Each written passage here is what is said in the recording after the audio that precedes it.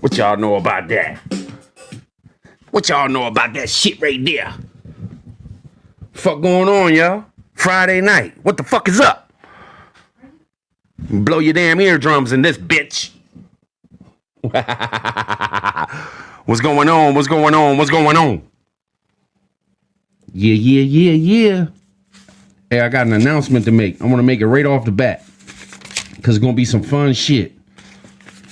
Dusty Data is going to do a game show on Sunday at 10 p.m. And he's going to do it on the Dark Days Preparedness channel. The Dark Days Preparedness channel. A game show. Now, I'm not going to read everything that was in the email, but it's February 14th, Sunday at 10 p.m. He's going to have a couple channels on there, a few. And we're going to play a game show. There's going to be prizes. In order to be on the game show, you got to have a PayPal and you got to have a P.O. box so you can accept your prizes. He's going to have cash prizes. He's going to have prizes that'll have to ship to you, the P.O. box or whatever. But it's going to be really cool. He's been working on it for a couple weeks now. So y'all got to check it out. Sunday night, 10 p.m. The Dark Days Preparedness. You got a link, babe? Can you put a link for Dark Days Preparedness in the chat in case somebody needs to link up to it? Link up to it. Am I loud? Am I blowing your eardrums? All right, cool. Can y'all hear me? Am I good? Am I good? Oh, okay.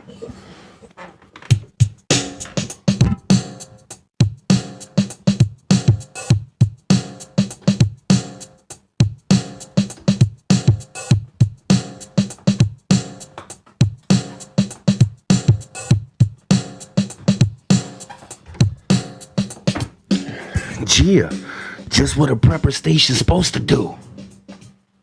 Dance and not give a fuck. You know what I'm saying? For all y'all that don't like cuss words, the exit is to the left. Because I'm cussing like a motherfucker. I'm fired up, y'all. I'm fired up. Not really, though. I'm trying to get myself into it, man. I woke up feeling horrendous. But then the fellas got me going this morning. Old Cherokee and Prepper Steading and Ghost Prepper and all them fellas hanging out with me. Ark Wildman Survival and shit. So what y'all doing tonight, man? Y'all good? Y'all good? Everybody doing good? I'm looking at the chat, seeing what's up. Make sure y'all click that link. Get on Dark Days Preparedness. It's going to be a good time Sunday night, for real. It's going to be like a game show in that joint. It'll be the first run of it. But he said he's been working out the kinks.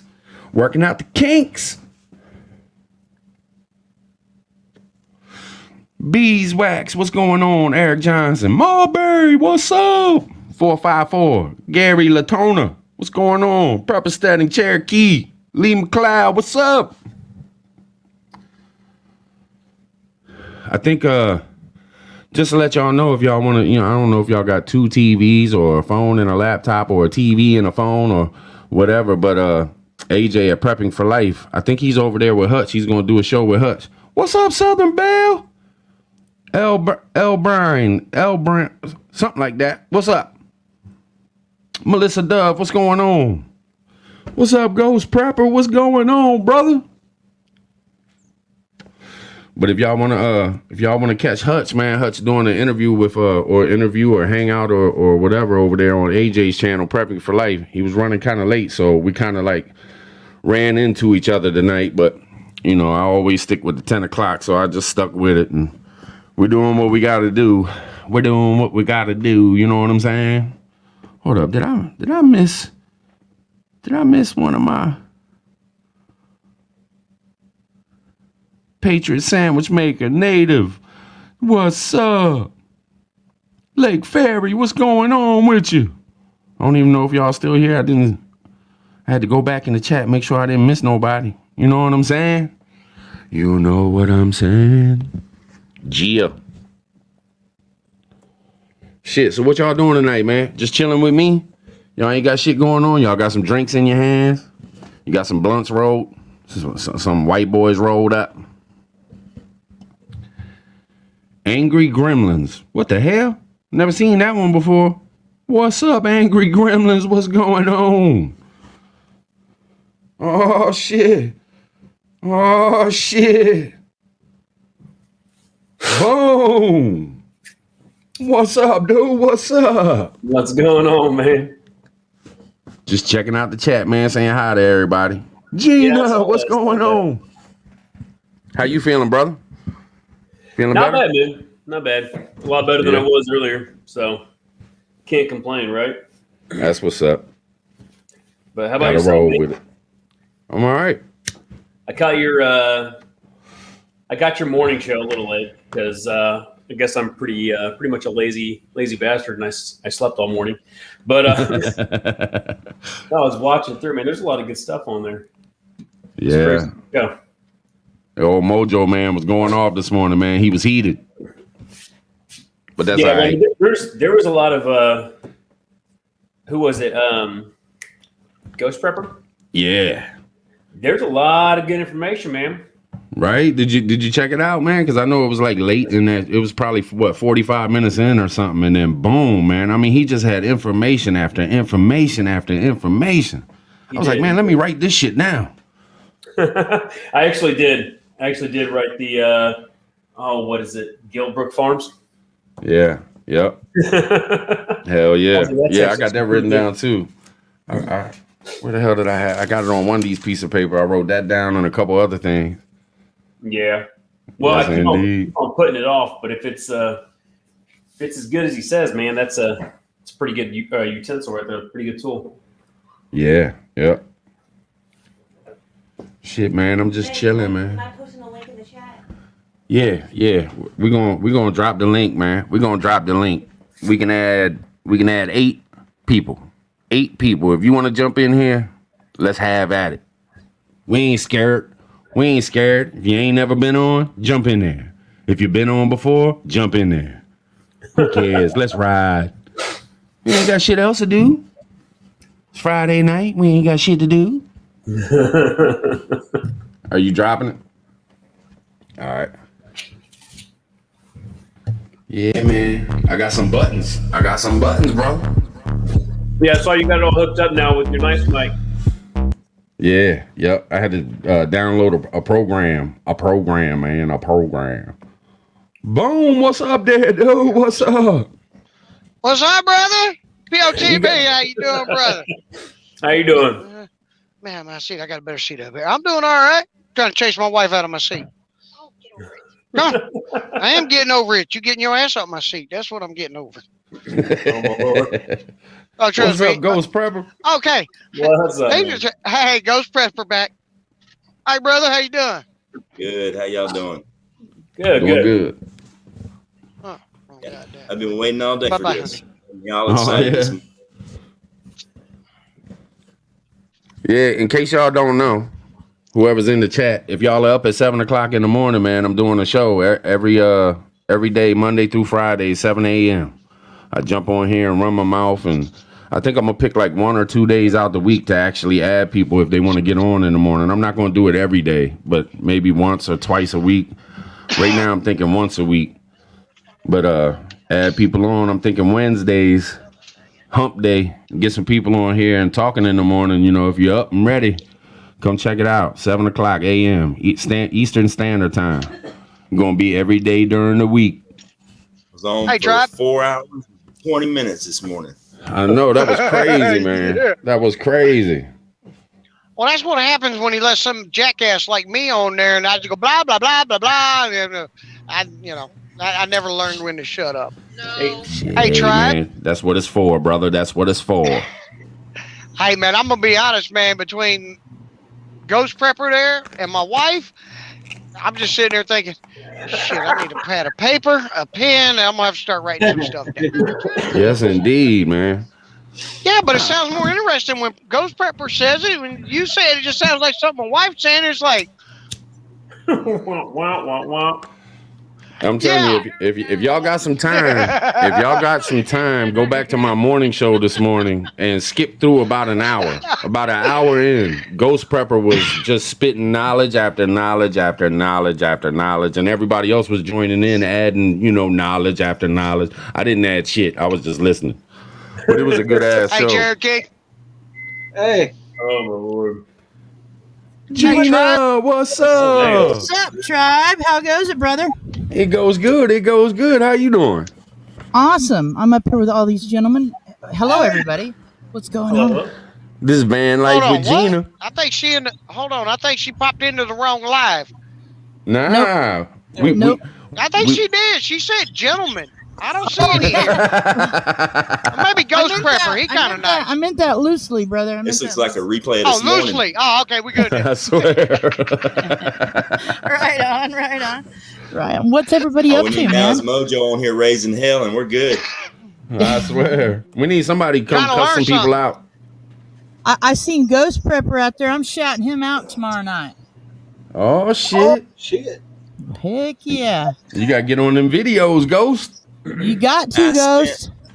Hey, man, I spent, about a couple hours a day getting it all, my outline done of introduction video and mission statement, breaking down the different aspects of prepping, whether it be food storage, preparation, gardening, aquaponics, rabbitry, hydroponics, seed saving, starting, growing indoors in the winter, growing outdoors, all these different breakdowns of these videos I'm going to do.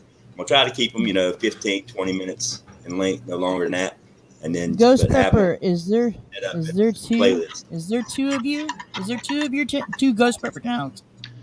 I tell you what, we can drop the link. Can you drop the link, babe? I want to make sure I got the right one because I may be shouting out two Ghost Prepper channels. Right. I got my Cherokee was my first subscriber this morning after the morning show. Okay. As far as I know, I only got one subscriber now, and I hadn't dropped. Because any I can videos usually yet, get but a few good people sent your way on my shout out channel. I when I shouted out Prepper Tribe, everybody loved him and Nisi. They joined up. They came over with the pack. Yeah. Like, what's up? They are now my favorite channel because they make me laugh. Their videos, they make me laugh. Especially that one where he's getting food out of the cabinet. See, I told you, my favorite video. That is, I'm telling you, and when Nishi says, go right ahead on that spam. She says, go right ahead on that spam. Shit. I like Lucy's video of him feeding the deer and the squirrel. Yeah. If I missed that link, Ghost Prepper, will you leave me a link to your or comment on one of my videos so I can grab you up tonight and get you in my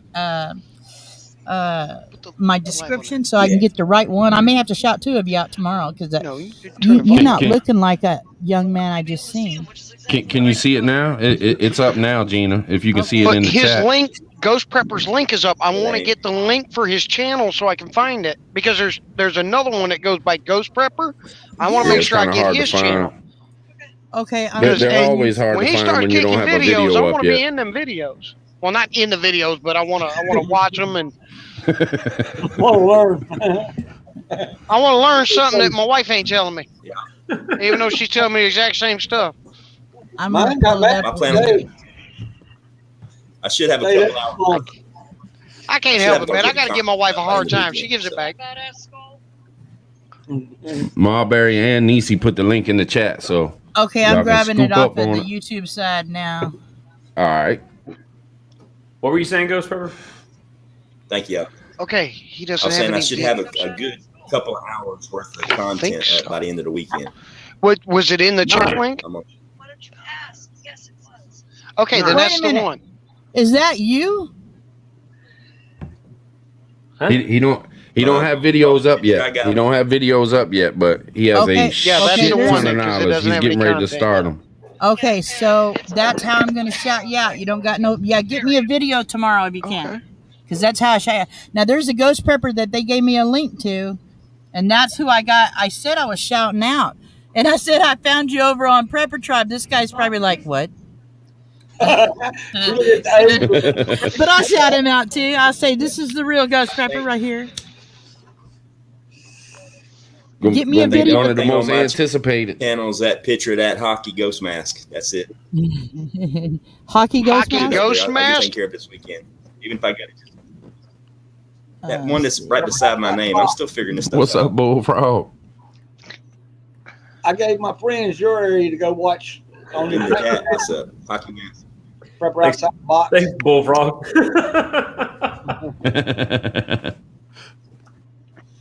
That's hilarious. I got, Okay. Okay, there you go. Well, shit, you done told us everything now, Ghost Prepper. You ain't got nothing else to tell us. Okay, now we get to act like I'll drop some I'm knowledge. teach you how to do that next. Give me time. Now we can Hey, just act Tribe. like some hoodlums. Yeah, what's up? Hey, Trap. Hey, cue the music, brother. Come on, I feel Oh, the dance shit. coming on. Uh-oh. Hold on, everybody. It's dance time. Oh, yeah. Get down. This is some fun. Yeah. Party in the van tonight. Yeah. I'm in a truck. Oh, you in a truck? Well, I'm in my house, which is a van, but it's all good. It I works. don't even know And what there's the my hell I wife just... because she just get mad at me. Tell me don't do it again. The rest of the night. Can you hear me? What is wrong with this the rest of the night? There's that chipmunk now. He's shaving his beard off. Act like real serious and shit like POTB wanted me to do. So, All right. I what need some military help, weapons brothers. do you have? Brothers, I need some help, man. We got a serious issue going there. She's threatening to do a video shaving my beard off. Oh, Lord. Oh, shit. Oh, boy. Well, I'll film that because I can probably get a lot of hits on that. Hey, she says she'll film it. She says she'll probably get a lot of hits on that. Hell yeah, I'll share it with you. We'll start Okay, the channel hold together. Oh, man, getting his beard Van shaved. life with shit. I can't read. Subscribe to her. It does not say Gina, van life van with life- shit. It says van life with Gina. No, I'm it's joking. no, I'm saying shit. I can't read it. I'm getting old. I'm sorry I said a bad She word in just front of said- you young men. She's like, it does not say van life with StreamYard shit. and Ghost Prepper and everybody that's up there. You know what I'm saying? If you can find them all and get them in there, we just trying to get some links in there for all y'all. So in case somebody if any ain't of you subbed up, preppers want a shout out, if you go to a video of mine and just leave me a comment that, hey, shout me out, Gina, I will shout you out on my live shows. yeah, she has some awesome shout out shows. I've got one video up Okay. so far. If you drop your link in there or throw a comment, I'll shout you out as well. I shout at everybody. I don't care. Awesome, right. awesome. I like this community over here. I'm in the RV and van life community, but y'all are wild up over here. That's my kind of hangout. That shit crazy over here. I think you're the only talking one bunch of that. people. I think Gina's the only one I've ever seen that actually has a little bit of preps in the van. In Yes, I the do. yeah, that's I've been what's working up. on it. I found you guys. I've been working on it. I had looked at that video of Nisi telling you to eat the spam. I did not buy spam. I don't Hold blame on, you. you got a van and no spam? A van and no spam in the spam, van? brother. Van and no spam. We're gonna have to send her some spam. What's the Hey, hold on, PO hold on. box? We gotta hook her up. That's a video. That's a video. Right. Cooking spam in the Hey. van. Speaking about speaking on spam, did any of you guys see Alaska Prepper's video he did? I'm not sure how long ago it was, but he compared the spam to the Walmart canned meat or luncheon meat. I can't remember if I seen that or not. And Best if I ever had spam was on a stick on a fire.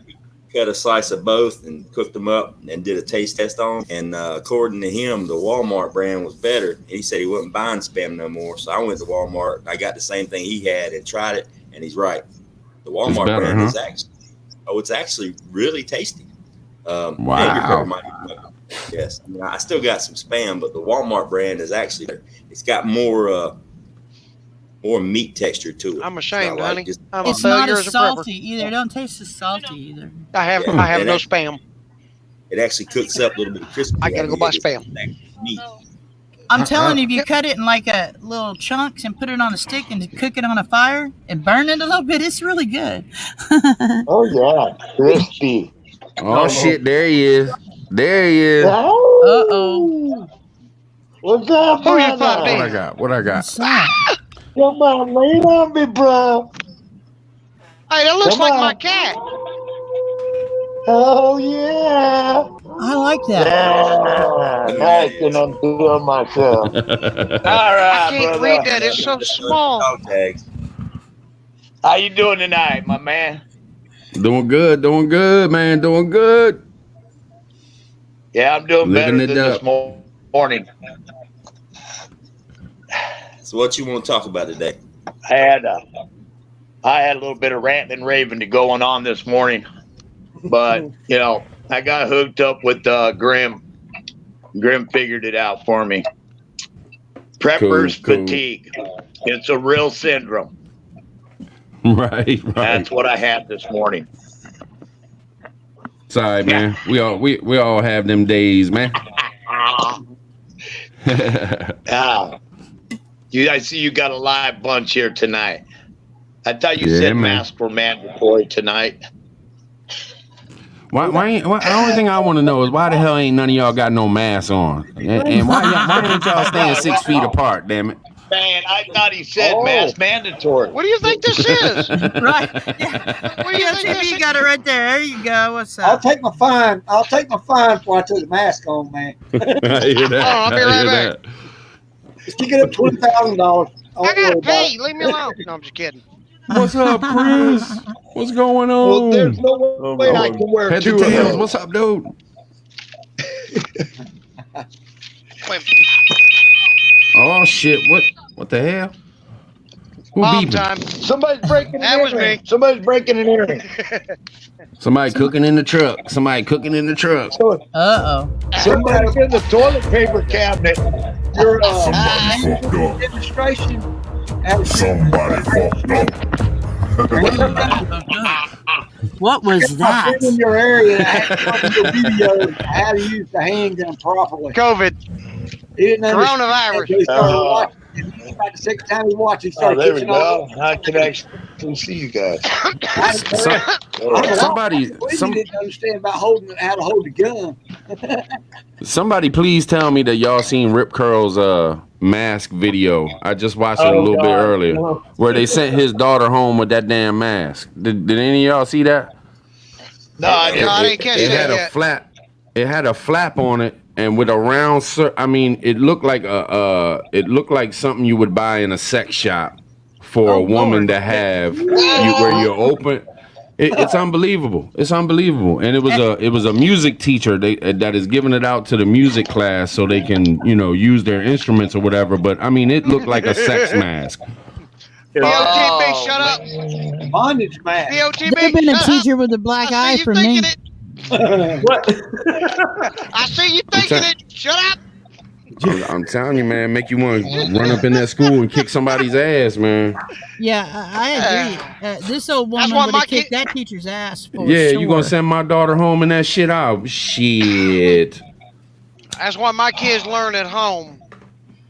If you gonna sit there and tell me this virus and shit is that damn bad, my kids don't need to be at your school then. Exactly. Tell the teacher stay home too. Well, I'm Shit. super high risk, but they've got everything shut down here in Oregon. But I'm in the mountain area. I'm parked out in the mountain area. And Oh, you're where at in There you Oregon? go. Southern Oregon, 50 miles from the California border. Oh shit. I'm sorry. That's still too damn close to them communists. But Man, she's let me in tell the you pretty something. parts though. She's in the pretty parts. Yeah, I'm in I'm in over it. by Grayback Mountain and area. You Oh, don't see God, many that's people out here. gorgeous. By the Oh, great that's back. a gorgeous area. I thought I it was was Yeah. No, Mount Rainier. that mountain's filmed in Montana. You boys ain't from Montana now, are you? no. I've seen him say Brokeback Mountain over there. I was like, I'm gonna get Hey. him right before this one. That way. Ride cowboy. Oh, sorry. I like Grim. I like how Grim goes that. That'd be yeehaw. If anybody in your family needs Ding, ding, ding, motivation, ding, ding, ding. start prepping. Ding-a-ling. Anybody needs motivation to start prepping, and you want them to let them know why it's important and why you think it's a good idea. Get them a one-way ticket, bus ticket to San Francisco, and make them stay for 30 days. And watch how fast they walk across the country to get out of there. Yeah, I lived there. They don't need a 30-day trip there. It takes 72 hours ass be hauling ass up out of there. Ain't they the ones that has that poo-poo ab? Yeah. Shit, the people that been living there the whole life is walking up out of that motherfucker. Oh yeah. Sure. And here's the thing, some of the stuff we was talking about this morning about people in big cities fleeing out to the country. Here's something a lot of people don't think about. I'm not really worried about that because, number one, most of them don't know how to get to the country. Number two, that's like learn saying, how to read a map, asshole. That's like somebody's going to voluntarily jump in the water, a shark-infested water, and go for a swim naked with a pork chop tied around their neck. Where I'm at, I'm in a valley at the bottom of mountains, and nothing grows here. This is all weed farms all around me. Yeah. They're going to stay in there. You ain't even got to buy your own supply. Just catch a contact, right? The right time you can walk outside and it's like you're at a concert, dude. How do they protect them fields, Gina? You mean from people getting into them?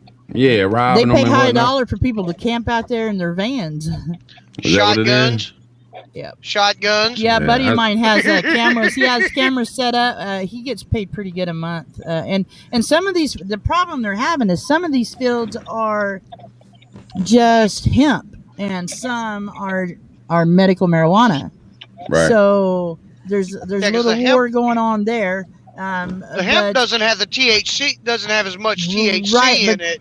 Right, but the problem is they say it infuses, it gets messed up. I don't know if it really does. Well, they cross-pollinate. Yeah. They combine. That shit. The fields are beautiful when they're full bloom. They're amazing. Oh, I mean, you put the weed out of it, it's just beautiful. I've seen some plants tall. My van is 12 feet high. I've seen some plants as tall as my van and about half as fat. I mean, just amazing. I'm just like, what in the heck?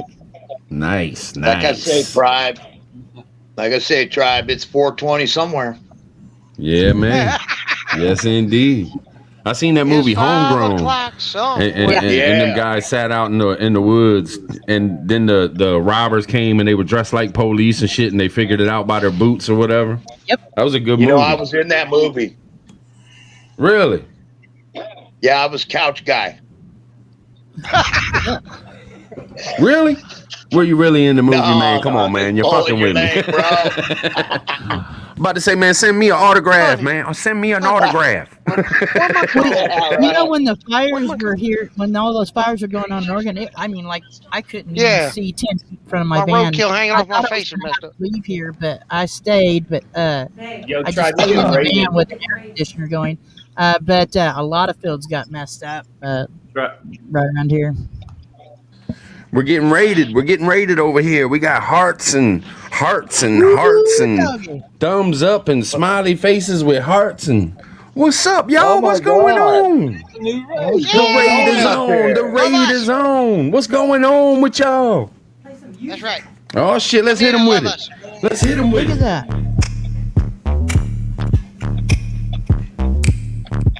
Let the beat drop now. Let the beat drop. Oh yeah, Tribe's dancing tonight. Woo! Raid on, raid on. Raid the shit out of me.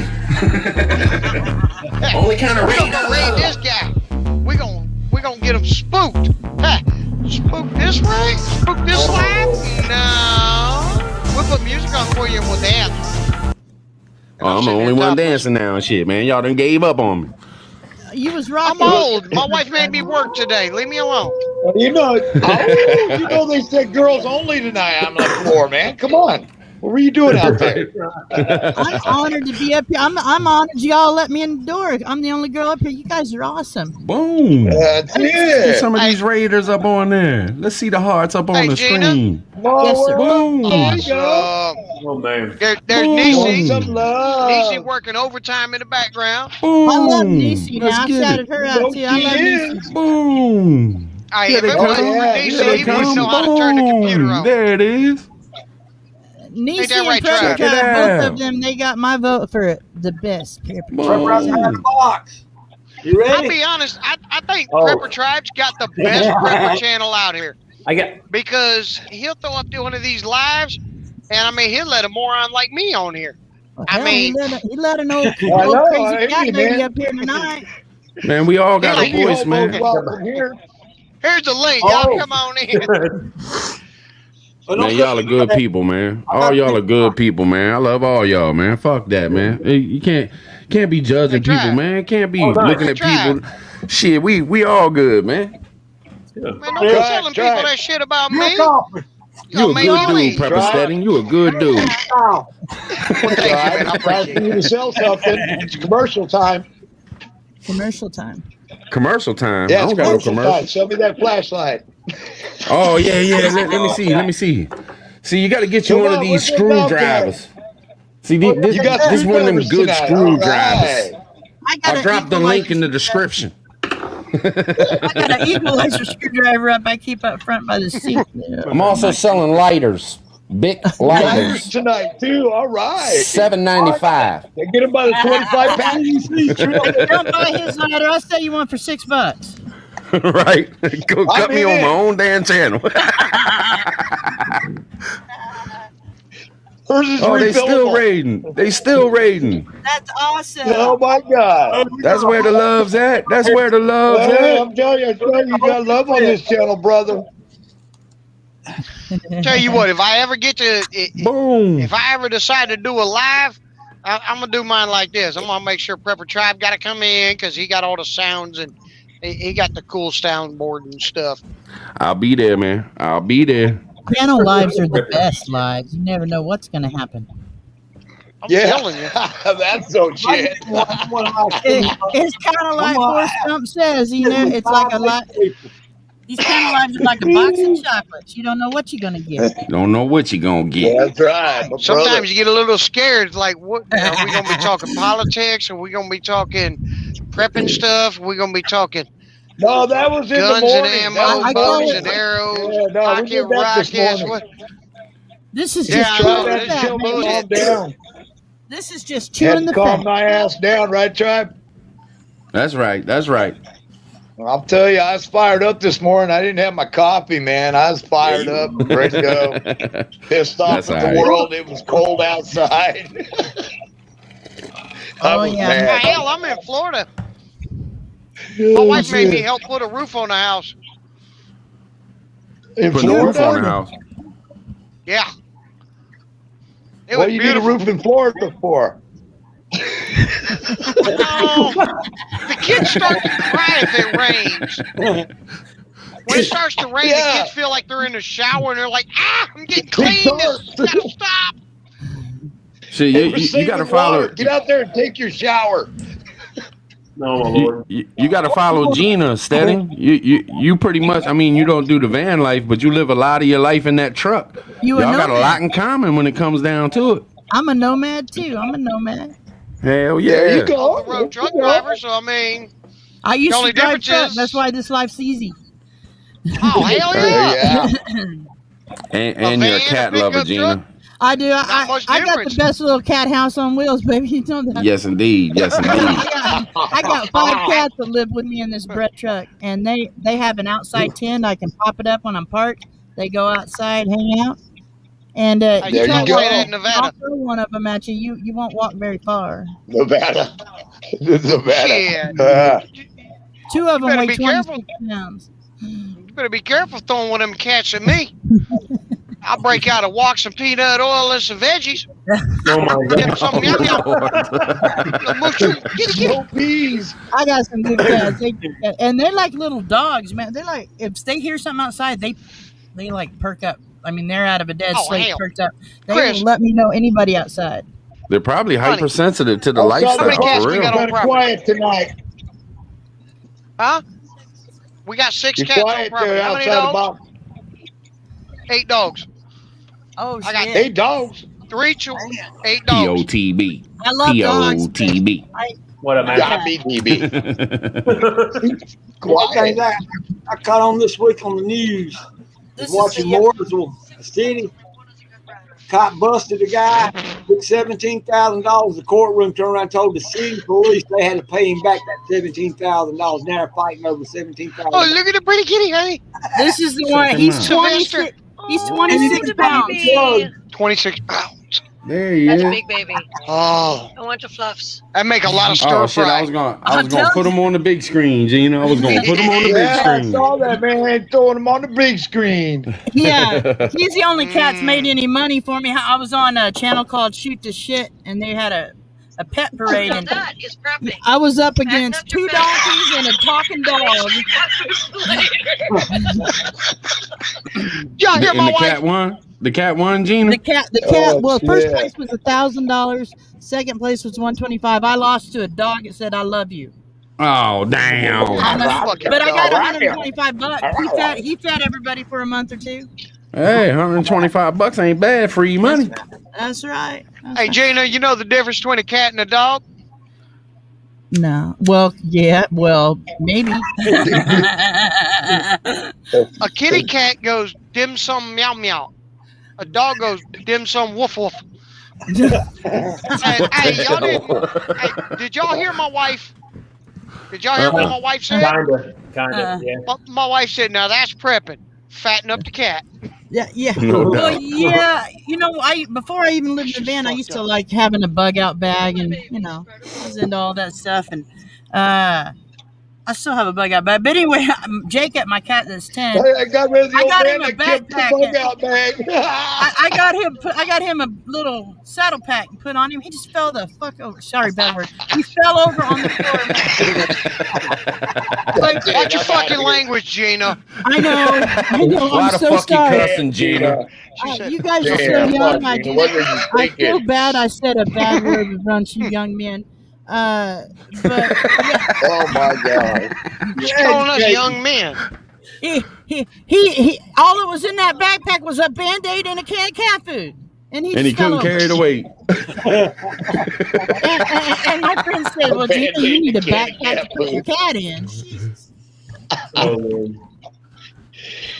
My cat's bad as hell. My cat will sit here and fuck with Would me you the whole like time to I'm doing hear? these I shows. can connect it to the radio. Yeah, the only time you can't get in trouble is when he plays with your winky. What? Oh, You don't leave talk my about the winky out of winky there. now. I got a nice winky You right touch here. my winky, cat. Oh, I got a pretty winky too. Lord have mercy. I got my winky too. What the hell? Lord have mercy. This conversation just went to the South Pole. How the hell do you prep for a winky? Hold on, man. I didn't know Hey, we were winky talking about preps. POTB's fans only page. Oh, Pretty winkies and shit. Shit. Yeah, you got it. Trevor said it. I'm That's why sorry, you're brother. already dressed for the part, man. You ready?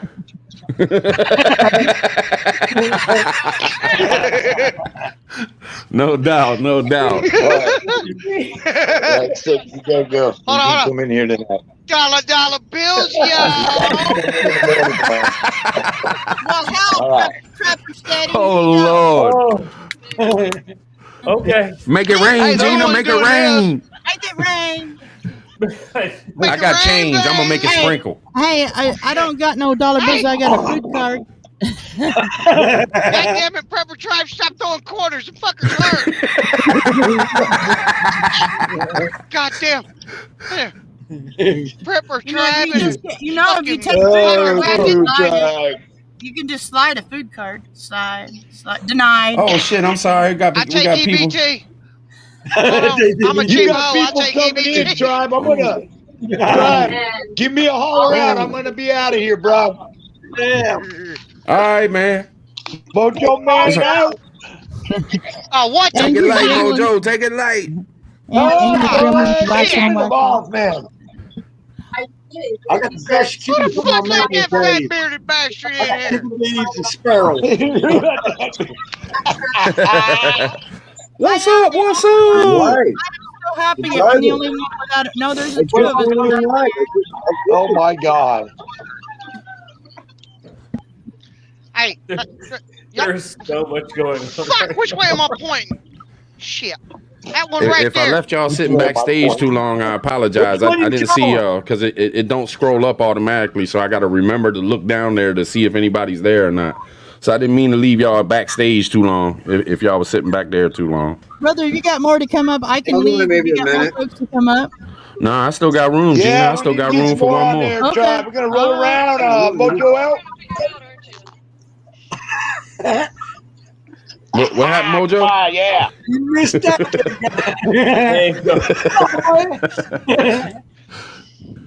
Oh, Hi, man. Charlie. What's up, bro? Chucky, What's up, bro? brother. For How all y'all y'all doing that tonight? don't know, that fuck. Oh, there's that F bomb again. What's So going I on was over okay to there? say. It's The tripping. one right below Prepper. Fuck. That one. That's my brother. Oh, that's Okay, your brother? That's my- Oh, what's up That's there, my Chucky best D? friend in the What's world. going That's my on? brother. Right on. What's going on, Chris? That's a nice shirt you got on there, Household Prep. That's a nice ass shirt you got on there, man. Where'd you get that? Got that from Prepper Tribe, man. Oh yeah, there it is. I'm glad Wait a Mojo minute. ain't here. He be cussing me out right now.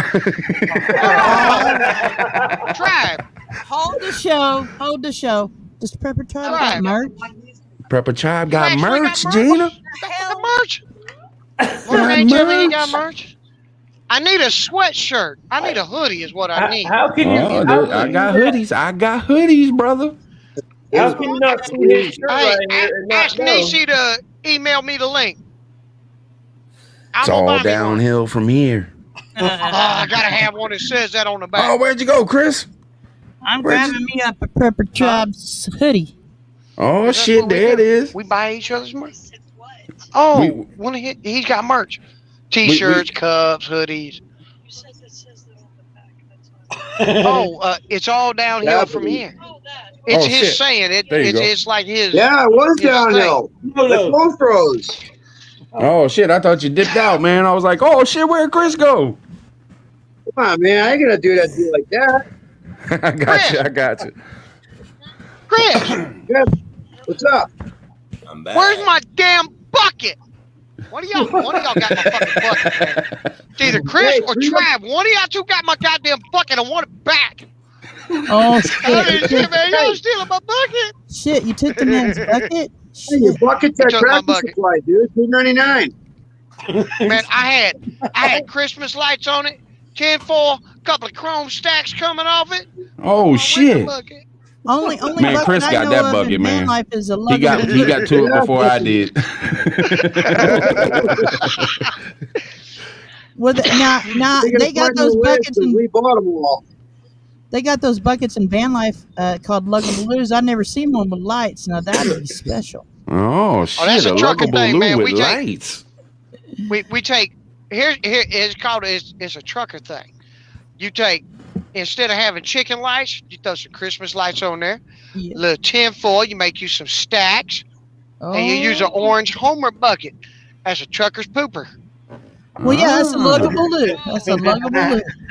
There you go. Except Oh God. I went ahead and spent the extra $12 and got just a toilet. There you I go. got my little porta potty in here. There you go. Hey, I park at the rest area. I ain't got to leave the truck. What? Don't be shitting Ain't like in my you gonna bucket. put no fish. Ain't gonna be like you gonna put no fish in it.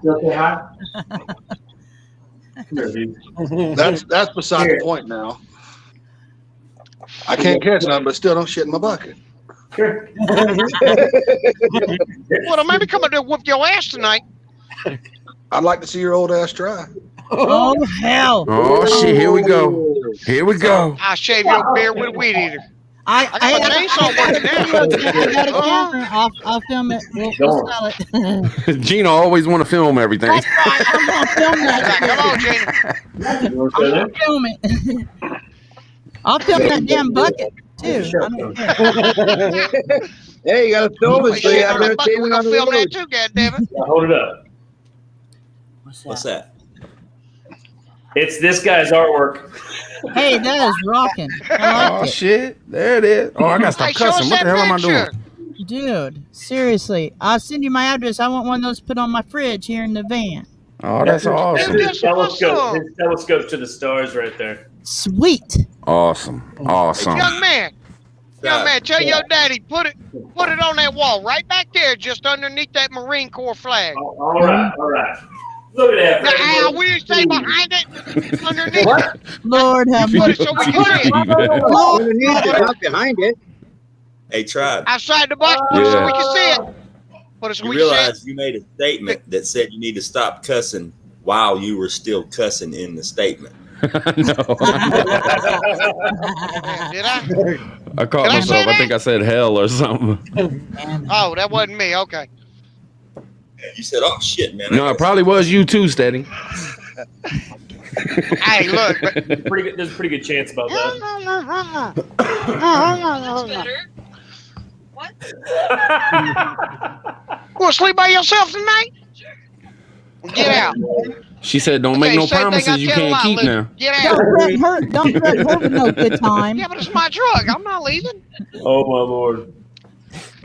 The after Oh, damn. the show's over. You probably didn't want all that on live. I'm sorry, did I you? didn't mean it. You know, I was just playing. I didn't mean it. It was just for the show. I was just playing. What are y'all talking about? I am the lot lizard. Hey, shut up. $20 is $20. Oh Lord. Yeah, Oh I got Lord, I can't bonuses. wait till these channels blow up, man. I can't wait till y'all start doing some videos and get out there, man. It's gonna be so fun. You got one in YouTube's every gonna get funner crowd. and fun. What's up, little man? What's going on? Hey, buddy. What Say I what's got up, here? buddy? What I got here? Where is it? Oh, I don't even know my buttons. There you go. What's your name, little man? Tell him what your name is. Hey, Oh, okay. Well, yeah, he's just gonna do that the whole time. Well, nice to meet you. Hey, little man. What you doing tonight, man? You chilling with Dad? You chilling with Dad tonight? You gonna make this guy? He's like laying on the ground almost. You gonna be I know. just like your dad when you grow up? That's a cool dude. You know your dad's a cool dude. Josh got his kid in the camera. Oh Lord! You got the dude rolling on the ground. That's funny. you got Let's prepping dance. Let's outside. dance for little man. Let's dance. You got prepping outside the box, and you got fresh out the box. That's right. And you got me in this box right here. Oh, that's funny. I'm in my van. Got somebody in the backstage, but it says your device is not connected, so I can't bring you on if your device ain't connected. All right, I'm gonna let y'all take over for like 2 seconds. I gotta make a run to the restroom. Sorry about that. Oh shit, you're leaving all of us up here? You got to get a bucket next to your desk. We can do anything. Party's on. Hey, you got to put batteries in your device to get to work. I'm gonna leave y'all in charge for a couple seconds. I gotta run to the restroom. Go to Marcus home. Chris said, Who's in "You ain't got a bucket next to the desk." Well, who's technically in charge? He's got enough to use. He's Well, got the plenty of mic's buckets. there. I I'm sure he don't can know. make one. Oh, Niecy. All right, I'm taking over. There's the boss. Niecy. Take, Hey, Hey, she got my Niecy, football everybody team. play nice. Ghost Niecy, Prepper. I what- don't know if y'all got a What's up, Tractor Niecy? Supply near you. Hold on. Hell yeah. I need more light. Right. I Niecy, found what do these at Tractor Supply. Now the boss is in the chair. That's what I'm The talking sleep about. place. Yeah. I Sorry, said I want Dad. to come say hi to my friends. What's up, niece? Trying to get some. What's up? You're wearing my football shirt. That's right, Steelers. No, I'm trying to get it down. Oh, there We it can is. see it. Can you see it? Yeah. Oh, Yeah. okay. See potatoes? Yeah, Looks but like- they are. Hold on, let me read the damn thing. Where are you growing those in the truck? They're Huh? Adirondack blue. I'm listening. Adirondack? Okay, they're Adirondack blue. I'll be honest, they're seed potatoes, but I was looking at them, I'm like, hell, those things are already moldy and rotted. Oh shit. And then I read the tag and I told my wife, she was like, oh yeah, I want some. And she complains I never do anything for her. Buy her all kinds of seeds and canning best jars place- and The best place to get seed potatoes is at any grocery store. Just get the organic ones because they ain't been sprayed with the sprout inhibitor, and they cost way less than the seed potatoes that you get at a feed store. Just get the organic ones right out the grocery store, but they got to be organic. well, I ain't seen them ones at the grocery store. I ain't seen no blue taters. And I like pretty blue. Blue I like my taters. pretty. Hey, Who the fuck wants Niecy. to eat a blue French fry? Yeah. He might need some purple potatoes. Hey, Niecy, Here, take your taters. where are you from in Panama? Screw you and your taters. Oh, I was born on the in the army base down there. Fort Sherman? Yes. Fort Sherman. Yeah, I Named spent a lot after of the Sherman tank. I spent a lot of time there. I love I don't Panama. Oh, did you? Panama. I was there and I left when I was 2, so I don't remember Panama at all. What year was that? 75 is when I was born. Okay. That Really? was it. Oh my God, I'm a year older than Niecy is. I was born in 74. Funny thing is, way Niecy looks a older hell of a than lot better than I do. No way. Why did you tell me I look old and ragged? There's a roadkill on your face. Charlie, she called this roadkill, brother. We didn't tell you because we Hey, figured Stan. you already knew being that ugly. Oh, shit. Wow. Ow! Hey, Hey, do you want me to pull that knife out of your back? Could you? I can't reach it. Yeah, I pulled it out for you, We brother. figured you already knew being stop that. ugly. Oh, Who the hell said that? There's noise I bet in that my was Charlie. Oh, so we got. What do I hit? We got Niecy on the Pepper controls here. now. Rocket, Niecy. Got it. Oh. Sorry about that. Oh, no, I was digging it. Hey, Stanley. For your I was waiting for some shit hit. Huh? For your What I potatoes, what I suggest is you get potatoes that grow good in your climate and where you're located. Because a lot of the fancy stuff, the blue ones and the black ones and the purple ones, might not be. Because certain different breeds of certain plants grow better in different places, just like people live in different areas of the world and the country. Like some potatoes might do great in your climate, and some might not do shit. I'm Don't sorry. you kick- Tribe's over there messing with Niecy's chat like crazy. I know, and I can't type or. Hey, Ghost. I don't grow shit. Yeah. She grows it. I just buy the There you shit. go. I just pay for it. She's the boss. And nothing wrong with Yeah, that. she runs shit around here. That's also where all my buckets go. And my totes. And my tubs. Yeah. And all my other That's goodies. Yeah, so I don't have your bucket. He took it. No, you got my pretty chrome bucket. You got my chrome bucket. I know you got it. Damn you, Chris. I know In my you. mind, I do, but I don't have it in person. Chris sitting there going, what? Chrome bucket? I don't have one of them yet. I'm going to get me one, though. Well, that's an idea. I can make one. There you go. Some chrome spray paint. Yeah, look at you. Right. Right. Better up. yet, I'll make it a copper one. I got the paint for it. Right up there in the top corner. I'm not sure who that is, but I just got to give you compliments on that beard. That would be my brother. Thank you very much. Because there ain't no Yeah. name down there, so I don't know who it is, but that beard's on point. I like that. Heck yeah. I appreciate it. It's my pride and joy right here. There you go. I'm going to shave it off next time I'm up there and he's sleeping. Just one straight down the center. Well, Gina's got Yeah, the camera and ready, so Yeah, then he's going to wake up from that dream he's in. Yeah, I got the camera ready for anything you guys got to put out there. I'll film it. well, Gina, I tell you what, with the kind of company you apparently keep by using this as a reference, I'm scared to see what kind of video files you guys save to your computer. I got nice videos. I got good videos. I love these guys. When I met Jackie. Piper or Triumph and Niecy, I just fell in love with their talent. You can jump back on in a little bit. Here comes the radio man. Oh shit, the boss is back. About to be good. Yeah. Poor Tiger more than a says couple Gina of gonna seconds. film it. That's right. Gina gonna film it. For his You want to shave my beard on live? Shoot, film it. I grow it back. Well, Tribe, while you was gone, you didn't leave anybody in charge, so I'm pretty sure we got your ass banned from YouTube. 3 months. That's all right. Arkansas, You can always get on make a new here. channel.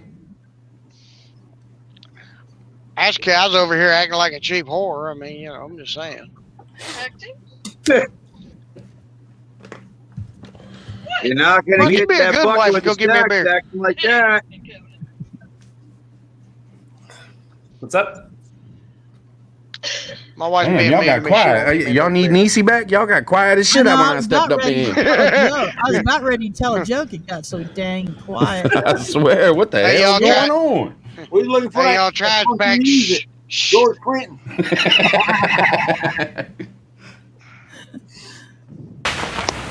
There it goes again. That silent air is that deadly air. No sound. Chucky D. Hey, man, I live in Florida. Don't do that shit.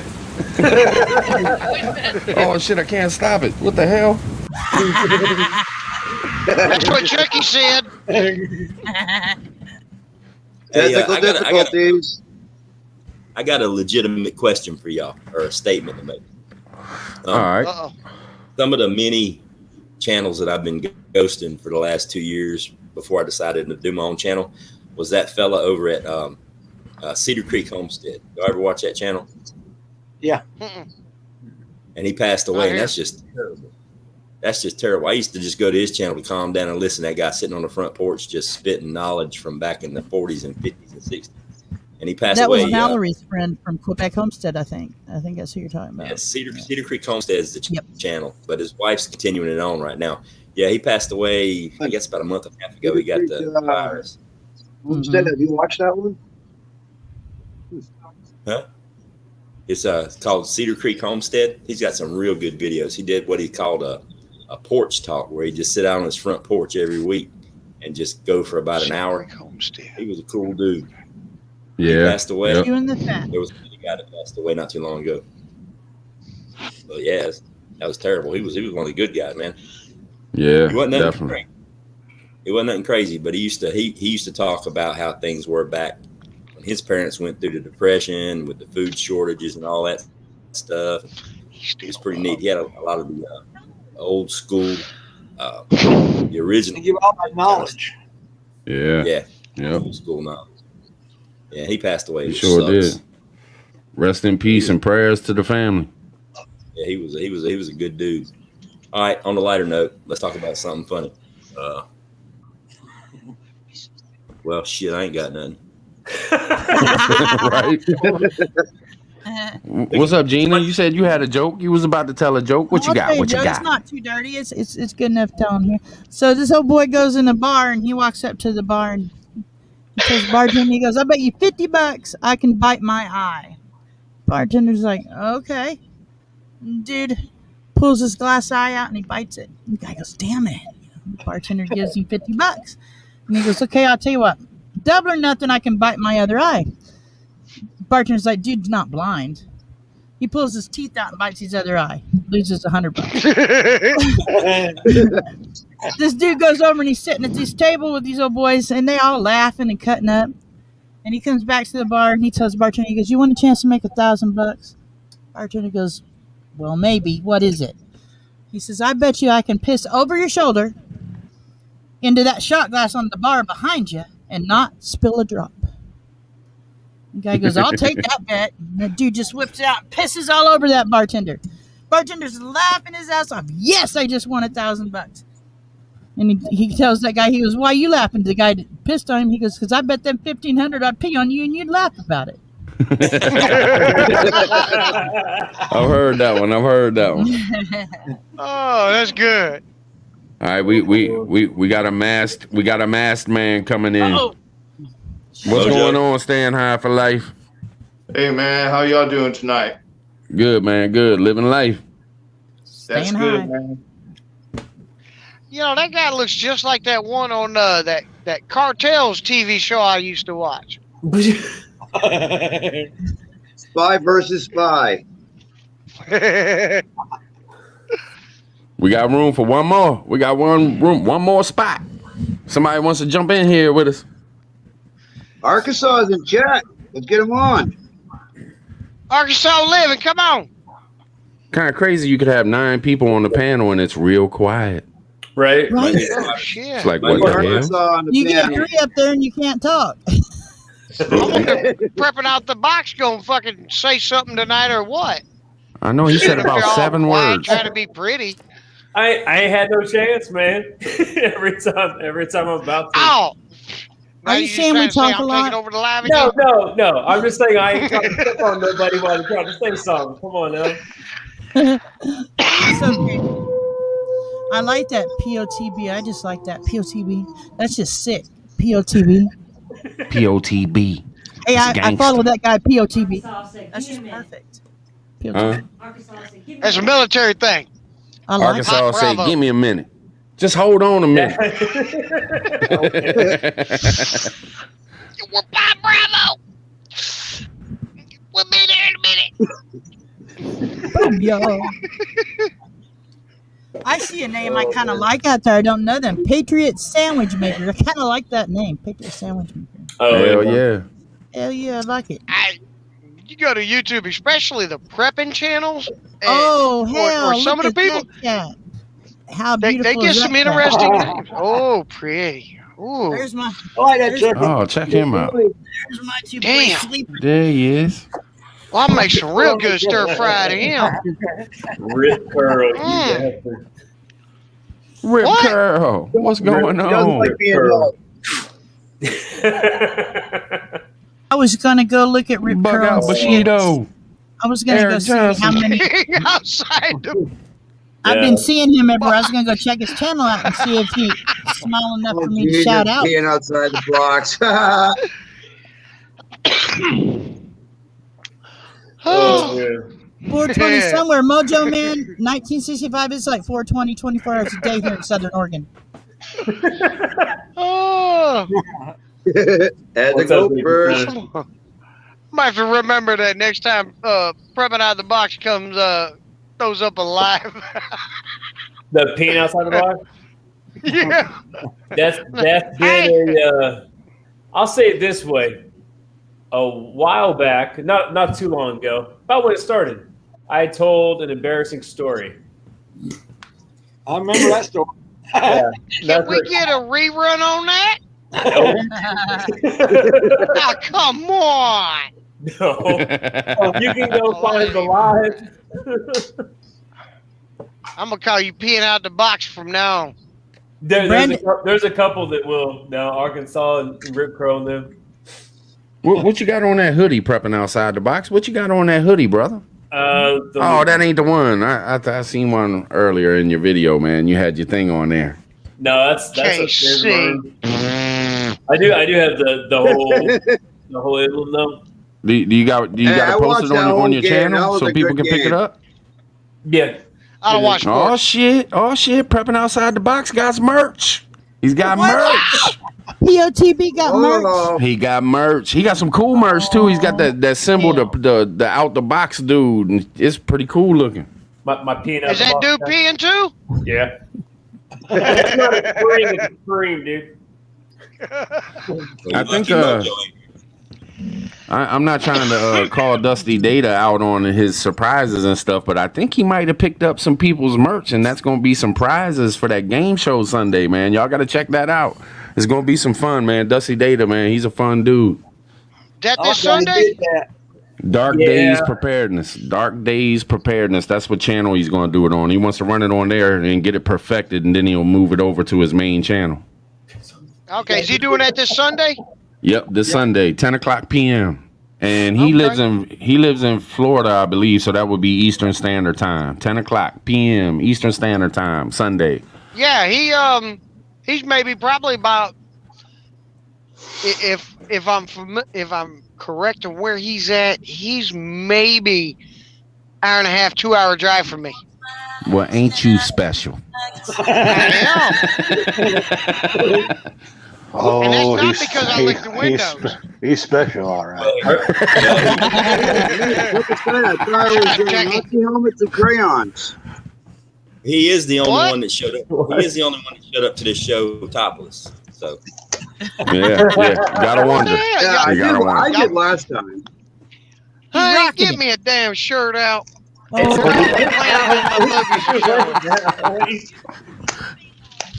Please get him a shirt. You know, I got shirts. I got shirts. You can order shirts. I got shirts. You look I good got in a there. boat to go get this weekend, so Oh shit! There it is. Household prep. Yeah. Oh Lordy. There it is, brother. I got a Much love. Much love. The fun part about Dustin. All right, Ghost. What you got? What you got, man? Legit prepper question. Actually, it's your response. How many of you guys have ever been out prepping, going to get food and supplies and stuff, and encountered people asking questions about, God damn, that's a lot of rice. You really eat that many beans? Stuff like that. Yeah, That ever happened? yeah. I've had them stop and just stare at my cart. I go to an expensive grocery store to have them ask. Have we ever been questioned about the stuff that we buy, like large amounts of it? No. It happened to me one time, and I was like, let me see if I can fix this problem. So what I did, or what I do. Oh yeah, if anybody ever asks me, why you getting so much food, which has happened. I live in a small town, so I know everybody. And I'm like, hey, food bank. It's that time of year. There's, around Christmas time, it's for the food bank is what I would say. Oh, yeah. Yeah. Because there's, holidays plus the pandemic, it's for the food bank at the church. And then they shut up. They don't ask no questions. But what I started doing, I go on one street 5 miles from my house and turn around, and there's four pretty big grocery stores between my house and the 5 mile driving point. And what I'll do is I'll go all the way out, and I'll hit every store on the way home and just buy multiples of the same item in the amount that a normal family would buy that would last, a couple of days. Yeah. They get smaller amounts. There ain't that many eyes. Because when you roll up to the counter at Walmart with 100 pounds of rice, everybody's like, what in the hell's going on here? You ain't Asian. What are you doing? So, and I thought to myself, I said, that's a stupid move. That blows operational security, because now they're going, damn, this guy comes in here once a week and buys 100 pounds of rice every week. Yeah. And prepare for the Chinese takeover. Yeah, if you live in a small town, that's dangerous, because everybody kind of knows everybody. In a big city, it wouldn't be that big of a deal, I wouldn't guess. Of course, but that's just one of the things that I thought, man, that could be a problem. Yeah. Especially when it comes to OPSEC. What I do is, because my wife's Asian, she showed me a little secret. She said, no, we're going to these damn Food Lines or Harris Teeter's or Winn-Dixie. We're going to what they call Aldo's, or what do you want to call it? But it's kind of cheap. But what she does most of the time, she'll go to them Asian marts and them Mexican marts and African grocery stores, and she'll go in there and pick up stuff. And you'll be amazed at how cheap you can get stuff, especially like rice. If you want corn or okra or something like that, she'll be going through there. And I was amazed how quick she can get up a lot of stuff, and it'll be a lot cheaper. Yeah, you can also order through them, and you can get in good with them and like build a relationship with them, man. And they'll call you up and be like, "Look, we're getting a shipment of this, or we're getting a shipment of that." My wife's waiting on good people. Q-Mart. I know the Korean guy who owns it, and as soon as he gets crab, that's the first thing he does is call my wife and tell her, I got crab, I got this, I got that. Yeah. Go. Yes, indeed. Yes, indeed. One funny thing I noticed. Bring this out. One thing Check I in noticed. with your local market for freedom seeds. Because there are shipments going out for freedom seeds. There's always going to be. Yeah. They're in constant production right now. You got to think about who's taking all the ammo. It's all of us that want to store ammo, buying in excess, or whatever you want to call it. And then you have every brand new gun owner that just bought a gun, or when you go buy a gun, you get a box of ammo. So there's millions of people buying more ammo, and the regular of us buying ammo that shoot. I mean, so it's not an ammo shortage as much as they can't keep up enough production. Pretty much. Yeah. They're producing more now than they the ever production were. is there. They can only take in so much on one order. Well, there's Yeah. three And times. you're The gonna have place that we're going to tomorrow. military contracts are going to take priority also. Absolutely. true. But another thing a lot of That's people always don't gonna be a realize, priority. well, one other aspect of ammunition production that people don't realize when you're talking like, well, Remington kind of got sold off, but when you're talking about like Browning and Winchester, Sig Sauer, and all them other companies that mass produce 9mm, 40 cal, 223, 308, and all those is they got to have brass, they got to have the materials to make the primers, Oh yeah. the lead, Yep. the copper jacketing, and all those items. A lot of those items come from overseas. With the pandemic going on, a lot of that slowed down. Yeah. Oh yeah. I don't know a lot. I mean, I'm not going to say whether I have a gun or not. I'm just going to ask, do any of y'all make your own ammunition? Like, I don't know what you My call dad, it. I do. Now, my dad reloads. is that my wife reloads. so that's not illegal in any way, is it? Making No. your own? No. I'm not selling it. No, not as long as you don't sell it. But I'm saying, as far as prepping, if you can make it, I mean, wouldn't that just be the way to go? I mean, And remember, you good can't luck really finding talk that about stuff. selling. You can't talk about selling it. Yeah. I mean, you can talk about the sale of it, but you can't talk about selling it.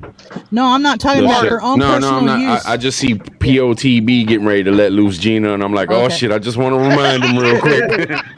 Yeah, that's our But legal beagle. my main question is, if you know how to do it and you have the whatever it takes to do it, ain't that the way to do it?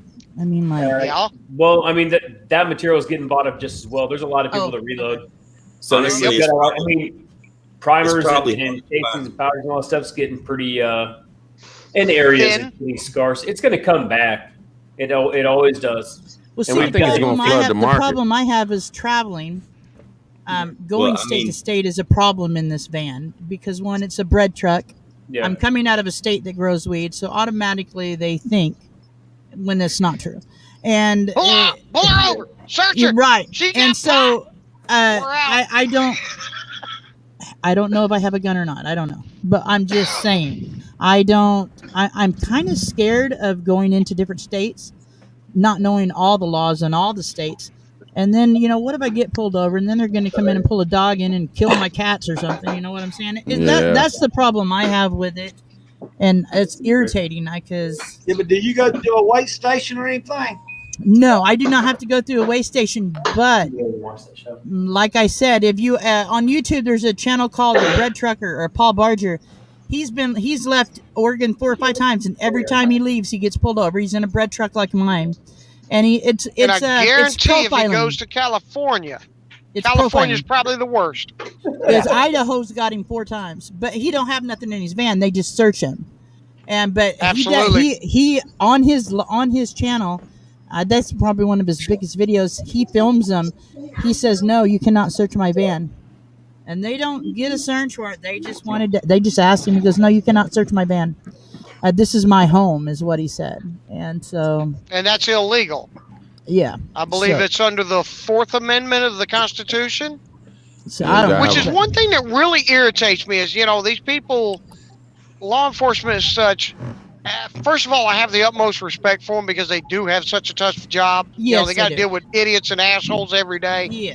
But at the same time, a lot of them, I'm not even going to say a lot, there's some of them that cause some of their own problems. And it's like, can I search your van? No. Get a warrant. Yeah, I'm going to search it anyways. It's like, you took an oath to uphold and protect our Constitution of we the people, and you are just like the politicians. I mean, you're pissing on it. And that's not right.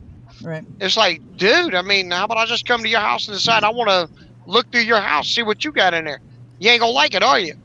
Right. The badge don't make you anything special. Well, You're still I another have- human being. I totally respect police officers, and the only bad thing I've ever had with a police officer, it turned out being good by the second police officer that showed up.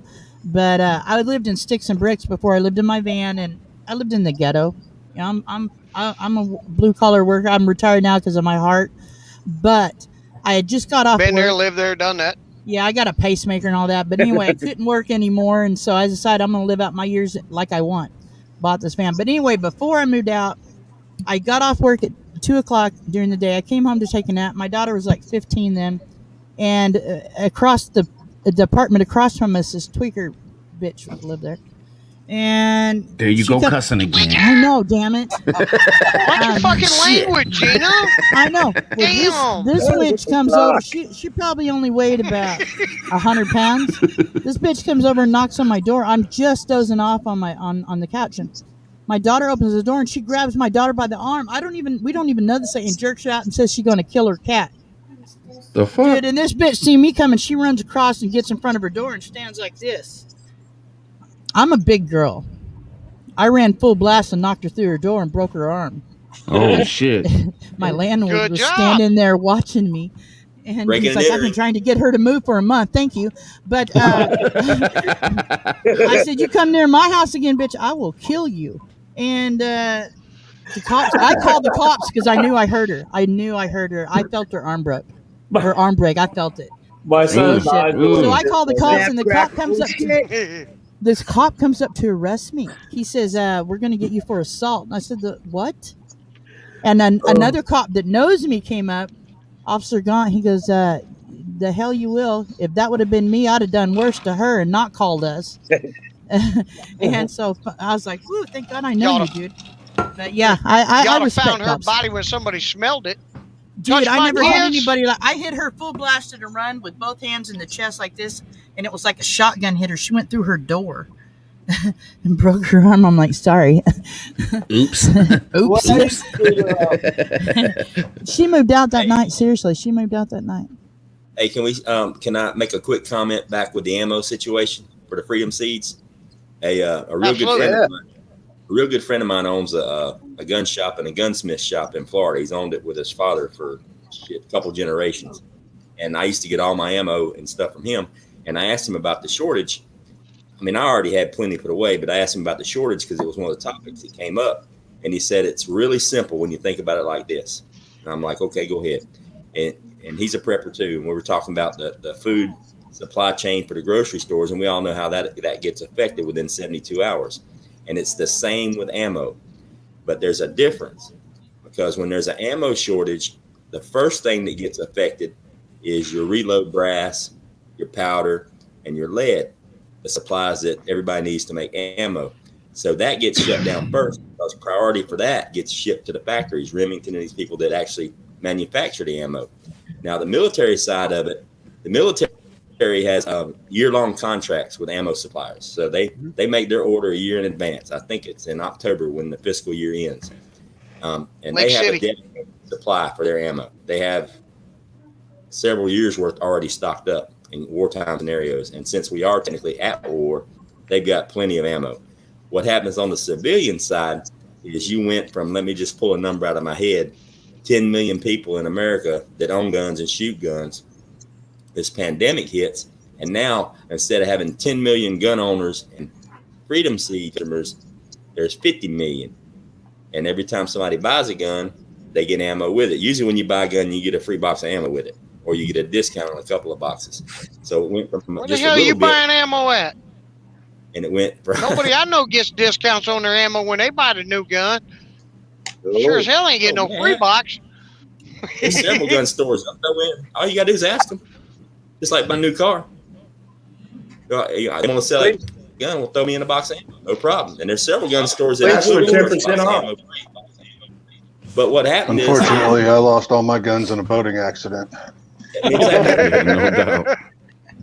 But what happened is that they're making more Freedom Seeds now than they ever were. There's just 3 times as many people buying them, and a lot of people Hey, are buying honey, more. watch out. There's a bunch of cannon jars over there. A lot of people are buying thousands of rounds, and they're just storing them. So they're off the market. Can you go get me something to The drink? price is outrageous now, though. I mean, I used to be able to get 45 ammo, 100 round box for, $50, $60. I just spent, what was it, 80 or 90 bucks for 100 rounds. Yeah.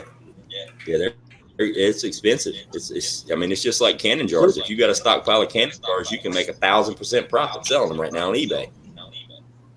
Yeah. Where we're going tomorrow with 9mm, it's 37 cents a round.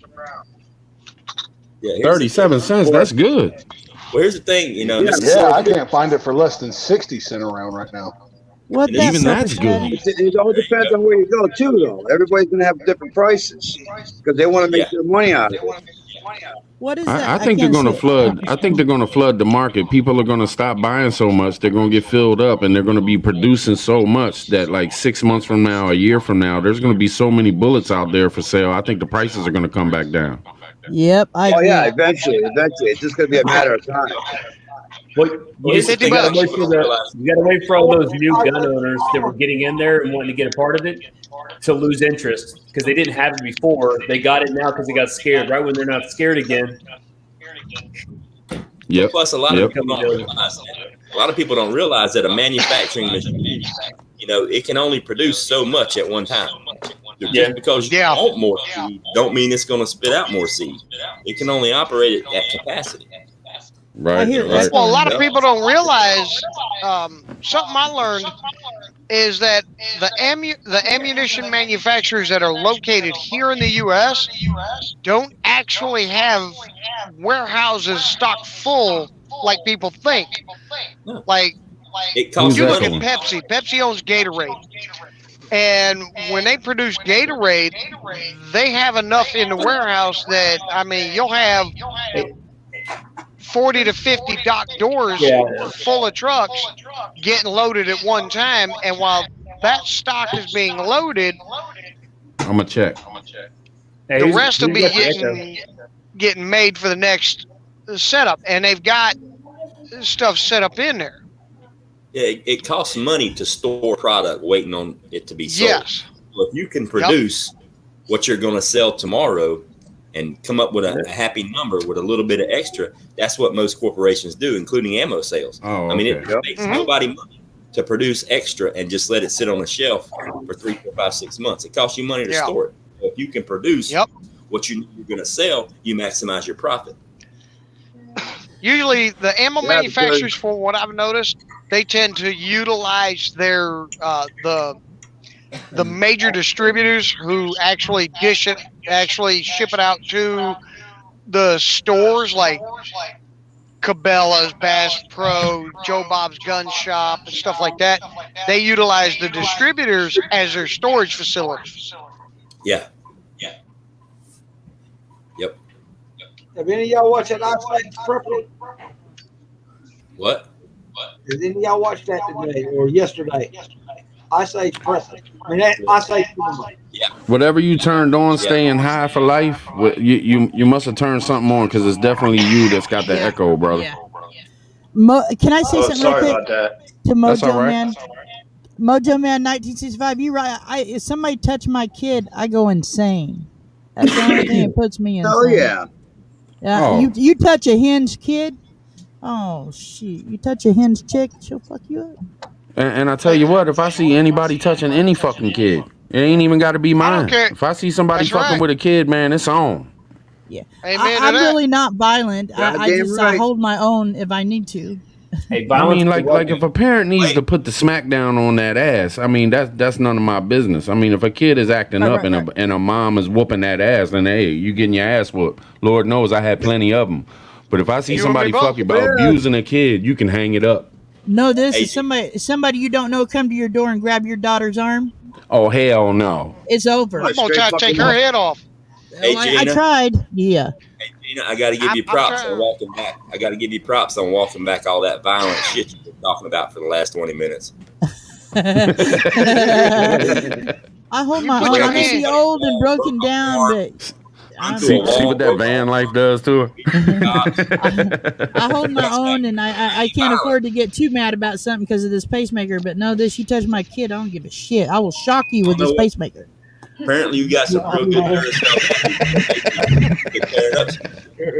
I'll hook up some cables to your ass with this Tribe. pacemaker. Hey, brother. Yeah, what's up? I'm being beckoned by the wife. Oh shit, you gonna dip on me? Good Oh man. no! Why you gotta say it like that? What's the matter? Hey, because I got stuck putting up a metal roof this Yeah, this yeah, yeah, we got afternoon, it. and then we ended up 2 pieces short. Miss Piss me Tracy. off. I don't got it. It's all about the Fox is love. leaving, so we can have Hey, fun look, now. I'm up on a roof that's a 12-12 pitch, and I'm on a ladder that's hanging by a rope, putting screws in. You dipping? You dipping POTB? Yeah, man, I'm out. So I'll just say goodbye to everybody while he's talking. Nice meeting you, All brother. right, man. Later, dude. brother.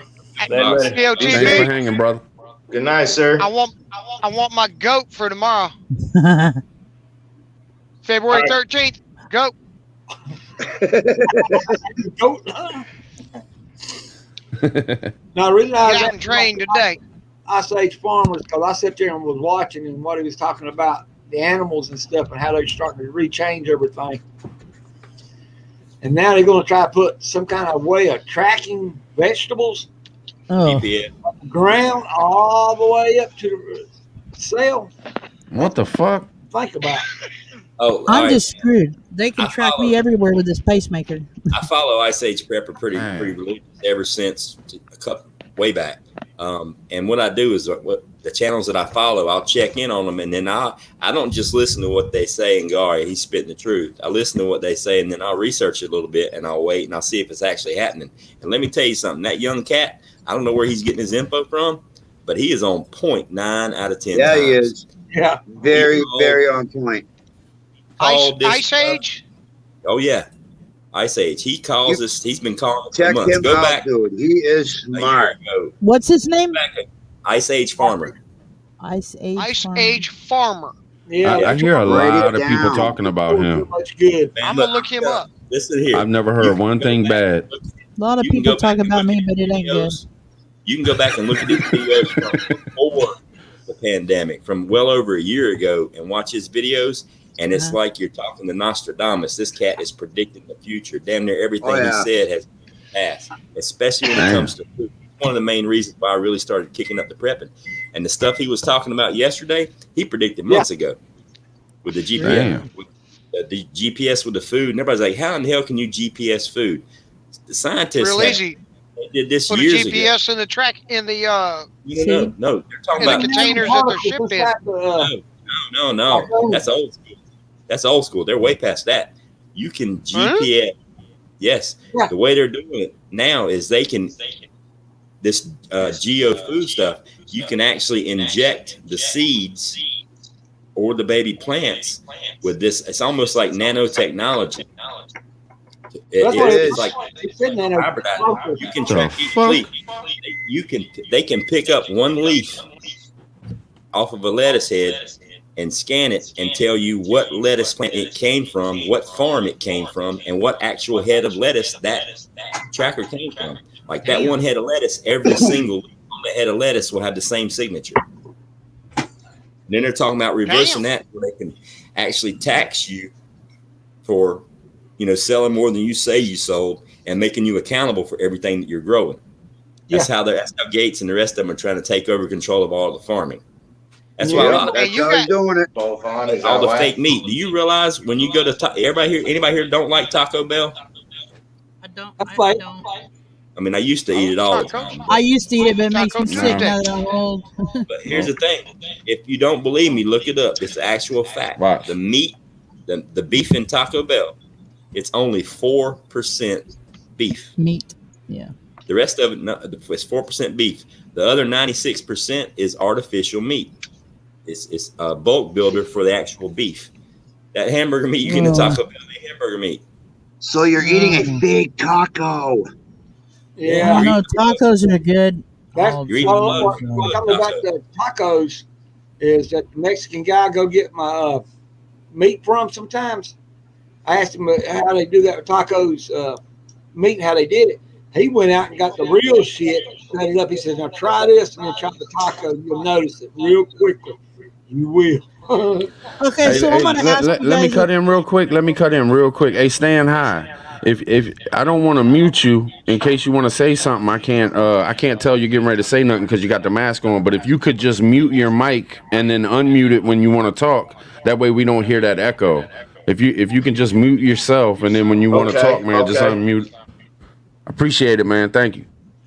Okay, I don't want to. This might be kind of off subject here, but this might be a loaded question. Okay, as far as the shot, Let me tell you my circumstances. Oh shit. Yeah. All right. Let me tell you my circumstances. I have a pacemaker. I have congestive heart failure. I'm a diabetic, and I have asthma and COPD. I'm Scratch, you're very still alive? yeah. And you I'm whip ass. very only 25% of my heart works. Wow. And Well, I'm that's why I glad you're have- still here. Well, Yeah, thank me you, sir. too. I barely made it, and I hate to imagine how much ass you Amen. could whip when it's working at 100%. yeah, I had to calm down a lot. But my question, well, how do y'all feel about it? See, my doctor suggests me taking it because if I got it, it probably would kill me. Depending COVID? on, yeah, Talking I- about the vaccine? yeah. I'm against it myself. Me personally, we're talking less than a year it's been out. Right. Very minimal testing. Who have they tested it on? What, All third right, world countries? look, steady. We got to be careful, man. They will shut this motherfucker down and they will take this video away. You really got to watch what you talk about with the vaccine. Yeah, no, I ain't talking. Okay. I'm just saying, what y'all just like? Would you do it or would you not do it? If it's gonna kill you, no. I mean, if you think it's gonna harm you, I wouldn't do it. I mean, I would just, protect yourself in every other way you can not to catch that shit, though. I mean, because it is out there and it is real, I believe. Yeah, my Representing. I'm going to throw this out here. My wife last year, 2019, as she was looking into it yesterday, they're saying that they have reports of it being here well before the pandemic actually hit. Yeah. Because my wife was working. She came home one day, wasn't feeling good. She was out of work for 4 to 5 weeks. Bed rest. Couldn't breathe. Hospital visits, doctor visits. They couldn't figure out what the hell was wrong with her. And then asthma, nebulizer treatments, everything. Nothing fucking worked. Now, I'm not saying, don't get me wrong. And fight it out, sweat it out, drink water. And she's diabetic, high blood pressure, holy shit. And I'm right there with her the whole entire time. I go to work. My daughter had it. My daughter had it mid-December, and they said it was an unknown pneumonia caused by an unknown flu. I got the paperwork. And this is before it hit here, and I was watching it over there in China, because I was watching the organ transplant stuff that goes on over there. I had gotten real deep in that rabbit hole, and then all of a sudden they started having this pandemic thing happen over there. So I was on it immediately. No. And then my daughter had been sending me, pictures of herself because she was so sick. She was scared she was going to die. She was like, it just won't go away. If I take ibuprofen, it gets worse, and I don't know what to do. And damn sure, I think it's been here since September. Okay, so now 2018. Prepper Tribe, same story here. Now, the December before it showed up, was it January when it showed up? Well, the day after Christmas, before it showed up, I got deathly sick. I was living in the van. And I use a CPAP at night now. I have since I've got my pacemaker, but. Right. The only way I could breathe was with that CPAP on, and I'm talking midday during the day. I had to sleep sitting straight up. I had a fever for 10 days. Yeah, that's how my daughter was. Did it hover right around 102, 103 degrees? 102, 103. I thought, and I'm a caregiver. That was my profession before I quit. So I knew I was sick. I knew I was deathly sick. Yeah. And I was in a position where I couldn't really go to the hospital. And but that sickness lasts 3 to 4 weeks. I have never been that sick in my life. And what's weird is I haven't got sick since. And I'm Gina, I have to agree with you. My wife just said that. She's never been sick like that in her entire life. I've never been sick. AJ said that every too. Day, and I didn't get it. I didn't get sick. How the fuck is that happening? Look, here's what it is. I caught it from somebody that I picked up at the airport. Within 2 days, they were sick when I picked them up at the airport, throwing up. They got in the car, and within 2 days, I had it. Yeah. I asked AJ from Prepping for Life. I asked AJ when he was sick because he caught it. And I asked him, and I was like, "Man, is this, is it like the flu or is it worse?" And he said it's worse. He's like, "It's way worse." It is. It's literally a viral infection. They couldn't figure out. Yeah. every inch of my body hurt. My lungs hurt. It hurt to breathe. Yep. Right. Yep. And I think this CPAP is what kept me going. Is just pushing air into me the whole time. I just stayed in bed 24/7. I'd get up to get a drink of water and go to the bathroom. That was it. And I had this was a month-long sickness. But see, they still don't. Oh, They yeah, still it's don't know. I mean, think about chicken pox. You catch chicken pox and you never catch it again. So they don't know. I mean, I'm not saying this is chicken pox, but I mean, there's a chance that you catch this and you never catch it again. They had reports of people catching it twice, this and that, and this and that. But I mean, has there been any big reports about people having it twice? I haven't really heard of any that were real serious and real good reportings on it. This might be something that you catch one time and then you never catch it again. I mean, who knows? Exactly. Who knows what they put in that never shit? know. Now I have friends that are nurses that have taken it, the shot, and the second one they got really sick. I keep forgetting I gotta go the opposite direction for you. And that's what I'm scared of too. So I'm scared either way. I just don't know which way to go on it. I just been studying. My wife's cousin works I- in the medical field, and she's had it twice. 2 different. Oh, strands she has of had it twice. Yeah. My Oh, wife okay. just 2 got different over it. strands. Yeah, Two there's different strands. strains? There's different Yeah. strains of it. I found Yeah. that out. Yeah, so But this she- thing is she caught changing one like of a both transformer. Yeah, Here's you're exactly I right. vowed It's not to take the vaccine because all I keep hearing is bad reports about it. People taking it and they're dead 2 days later, and I'm not going to do it. And I'm not letting My my wife biggest- take that. No way. My I wife need was my my wife. biggest- I love her very much. See, my wife was right there at China in Laos, and they didn't even get it right off the bat. The CDC wouldn't even put them on the board. When they did get it and they locked it down, what they did was really smart. They sat there and just started eating hot sauce, hot peppers and stuff like the regular common flu, and they didn't even have it. The only thing they ended up getting was dingo fever. That's what got me. But I started looking at the vaccines, and the first thing I started seeing is NRA, nanoparticles, and then pansy We virus. gotta be careful, Cherokee. You gotta be careful, Oh, yeah. man. But, I don't know about all the Because if conspiracies, but right here. See They'll this shut it down. purple They'll shut it down. You start talking about nano and Yeah, I ain't gonna parts say that. to stuff, man. But what they did was what I was doing. I was eating hot sauce and peppers all the time. I ain't got sick yet. I'm 56. I still haven't got sick. I'm 47. Right. Well, I should've here's got Pepper the tribe, I believe important this thing about it. Brian Here's the Barb. important thing a lot of people don't realize. A lot of people look past one of the most important things. Everybody wants to jump to chapter 6 on if it's real, if it ain't real, and the vaccine and all that stuff. Everybody's skipping over the 3rd page in the 1st chapter, okay? The testing. And this ain't conspiracy or nothing. It's the test. All right, COVID-19, that's the name they give it. It's actually a variant of the SARS. Yes, it's a variant of SARS. Yes. Variant of the SARS. So everybody says, oh, the vaccine, they pumped it out in less than a year. They did. Does it work or not? I don't know. I'm not a doctor. But here's what I do know.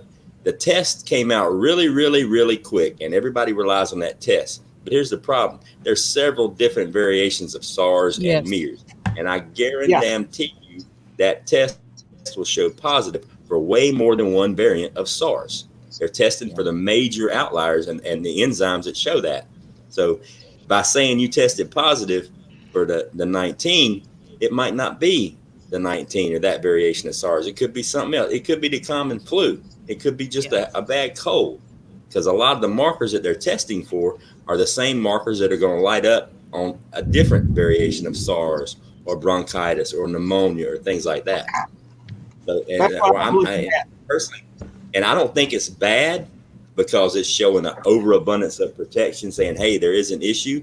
But I think there's a breakdown that people are missing, that probably 90%, or I don't know what percent, but a percentage of the people that are testing positive, they're still positive for an illness. It might not be that particular strain. I think if you look at the numbers and you take into account, existing health conditions and age, and you look at that versus the people that are really, really sick, to the people that are just a little bit sick, to the people that didn't even know they had it. And in your brain, you can go, okay, well, these are probably several different variations of different forms of SARS, but they're all getting mixed in together because it looks good on TV. Yeah. Well, No, I got So it. they're finding more strains that are here than what we've been informed about.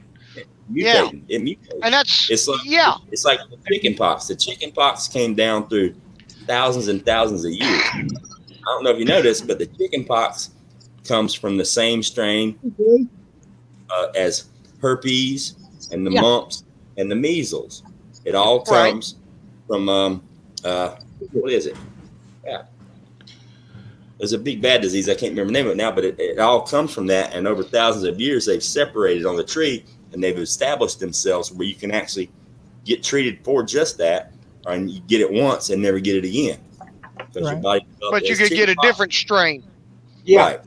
You can have chicken pox and the mump, but you ain't I don't getting know chicken. about the testing. Was what got me was when they started saying about testing. The first area would be animals, and then you got 100 people, then you got 1 million people, and then you break it down to size to per person. They skipped the first two and just brought it on out.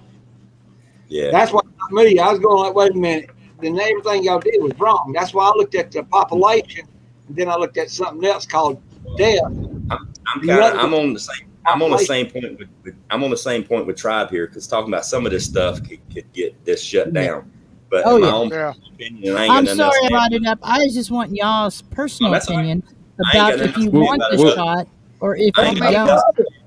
Other than what's so fucked up is that we need to talk about it. That's the problem. Is we need to talk about it. All of us are sitting here, and everybody in the chat, and we're all forced to not talk about something because of these assholes, man. You know what I mean? It pisses me off. I'm totally scared not to take the shot, Here's but I'm the thing. totally scared to take it, and that's I'm not going to let them use. My thing is, I'm not going to let them fear me into it. You know, Well, I don't take the flu vaccine either. But I got sick. Well, February of 2020, I was over in Elizabeth, New Jersey, and I had picked up a load, was out of hours, so I went right around the corner and parked. I went 2 days without answering my phone, and my wife called the police out there after getting a hold of the company and getting my location. My wife called the police and told them where I was and had them come out and check on me. I literally parked my truck, turned on the TV because I got channels there. I ate 2 sandwiches, laid down just to watch TV, fell asleep. I woke up like 2 hours later. I literally felt like somebody had stripped me naked and threw me in the Arctic Ocean. I could not get warm. I was, I had the runs, vomiting. I couldn't even hold down water or nothing. And that hit, I was blacking out. It hit me for 5 days. And you can ask my wife, I get the flu and it's like allergies to me. Yeah. Normally I don't get sick. And if I do, it's like 1 or 2 days and I'm done. I'm back at it. Yeah.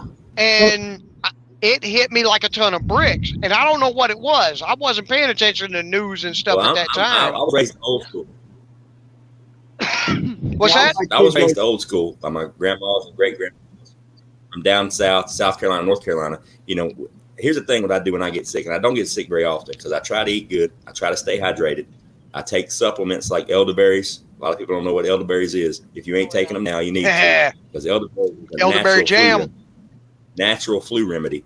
But here's the thing: when I do feel myself getting sick, and if you feel a fever coming on, the last thing you should do when you're getting a fever coming on is try to fight the fever. Everybody thinks the fever is something bad. Starve a cold and feed a fever. Fever is your body's way of fighting off what's fucking with you. So if you stop doing its job, then you're hurting yourself. The best thing to do, get your ass in the bed, stay hydrated, wrap up, and burn that motherfucker out. Yep. That's what I did. If I did hit sick, I'll be using moonshine and quilts. So I stay just like that. That's what I did though. I curled up in my blanket, 5 days solid. Mm-hmm. But the thing about the stick, my personal opinion on what you were talking about, Gina, is I'm gonna get stuck by a freedom seed long before I get stuck with a needle.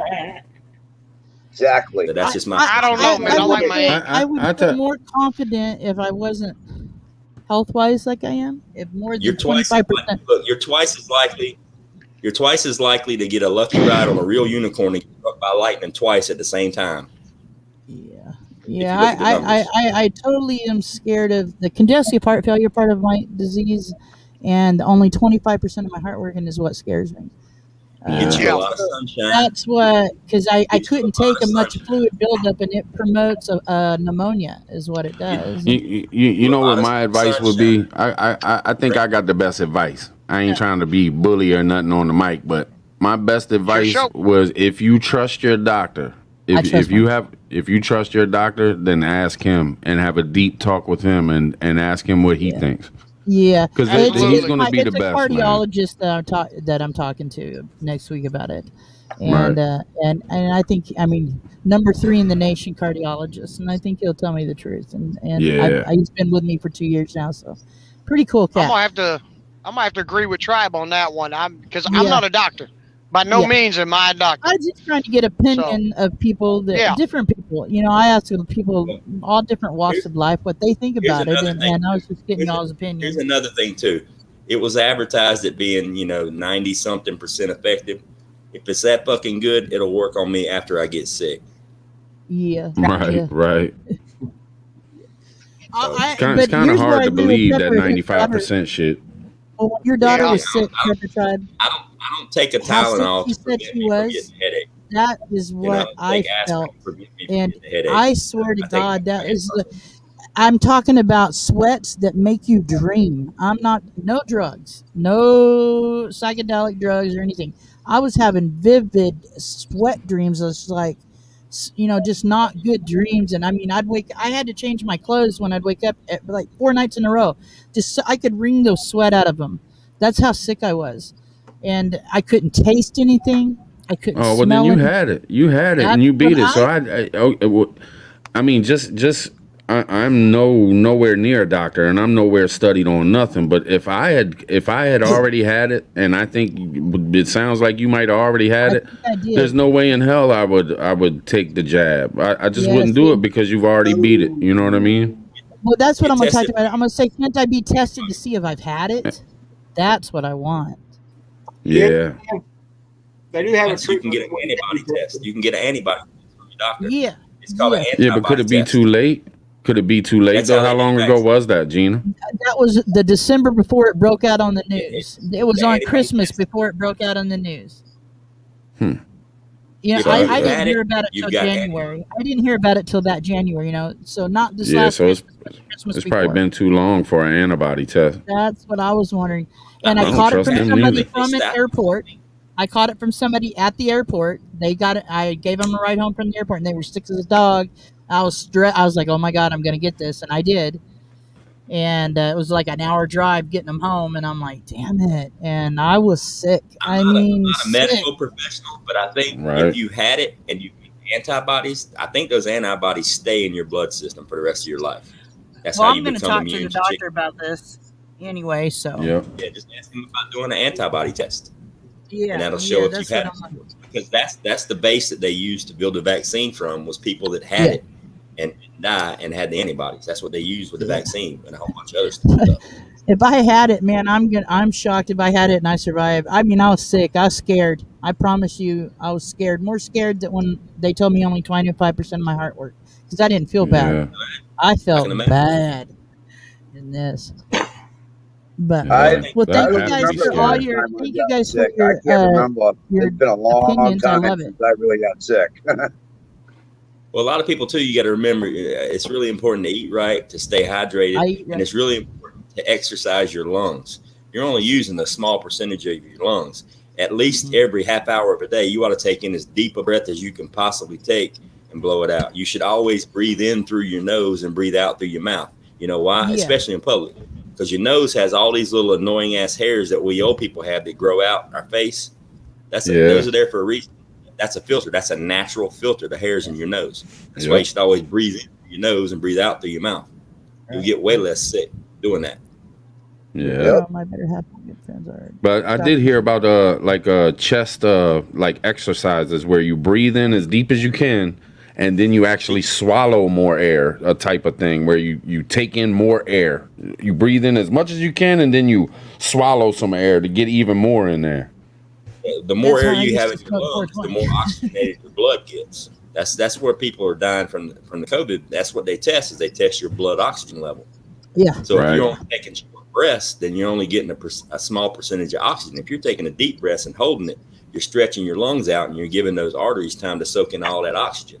Well, you Man, I'm guys so glad remember I when they jumped were on the running show short tonight. on the? Remember when they were running That's how short on the those people respirators? do those deep They diving when the people when they were dive running down. short on respirators, they Yeah. said that having a CPAP helps also too. Yeah. If you're not too, and see, I stayed on my CPAP when I was sick. I couldn't do anything. And what scares me about, because the congestive heart failure, that's liquid in your lungs and liquid around your heart. That's what I have.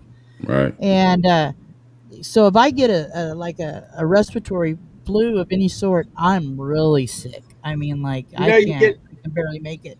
you know, when you have mucus, when you have the flu and the cold, and you get that mucus, yeah, you get some ginger, and just put it in your mouth and just suck on it for a while, and let that juice go down, and it'll pull that mucus back down into your lungs where you can flush it. yeah. Well, and I'm on Ginger? a limited amount of liquid per day. No matter what it is I drink, I'm only allowed 2 liters of liquid, no matter what, a day. So they prefer it to be water. So that's what I drink, mostly water. And I take a lot of Lasix, water type pills that help my blood pressure to stay low. And then they give me a pill that makes my heart pump very low instead of fast. Like it I wear a watch that tells me how fast my heart rate is, and if it goes to a certain point, I stop what I'm doing. So it's like it's touchy, but Stop I guess running not through be. walls and beating people up. I gotta stop chasing those hot boys. I gotta stop chasing those hot fellers, man. Damn. Well, I eat a lot of ginger all the time. Most of my friends couldn't figure out why. Ginger's good for you. It has 50 different kind of benefits. Same thing as tournament root. Yep. I eat a lot of garlic. I love that garlic. works. Yeah, garlic's That good for you. helps. Yeah. That helps keep mosquitoes away too. Yeah. It does. It don't work down here That's part where of that I'm myth at. about vampires. Yeah. Yeah. Garlic got involved in that. I take tablespoons of honey too. Tablespoons of honey. I'll do that 2 or 3 times a week. Now, honey, this is what got me about honey. This little container right here was almost $6. Yeah. I had to go to my friend's daddy's house, and he's real old. He does honey. He gave me almost 1 solid pint of honey, and it's selling for like $20, $30. And this right here was $6, and I'm going like, man, I can go through this in about 15 minutes. Right. Here's something for you. There's a real good documentary. I think it's on Discovery. It might even be on YouTube. I can't remember the name of it. You might have to look for it. But I can't remember the exact numbers, but worldwide production of honey, say it was for the entire world, 100,000 gallons were produced a year. And that same year, the entire world sold 150,000 gallons of honey. And it's because there's fake honey out there. Where over in China, they're taking a little bit of honey and they're mixing it with molasses and sugar and all this other stuff. So if you're going to get honey, try to get that raw local honey from your area. Because that's what I use, raw local honey, because of allergies. That's what I do too. Yeah. You get all the crust up at the top. That's how you know it's real honey, where it gets all crusty at the top. Yep. Stuff ain't bad. You just eat it up, it goes back to honey. It never goes bad. And that's something a lot of people. You can get a jug of honey from Walmart or somewhere, and I swear to God, you can look on it and it says Best Buy. It actually has an expiration date on honey. You believe that? Because honey never goes bad. Honey does not have an expiration. Honey don't go bad. They found honey in the Egyptian pyramids when they were finding shit that was still good. That's right. That's right. Years old. Honey never goes bad. Don't make me get my flashlight out. You know, they got remedies. I'll break out the whole I was light. like, he's gonna shine that light in my eyes and ask me where I was. I was right here. Which one of y'all been drinking? Who been drinking? I only got wine. I can only have a glass of wine. Said the captain. Uh-huh. For some We know music, Prepper so I Tribe can don't play drink. going. Prepper Tribe got them special cookies. I wish. Rubber stands not good enough for you. It's 140. Oh shit. Bring it on over here. I prefer Jack Daniels, but you know. Hey, you know what's good is that American honey whiskey. Oh shit. This is imported. Yeah, that stuff is good. I can't drink it anymore, but yeah, it's good. I'm trying to figure out how to make it. Yeah, I'm debating on starting a bees, doing my own honey thing. I think that'd We've be a been good thinking idea, about that especially if down you grow in here. the garden. Well, there's a That's guy what that we my got wife wants YouTube bees. that does it. OG Spike. OG boat bump something Spike. Obam F Spike. Obam F Hush Spike. back there. You got rabbits Yeah, and turkeys and ducks and chickens and he did an interview shit, with leave me alone. AJ. I think he did an interview with Native, not here. I mean, just in the past week and a half. I mean, the dude has tons of knowledge on bees. I mean, and that's no bullshit. Obam F Spike. He's got the most knowledge I've ever heard from somebody. That any question that was asked to him, he broke down. I mean, to the specifics. So if you want to learn something about beekeeping or anything about him, Obam F Spike is his channel. He's 30-something years old, but that's what got me is how smart he was. I was going, man, he knew some Yeah. stuff I didn't know. I had to ask some old people about that stuff. I don't have Yeah. my glasses on. Adam Owen says I got me some. What does that say? I don't want to say it wrong. What is it? Shit. Dick. What is it? Dickle whiskey for preps. Okay, does he mean dickle whiskey? No, I don't know. I've never heard of dickle whiskey. I don't know. Y'all gonna have to let me know how that tastes before I try it.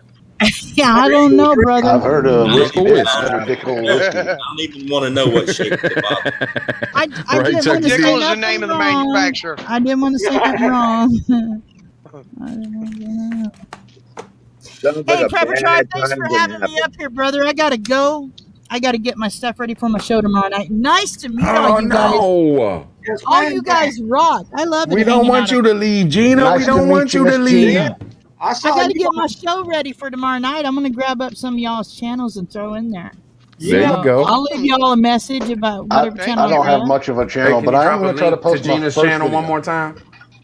Anybody sure you- that wants to shout out, go over there and any video. You don't gotta watch my video. I don't care. Just leave me a shout out. Shout me out, Gina. I'll grab you up. Yeah, we're gonna drop Almost your as- link again in the chat so everybody can see I'm it. actually going to try to post my very first video tomorrow night. All right. Oh, Well, shit, there it if you is. want me to shout you out tomorrow night and you leave me a comment, I just need one video, at least one video, so I can get you going. Yeah. All right, guys. That's what's Chuck, up. you do it up. Seeing all you guys. You guys are all gentlemen. I don't care what you say. Own it. Y'all gentlemen. Thanks so much, Gina. Thanks so much for hanging out with us. I love you. I love you too. Nisi, good night, my friend. I will see you out there in YouTube land. All right, guys. I'll talk to you later. Bye. All right, have a good one. Later, Stay Gina. safe. Now we need some more lady preppers in here. Is she not the coolest? Yeah. Yeah. One like her. Chris, we need a female in here. Come on. Get your ass up. You go get Ain't Kate bedtime yet. She's They Drop good. the link. Yeah, not We're that a- one. Sometimes You can we're a just little take- too wild for the ladies. You can just take your shirt back off. All right. All the ladies will jump in here if you take your shirt back off, steady. Oh, whoa, whoa. That'd be quarters flying like crazy. Make it hail up in here. Right. Make it sprinkle. Make it sprinkle. Hey, any of y'all watch Dangerous Freedom and watch him dance? Hell yeah. Hell yeah. He was twerking.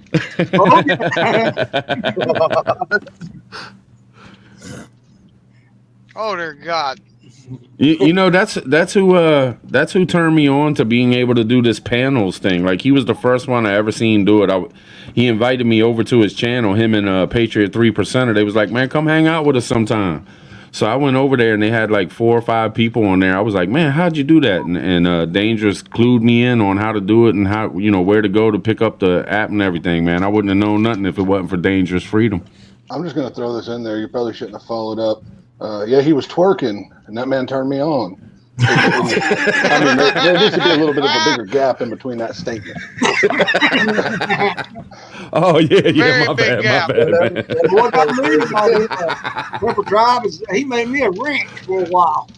Or mod. Oh, did he? Yeah, he goes hard, man. There'll be like 50 people in the chat, and he'll give them all wrenches.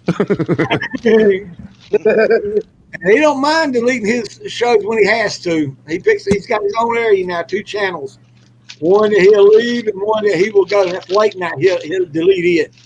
Man, I got I got a shit ton of respect for that dude, man. I mean, he does his thing. He stays real to himself, man, and he is doing his own thing and holding it down without any help, man. He just does his thing, man. He stays true as a motherfucker, man. I love that dude. Him out in the desert. Yeah, yep, out there in Arizona. He's a cool dude, though, man. If y'all ain't checking out Dangerous Freedom, y'all should check him out. Because he does two different kind of shows now too, doesn't he, Cherokee? He does like a hangout show where you just bullshit and talk about anything, and then he does another show that's a little bit more serious. Yeah, but late night's more like what we're doing right now. So if you can say anything, do almost anything, and that's it. Now we did have one incident with one person to another person and me, but I was about not to come back on live streams or anything because that guy pissed me off. Right. And when the guy, I said, I'll get off. So I let another female prepper come on and everything. Another guy turns around and says something about, oh, you like my wife. Man, that pissed me off there. I don't dig that shit. Yeah. Well, you got so many different types of folks. Yeah, so many different kind of folks. You know, I was kind of nervous about doing my channel and doing videos and all that stuff until I met Tribe here and I came on his show last night, and then I got to looking at the camera feed here, and I'm a good looking motherfucker, boy. I think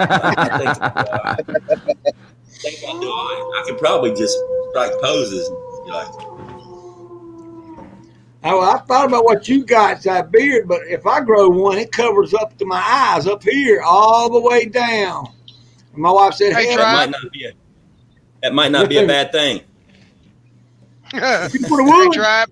I feel another OnlyFans. I think we got another OnlyFans page starting. Oh shit! Ghost Prepper with the OnlyFans. I've got one. It's free. You can go check it out. We was trying to have lady night. Chucky can be my mentor. Remember that? Right. Ladies' night. Have you seen that yet? K. Marie. Yeah, ladies. It was all ladies' night. Us guys sit back and listen to the ladies tell us what to do and how they do stuff. Oh yeah, that was Faithful Prepper's channel, man. She had all the ladies on there for the ladies' night. That shit was awesome. I think they're gonna do it again too. Hey, I think they're gonna work it out, do it again. I'll be back in a moment. That's every night for me. I sit back, my wife tells me what to do. Shit, I can't wait till they do it again. I can't get my wife to come on no live stream or anything. She doesn't like those pictures. Tribe, you ought to have Niecy do one of those. Yeah, I know.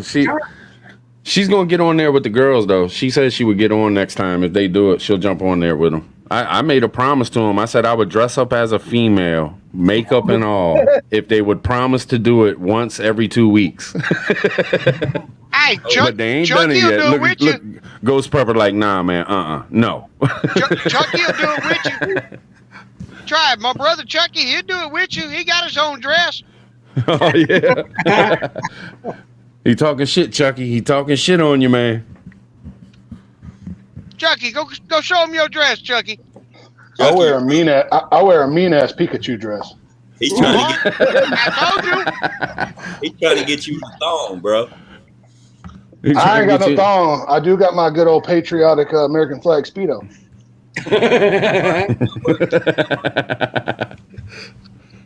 Y'all thought I was bad for coming on here shirtless.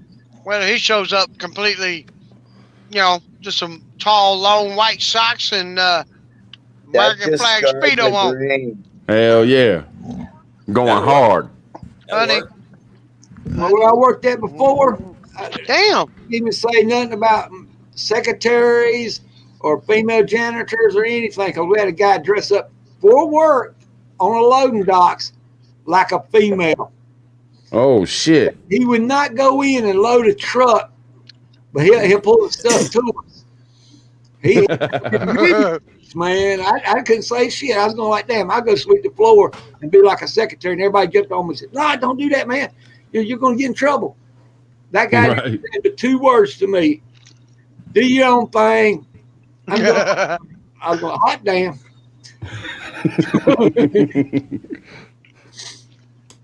I can't wait till the summertime, man. Summertime's gonna be some good ass videos, man. Well, I mean, they might not be videos that everybody wants to see, but the camping and the fishing, man, we do a lot of that during the spring, summer, and fall. It's gonna be a good time, man. I'm gonna enjoy making them. Tried. Oh yeah. Oh yeah, brother. Oh yeah. Stop coming No down doubt. here for some striper, bro. Damn right. Damn right, brother. Feeding them animals. I thought that was really sweet and cute. And these had them on there perfectly, boy. What was it? The deer and the squirrels? How you feel? Get close up to you. 'Cause I got two people who live on Flow Store Road on 29, and this man's got deer that he actually feeds all the time. Even the hunters know not to hit that deer.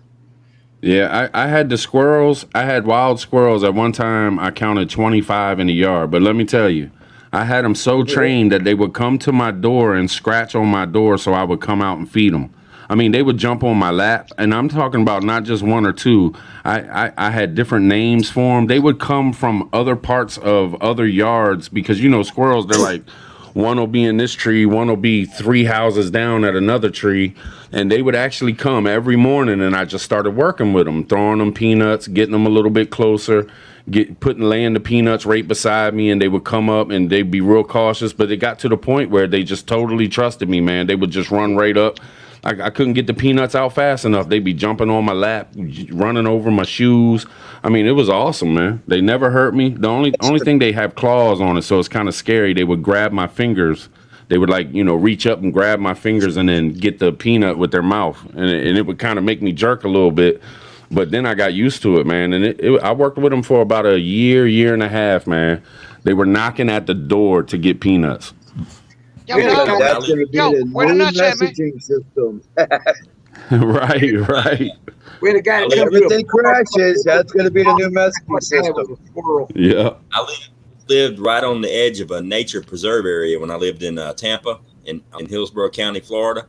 And I lived on the 3rd floor of an apartment complex. And I don't like being inside if I don't have to be. And I had a big porch, balcony, and I used to always sit outside my laptop and watch movies. And it never got cold. So year round, I'm out there at 2, 3, 4 o'clock in the morning because I worked in the bars and nights. I wouldn't get home till like 3 a.m. And we had a whole lot of raccoons. And they'd always be running around downstairs, and I'd throw them food and play with them when I out barbecue. And they'd come up, and they'd take, you know, bread and shit right out of my hands. And I'm sitting up on the porch, 3rd floor, and I kept hearing this noise. And I heard it for 3 or 4 days, and I couldn't ever see what was going on because it was dark. I kept hearing it over my shoulder.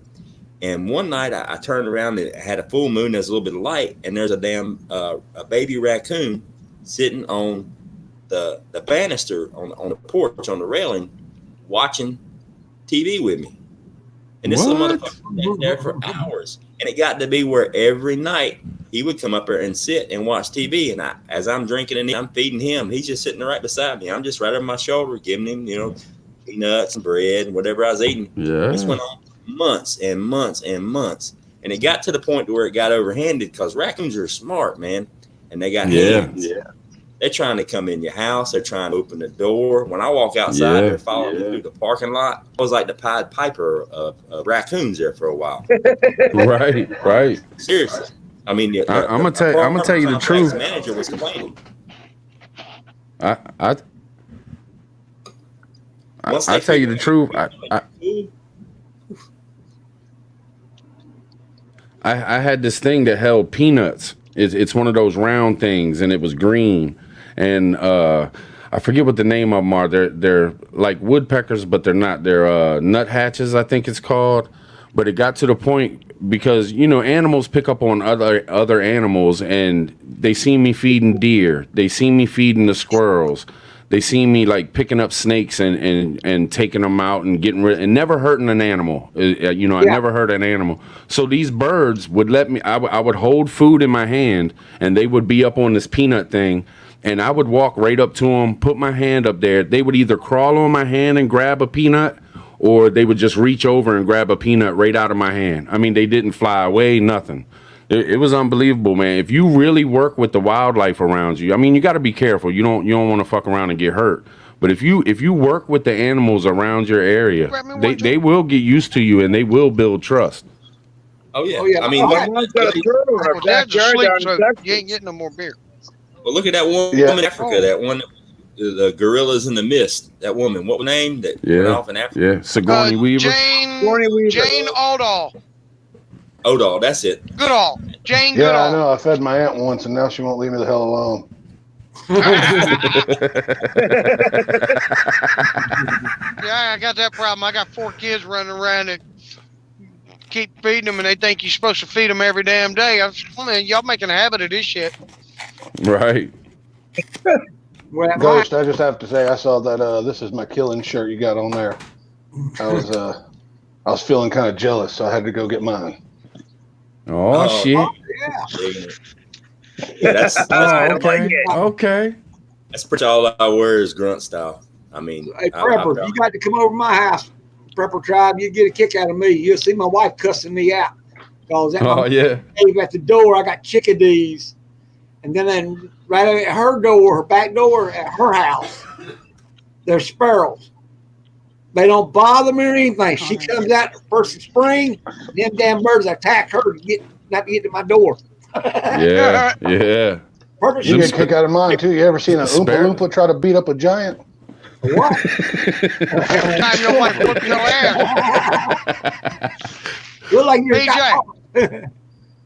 Them sparrows ain't no joke, though. Them sparrows will swoop down on your ass. Yeah, they will. Yeah. Okay. We got Prepperton coming up for everybody. What to you, to each individual one of you, what is the toughest aspect of being a prepper to you? Whether it be food preservation, knowledge, medical, convincing your family, whatever it is. What is like the hardest thing that you have to deal with, say on a daily or weekly basis with doing what you do? Chuck? You can ask my brother. I'm brand new to this, so the food, the learning how not to eat it and to save it. that's probably my biggest thing. It's simple. Yeah. Just have Niecy get on the phone and tell you, nope, that's for the preps. Get out of there, fat boy. That's right, Steady. What I do is what I do when I first got started is what I was normally buying at the grocery store. I still bought, but I doubled and tripled it. It's like I have a working pantry that's in my kitchen that stays full, and then I have in my basement that everybody, my parents and the family that knows what I do, call it because my name's Johnny. Everybody calls it Johnny's Club, like Sam's Club. Yeah. Right. Because when barbecue sauce out upstairs, I just go downstairs and get another jug. You know, and then what I do is when I go shopping the next time, it's like what I've got right now is stable. I know what I got stored will last me and my family for a minimum of 2 years. Minimum. That's without growing anything. Minimum of 2 years.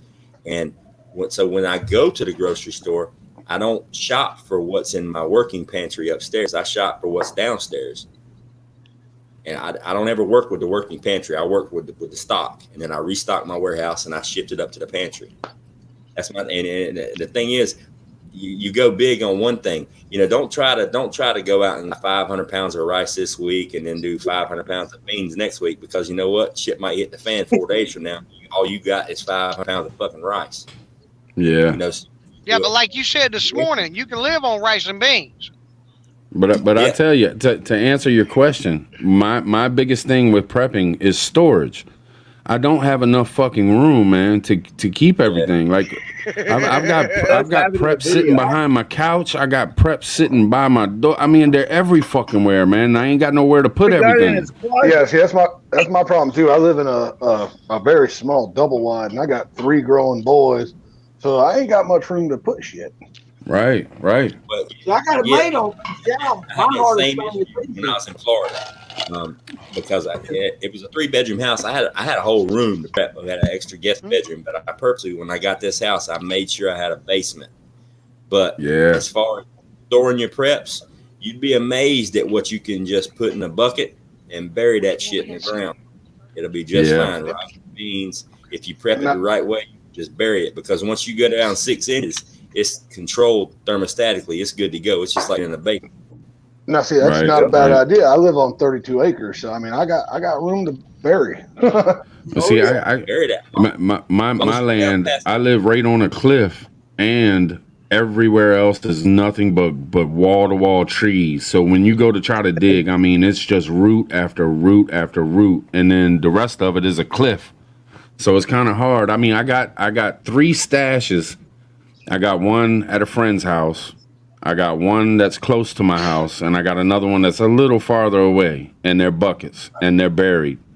But that's a lot of work too. I mean, when you go to bury, I mean, if you got 30 buckets that you want to store underground, imagine trying to bury 30 buckets. Digging holes ain't easy.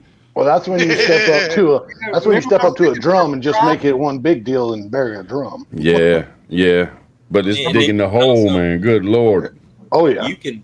Travel. Remember what I said? 225 is 1 year. Yeah. Buckets. That's a lot. Yes, sir. Yes, sir. The Ghost Preppers thing is my hardest thing. Is my wife's from Laos, so I have to speak her language and every one of her people's language to get them to agree with me. So then, when it comes to buying food, I can pick out certain things. My wife will go find it out cheaper. Yeah. That's the hardest thing is translation, to getting her to understand, because she don't understand none of this shit our government's doing now. And I was going well, think about Vietnam. She's going like, it ain't the same thing. I'm going, yeah, it is. It's just a different way of doing it. We'll learn it now. Look, I don't give a shit whether you're from Laos, America, Korea, China, or Russia. After that shit's the fan, it smells the same. Yes, sir. That's right. Yes, sir. It all stinks.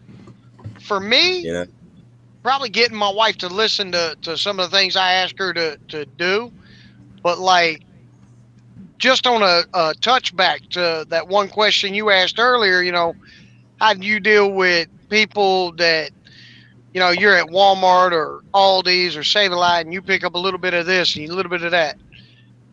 Here not that long ago, I was in a Walmart in another state, and I had a 25-pound bag of sugar in my cart. I had, what size was that bag of flour? 20 pound?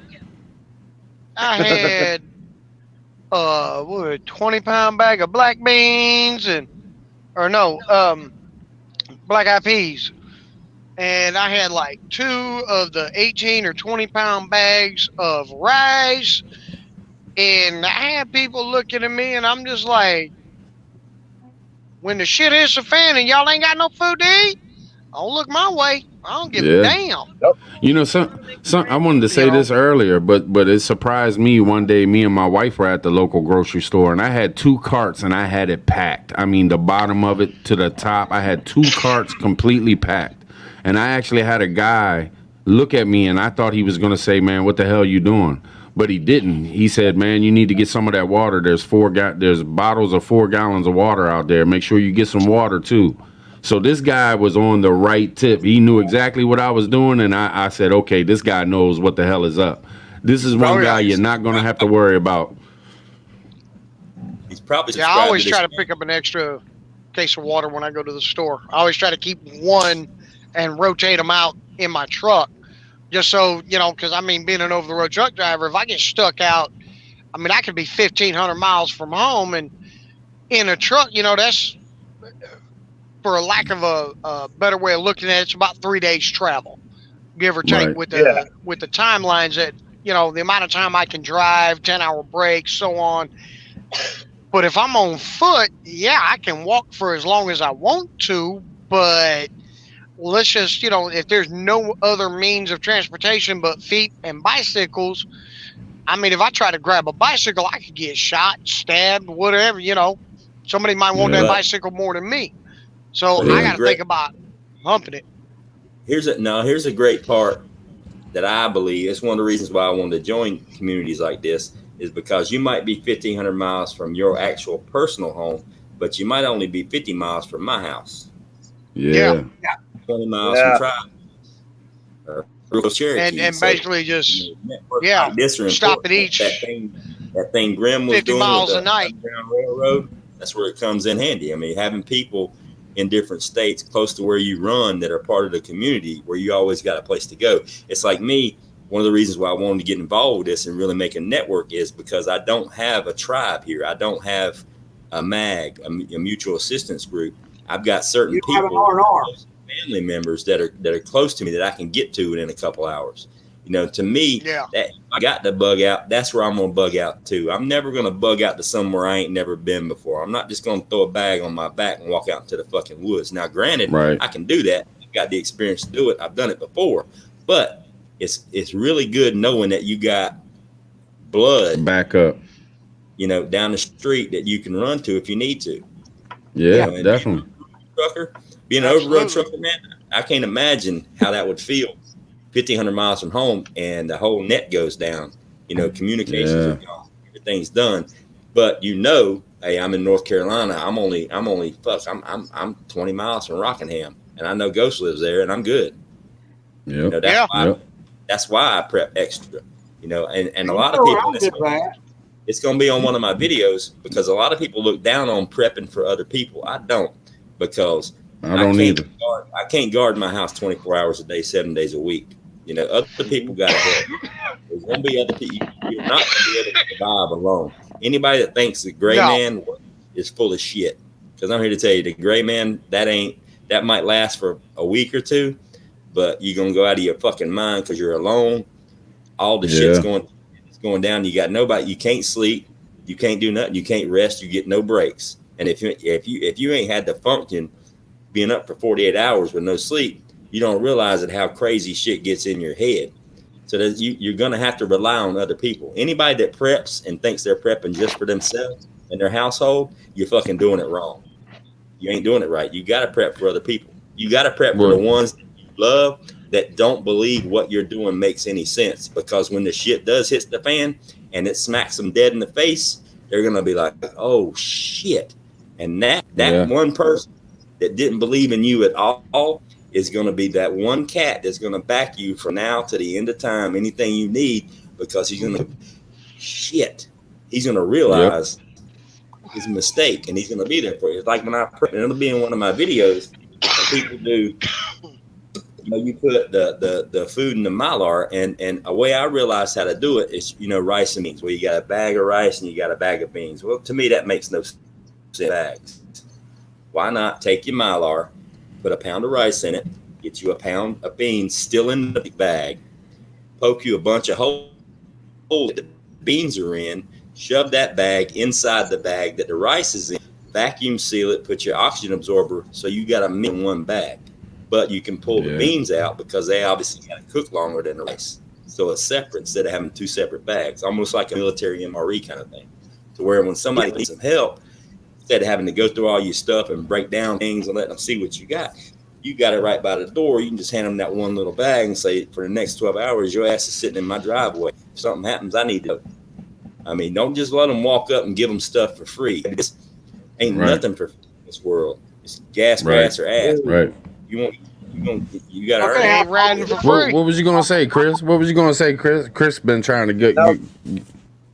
Now, Ghost, like earlier tonight, that question about shopping and getting questioned, my wife and I, we never have that problem. Nobody bats a fucking eye to us in New England. Nobody don't give a shit up here. on the home front, I don't think we're worried because my wife, she does a good job keeping stock of everything, keeping everything ordered, rotating out. And the family part of it, my in-laws, they think we're fucking nuts. They think we're fucking nuts. Because we keep telling them, hey, you need to prep. You need to prepare. And they look at us like, well, what? You guys are fucking crazy. Why are you doing that? Okay. Yeah, but see, hey, Chris, until this pandemic hit and they couldn't find no damn toilet paper. A lot of people's minds changed when this shit hit. And the only people that actually care in my family are my two oldest stepsons who live on their own. When the toilet paper thing started hitting the wall, they went out and they ordered 500 fucking rolls. So they were going to be good for a while. But they understand where my wife and I are coming from. Because if they need something, they're more than welcome to come here and get it because their family, I love the kids. I'm going to do my best to take care of them. and they're more than welcome to come here because they know what we're doing is real shit. Yeah, I'm gonna tell you. I'm gonna tell you. This is the God's honest truth. My son had when the pandemic hit, he was staying with me. He's 19, and this was a year ago, so he had just turned, 18. But he had moved in with his buddy and his buddy's girlfriend. So it was 3 of them in a house. But they weren't prepped up. They're 18, 19, 20 years old. So every week I was 5, 6 bags, babe, boxes. I mean, I was hooking them up. I was feeding all 3 of them during the whole toilet paper, food, anything I could. I would hook them up once a week. Plus, I didn't, when it first hit, we don't know what's going on. I don't know if it's the Black Death that's hitting us, the way shit was going.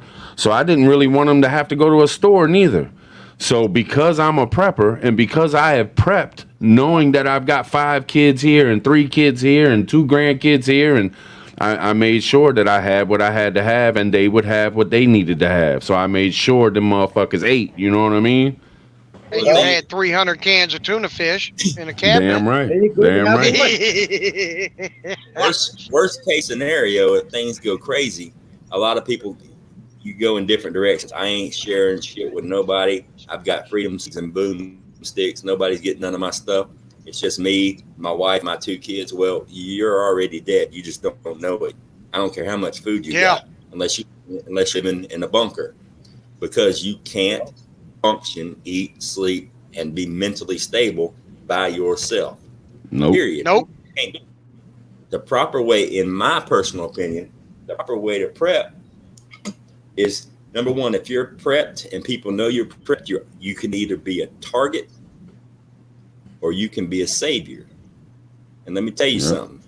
Targets get no respect. A savior gets much respect. So if there are certain people in your neighborhood, 4 or 5 households that know you're going to take care of them, they're going to do everything they can because you are their savior right then and there. Time. You are the reason that they're going to be able to wake up tomorrow and feed their kids.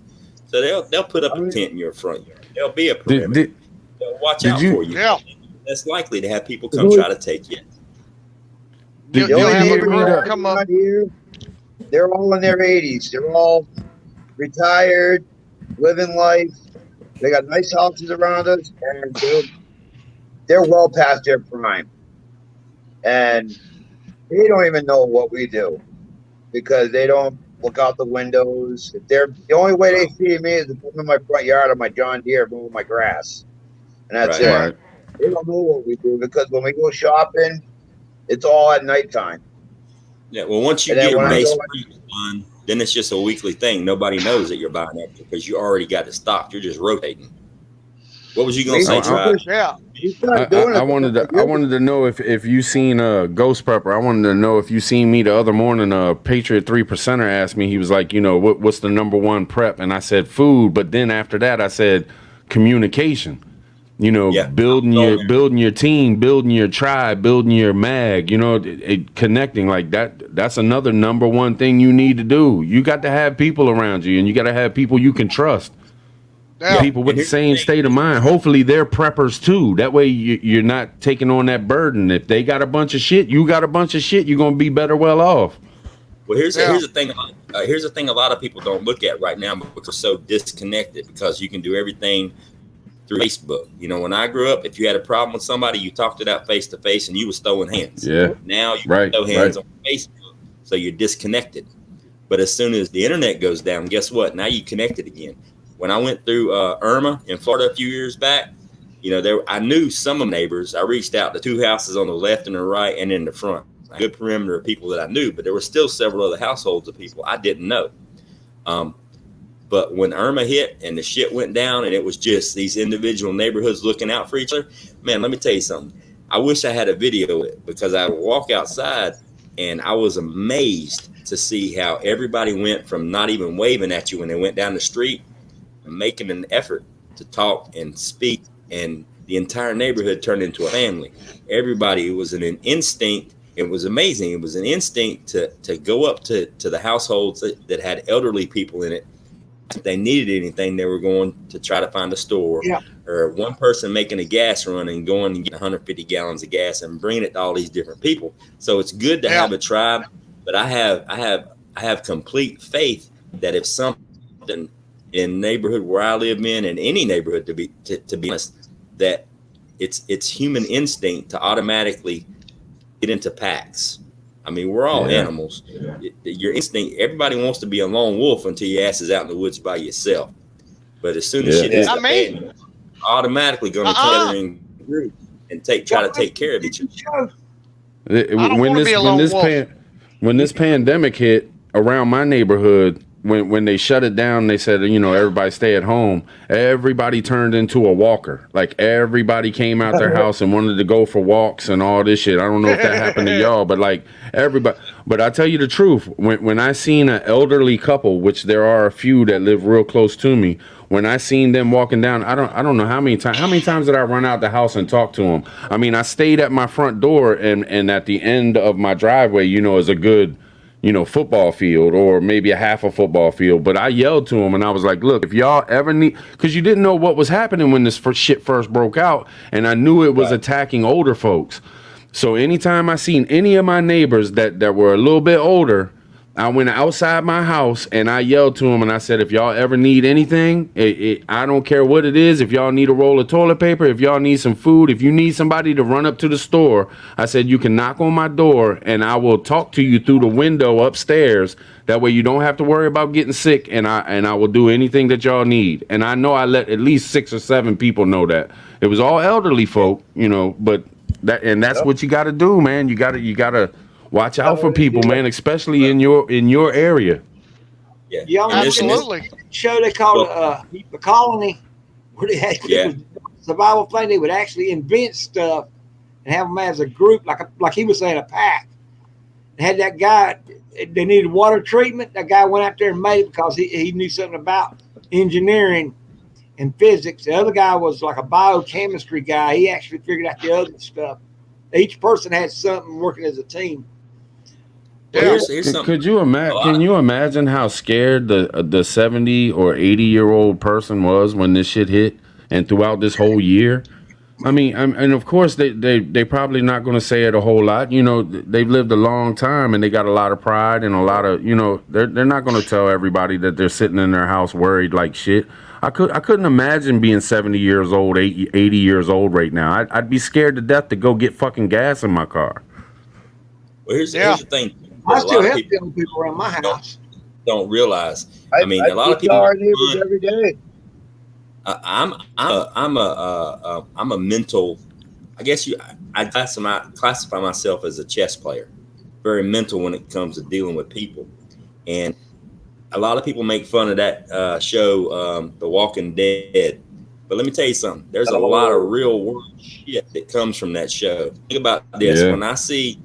When I see an elderly person in a shit hits a fan situation, a lot of people, the warrior class supposedly, look at them as an easy target. All right, that's not what I see. That's not a warrior. That's not a warrior. What I see is a wealth of knowledge. No, it's not a warrior. It's a predator. What I see is a wealth of knowledge. All right, because let me tell you something. That 70-year-old man or woman knows a shitload more about surviving than I do, because they grew up with none of this shit we got. And if you think about The Walking Dead, probably the most successful seasons of that show was when Herschel had something to do with something, because that old man spent knowledge throughout the 3 seasons he was there. And then you got Negan, the asshole with the baseball bat. Let me tell you something. He spit out the best load of knowledge that I've heard on that show, and he said it more than one time. He said, "People are a resource." Right. Yeah. Right. People are a resource. Whether it be knowledge or whether it's knowledge or just whether you got a skill, basically a younger person that can be taught something and can work more than, say, somebody like you were saying, an 80-year-old man. Right. He might have the knowledge, but he doesn't have the strength and the ability to work for 8 hours straight building that device but he can tell you how to do it. But he exactly. Can tell you how to do it. It's like that makes us a resource. There's 6 of us. Blackout. There's 6 of us on this panel right now, and I guarantee you, there's 5 of you other than me, and I guarantee you, I will bet $100 million. I will bet every dollar in the world that every single one of you knows how to do something a whole lot better than I do. Yeah. Chucky's pretty good at wearing a dress. Something I know how to do better than all you guys do. Right. Oh, Chucky, Right. Saturday night special. It's like right now. I know I've said it a couple times. I've said that one of the biggest losses we've had this past year was just the knowledge that we've lost from all the elderly people that have passed away from this fucking thing. I said, man, it's just so terrible to lose so much knowledge, so much character. So I mean, all the grandkids that are gonna miss out on just. I mean, I can remember one little 3-word liner that my grandfather said that has stuck with me my entire life. That's made me a better man. Like it's just so fucked up that this has happened, and it hit the people that have the most knowledge and the most. I mean, they keep it together, man. It's the grandparents that keep the family together. It's fucked up. What was the 3 words? I got to pee. Eat the booty. It was eat the booties.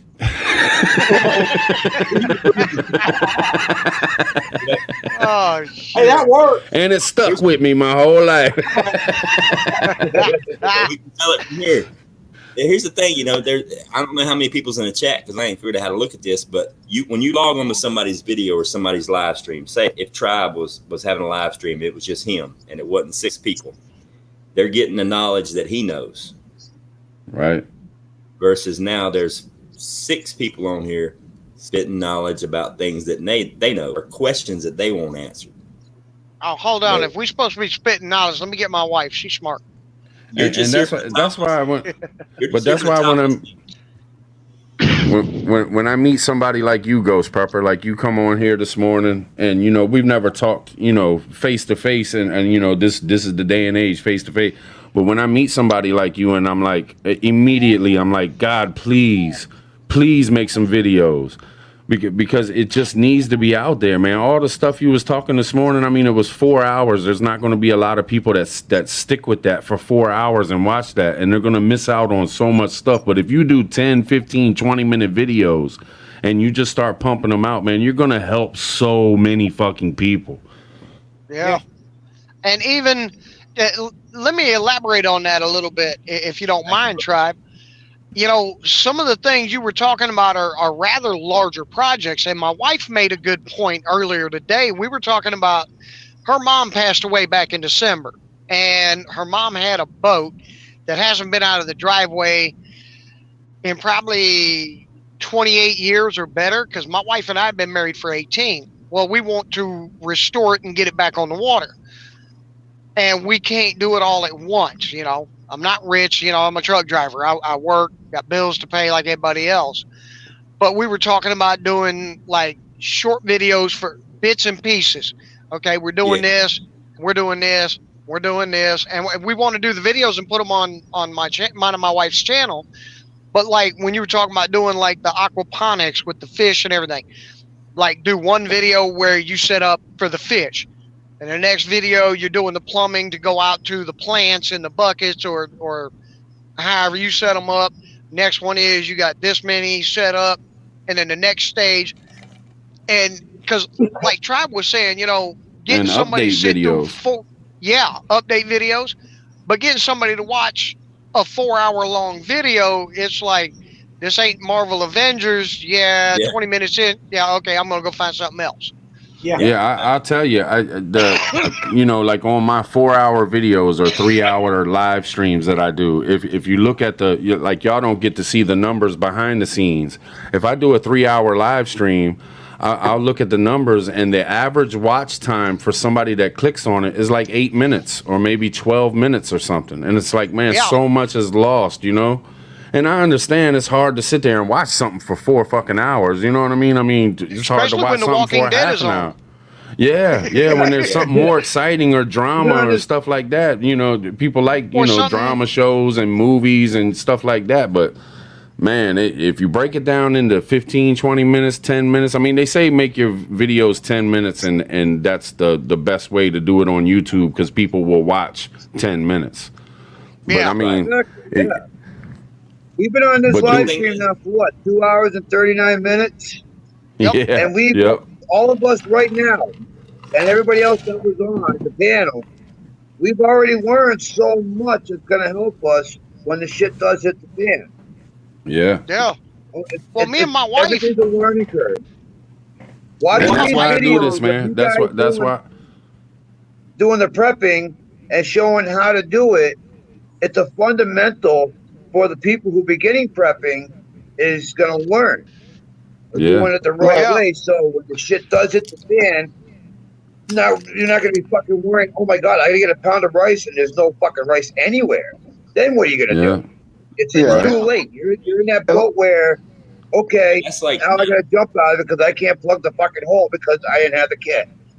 Yeah. Well, now everybody wants to prep. You know, now it's almost popular. You know, and the questions. I'm a member of a Facebook page, a prepper page, and 9 out of 10 questions that get posted every day is, you know, I'm a new prepper. What should I prep? Well, if fucking food and water. I mean, Food and water. Oh, that's the stupidest question I've ever heard. Food, water. You got to you got to eat. You got to drink. You need a place to live. You need a place to eat. You need a place to drink some food. You need to seek safety. Don't worry about your freedom seed and boomsticks, all right? Because if shit hits the fan, there's gonna be freedom seeds and boomsticks laying all over the ground. Yeah, that's right. And like I said, I'm very novice. And in my opinion, you know, and I said this morning, you know, 30 days, the first 30 days of any conflict or any incident is going to set the tone for what follows. So if you can make it to the first 30 days, you've survived probably 50% of the people that are actually involved in this. Your goal should be survive in the first 30 days. After the first 30 days, you can make a plan on what you need to do and your next step. Now, knowing that you've got a year, 6 months, 2 years supply of food and water back, and a way to replenish that and a way to grow stuff, and people in your network that say are good at medical, are good at comms, are good at all these different things, then you've got, you yourself have your own infrastructure that you can move forward with.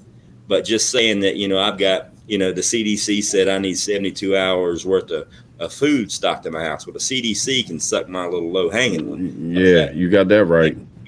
72 hours ain't worth shit.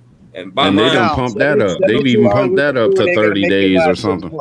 Yeah, I mean, if you're logging on to a prepping channel asking questions and you ain't got but a day's worth of food in your cabinet or your fridge, then you've got some issues up top. You need to really take a step back and realize what the hell's going on. Because if you need to see, tell you that your bottom line, if you've got, this is touching on me. If you've got kids and grandkids that live in your house and you ain't got food to feed them for several days, if you ain't got enough food to feed everybody in your family in your house for a month, then that's fucking child. Oh, shit. That's child abuse as far as I'm concerned. That's neglect. Because your job as a huh? Yeah. If you ain't, You broke up a little bit, but I think it came back. If you ain't got enough food to support the family and the people that are relying on you for at least 30 days, then that's neglect, man. That's, to me, in my personal opinion, that's child abuse, because it's your responsibility as an adult, as a grown ass man, to take care of the people that are relying on you. And then you take that mentality. You take that same mentality and you stretch it out further. Whether that means bringing in more people, which gives you more resources because people are a resource, or you stretch it out in the amount of time that you can provide for these people. Well, you know what? Then you got yourself. Not only do you got a tribe, you got a community, you got a family. Right. And that's another thing I wanted to throw in there real quick is because, you know, a couple of you guys are getting ready to start your new channels and you're going to be doing live streams. Believe me, you're going to end up doing live streams. And I just hope that y'all do, and I'm not saying be like me or anything like that, or that I'm better than anybody or nothing like that. But what I try to do with my live streams, and I hope y'all seen this, is I try to bring a lot of different people on. And I don't care if you're a big channel, small channel. I don't care if you even have a channel. Because look, you didn't have a channel Ghost Prepper. You didn't have a channel Prepper Steading. And look how much knowledge y'all have shared. Look, there's so many people that are learning from y'all right now. And this is what I mean, if you're going to use your channel and use it for the good. I mean, this is fucking awesome. So I hope when y'all start doing live streams and stuff, I hope y'all, you know, kind of do the same thing, man. Let some people on there. We need more voices and more spots. He's so welcoming. He allowed me here. Why wouldn't I, man? He let me on here. Hey, I'm very novice. The cool thing about this, you getting each one of us knowing each other, and we do know almost where we live at. That's bringing us together as one, like a family. Yeah. About that. Yeah. That's why, like, Ghost Prepper, if he's got stuck and he's somewhere in my area and he gets to know me a little bit better, he could hit me up and I say, hey, come on, let's go for it. Right. Yeah, Speaking of family, did the field, I go to help him. You know, I've family.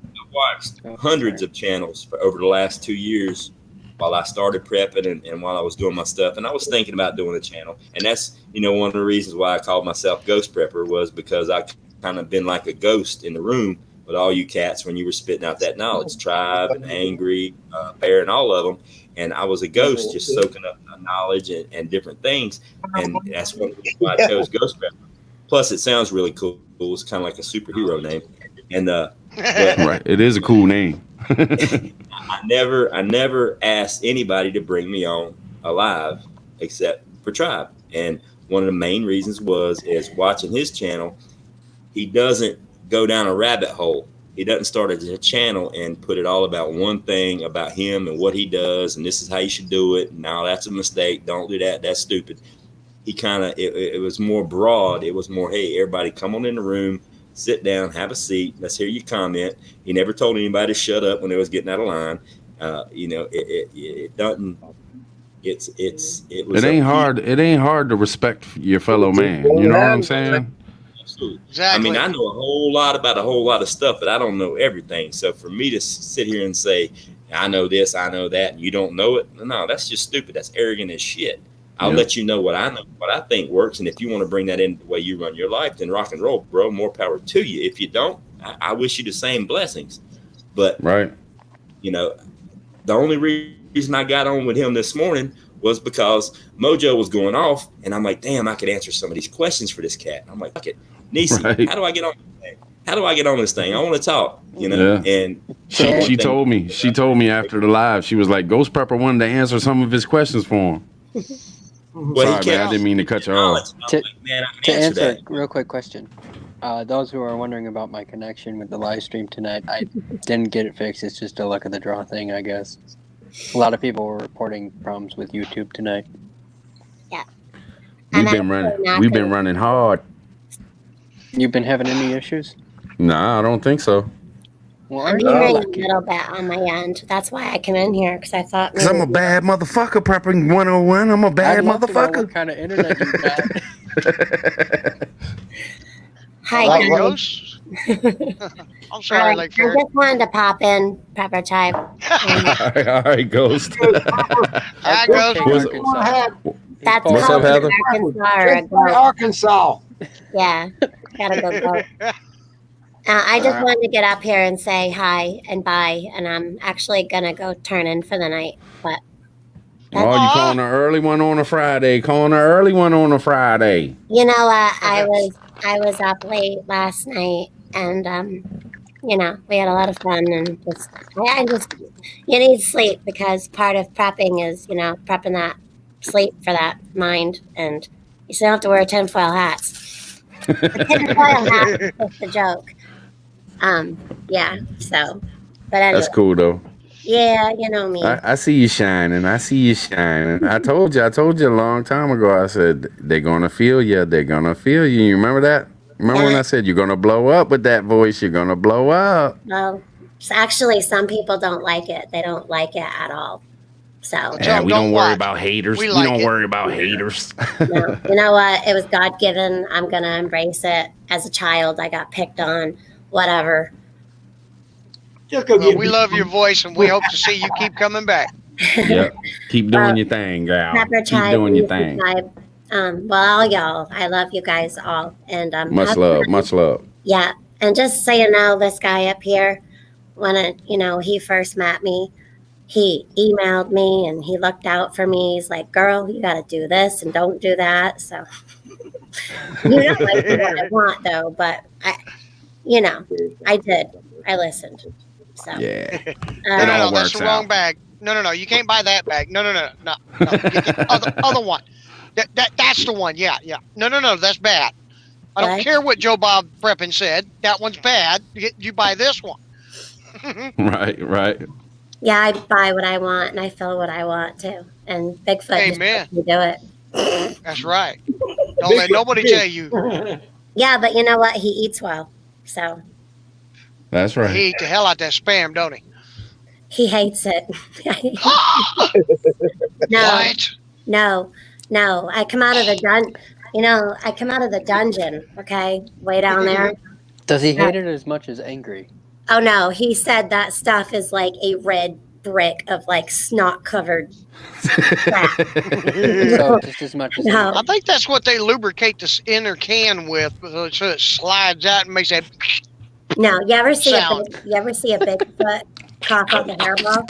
Just give him a spam. Just open it up and he's over there like yeah, no. Got his attention. Hey, Ghost, that's the same look my wife gave me earlier when I pointed the phone at her. Nice. Yeah, My wife gave me that same look when I did that to her earlier. What did I walk in on? I don't know. I just walked Every time you need to go somewhere, you don't have to put a sign up. Just say, "Hey, I'm going to Arkansas. Bye." right. I'm going We call that in Arkansas. I lived in Little Rock for about a year. That was actually a lot of people talk shit about Little Rock. I tell you what, man, I met a lot of good people in Arkansas. A lot of good people. I mean, a lot of good people on here from Arkansas. You know what? Wild man in Arkansas living. They do a Pay lot of 3%. I mean, if What's up, Heather? As much I'm as gonna you pop off. Prepper Tribe popping off. All right, brother. just for the record, Give 'em a reason for it. considering how much we make a joke Good night, about Cherokee. Well, I'll still be here. I just got to pop off. It's lunch. Oh, okay. My bad. just saying, considering how much we make the joke about Arkansas's doping, if you will, he's still a good guy. He is a very kind-hearted soul. Who, Arkansas living? Yeah. He's smart too, man. He talking about I This learned dude something from him gets the other deeper day than that I get. hour and a half to can chicken or something. I was like, damn, it takes an hour and a half to can chicken? Any kind of meat. Oh, really? See, That's that just tells you takes how much I know. It takes 3 hours to do the entire process. Wow. 3 hours for the load. Minimum of 3 hours for the load. And You don't even. Another thing I want to put out there, prepping 101, dude, your voice, you could like talk somebody off a cliff. You've got that you've got that everything is good, life is great voice, man. You got that best news channel anchor man, what do you call it? Crisis management, suicide prevention voice. You're like, I hear your voice. I I'm got like, the damn, who's that? calming voice. Something like Yeah, that's it. Something like this right here. No, I'm just kidding. Close. I thought this was the voice. Beat it, I thought Alvin. this was the one. Beat it, Alvin. Get up, Alvin. All right, well, I'm gonna hop off, Wait for guys. All right, I'm gonna brother. hop off. So Good chatting with you guys. Bottom li- Prepping 101, Thanks, friend. Lake Ferry, Ghost Good Prepper. seeing you again, I'm gonna Chris. check out some of your videos. Prepper Steady, you be safe on the road and find that bucket you want. I'm Digital- gonna find that damn bucket. I think Okay. Prepper Tribe's got it. Prepper Tribe's got my bucket. I know he got it. He might, but if you do, find another one for me. I'll do that I'll for share. I'll share. you. I'll share Chuck D. Prepper Steading's bucket. Their pepper tribe. Watch it, Battle You look good. Well, wait. Who wants a Bigfoot sighting? Uh-oh. Prepper Oh, we Tribe. always like a Bigfoot Pleasure, sighting. brother. All right, love you, man. Take it easy. Love you too, man. Later. Be safe, Chris. Later. That's all you get. He's tired. So just for the record, I have like that calming voice. Is that what I'm getting at? Dude, Yeah, it makes me want to eat Haagen-Dazs. You could literally narrate Natural Born Killers, and Disney would put that shit on their channel. I don't know if that's a compliment or an insult. Oh my lord. Nothing but a compliment. Nothing but a compliment. I heard your voice, and I'm like, that. Wow. That made me feel better. Like a bubble bath. See, that's how Lake Fairy's voice gets me. Like, I love Lake Fairy's voice. I don't know how anybody could hate that. Like, it's so original. They hate it. Beats the hell out of me. Because they're retarded. They're retarded, Heather. No, I'm just kidding. They're jealous.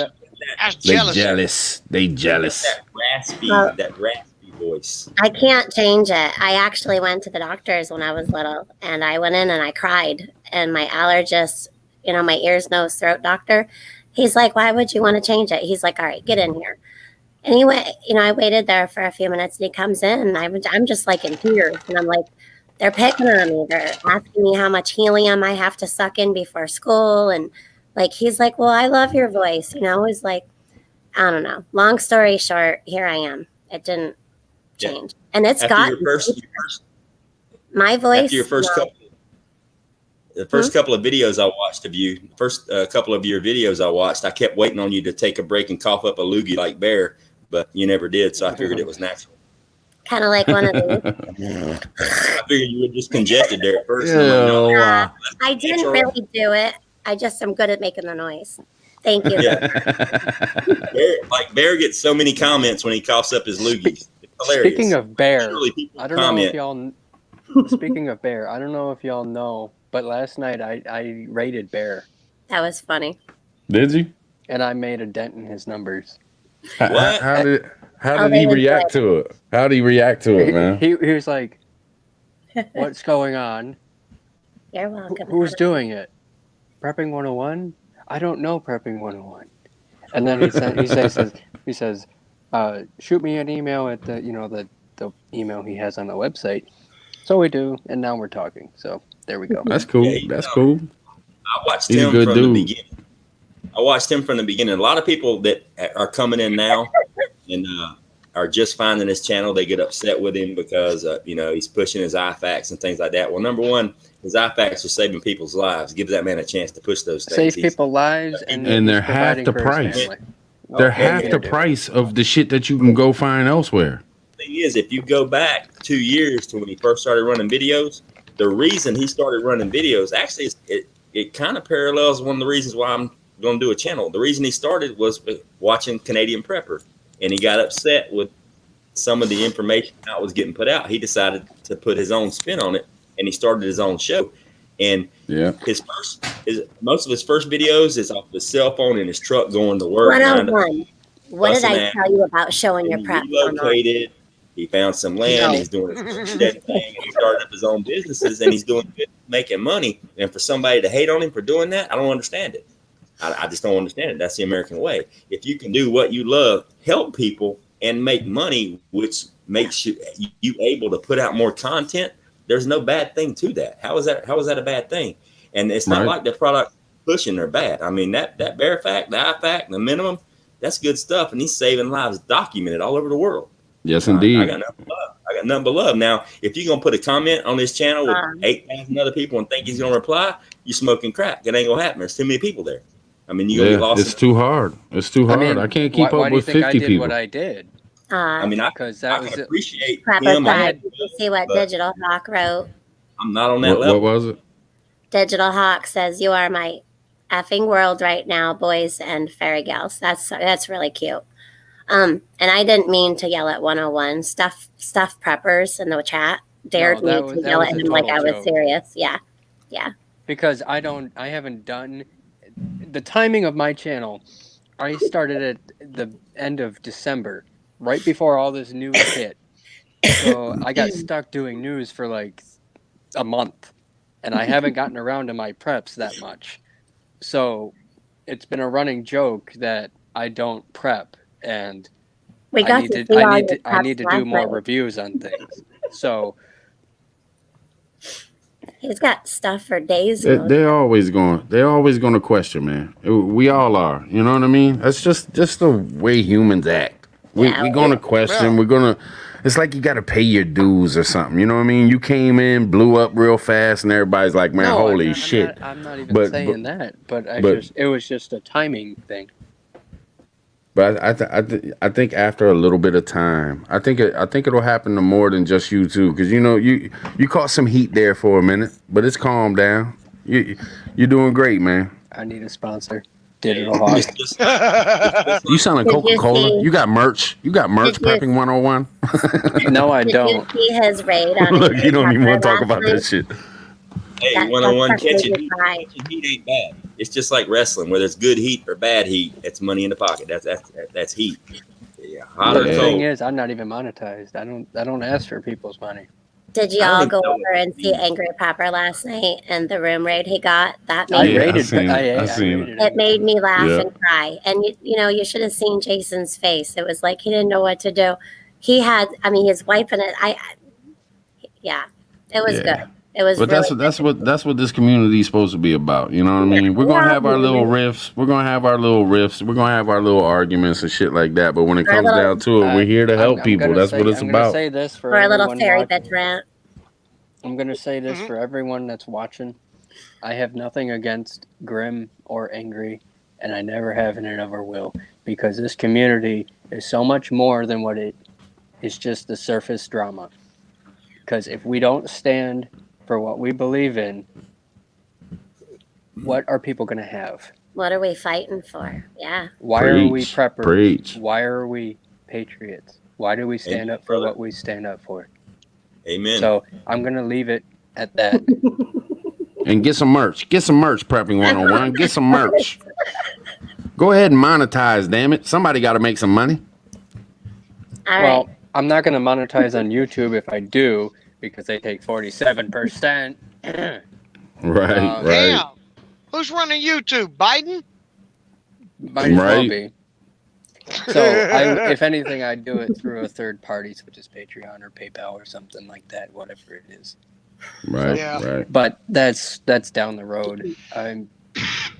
My main goal with my channel is to get the word out as to what's going on with everything and bring people together. Help and assist.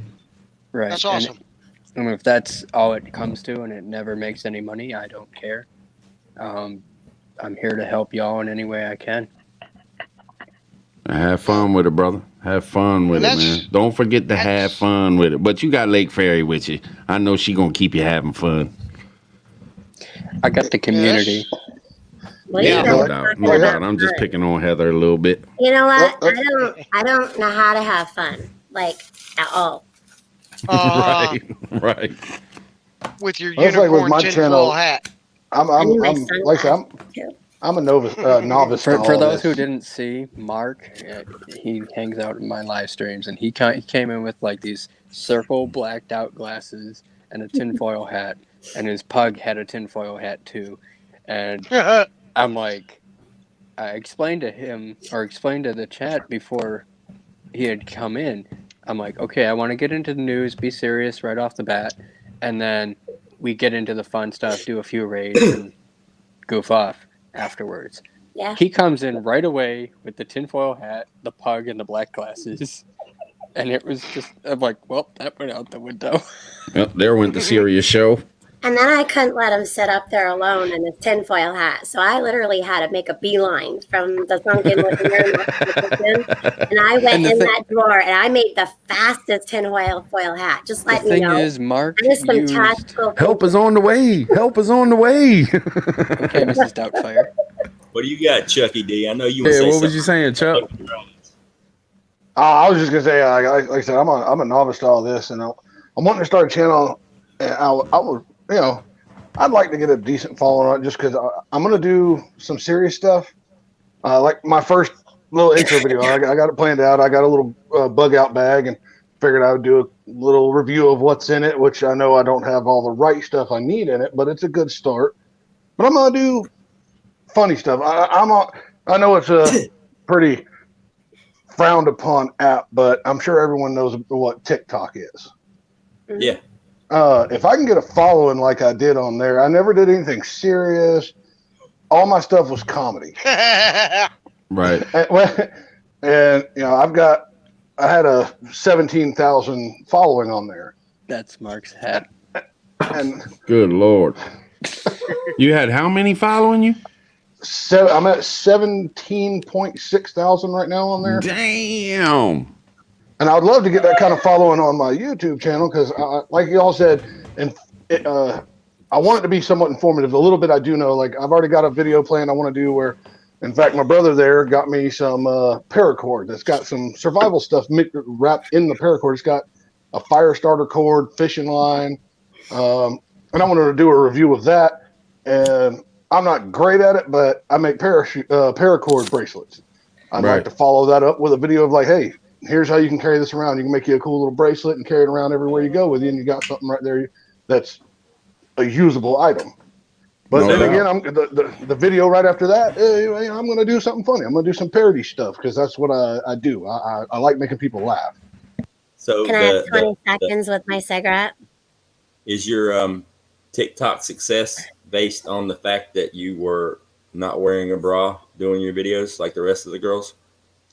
I would like to think so. I like to flaunt them and make around here we call them moobs. I like to make my moobs jiggle.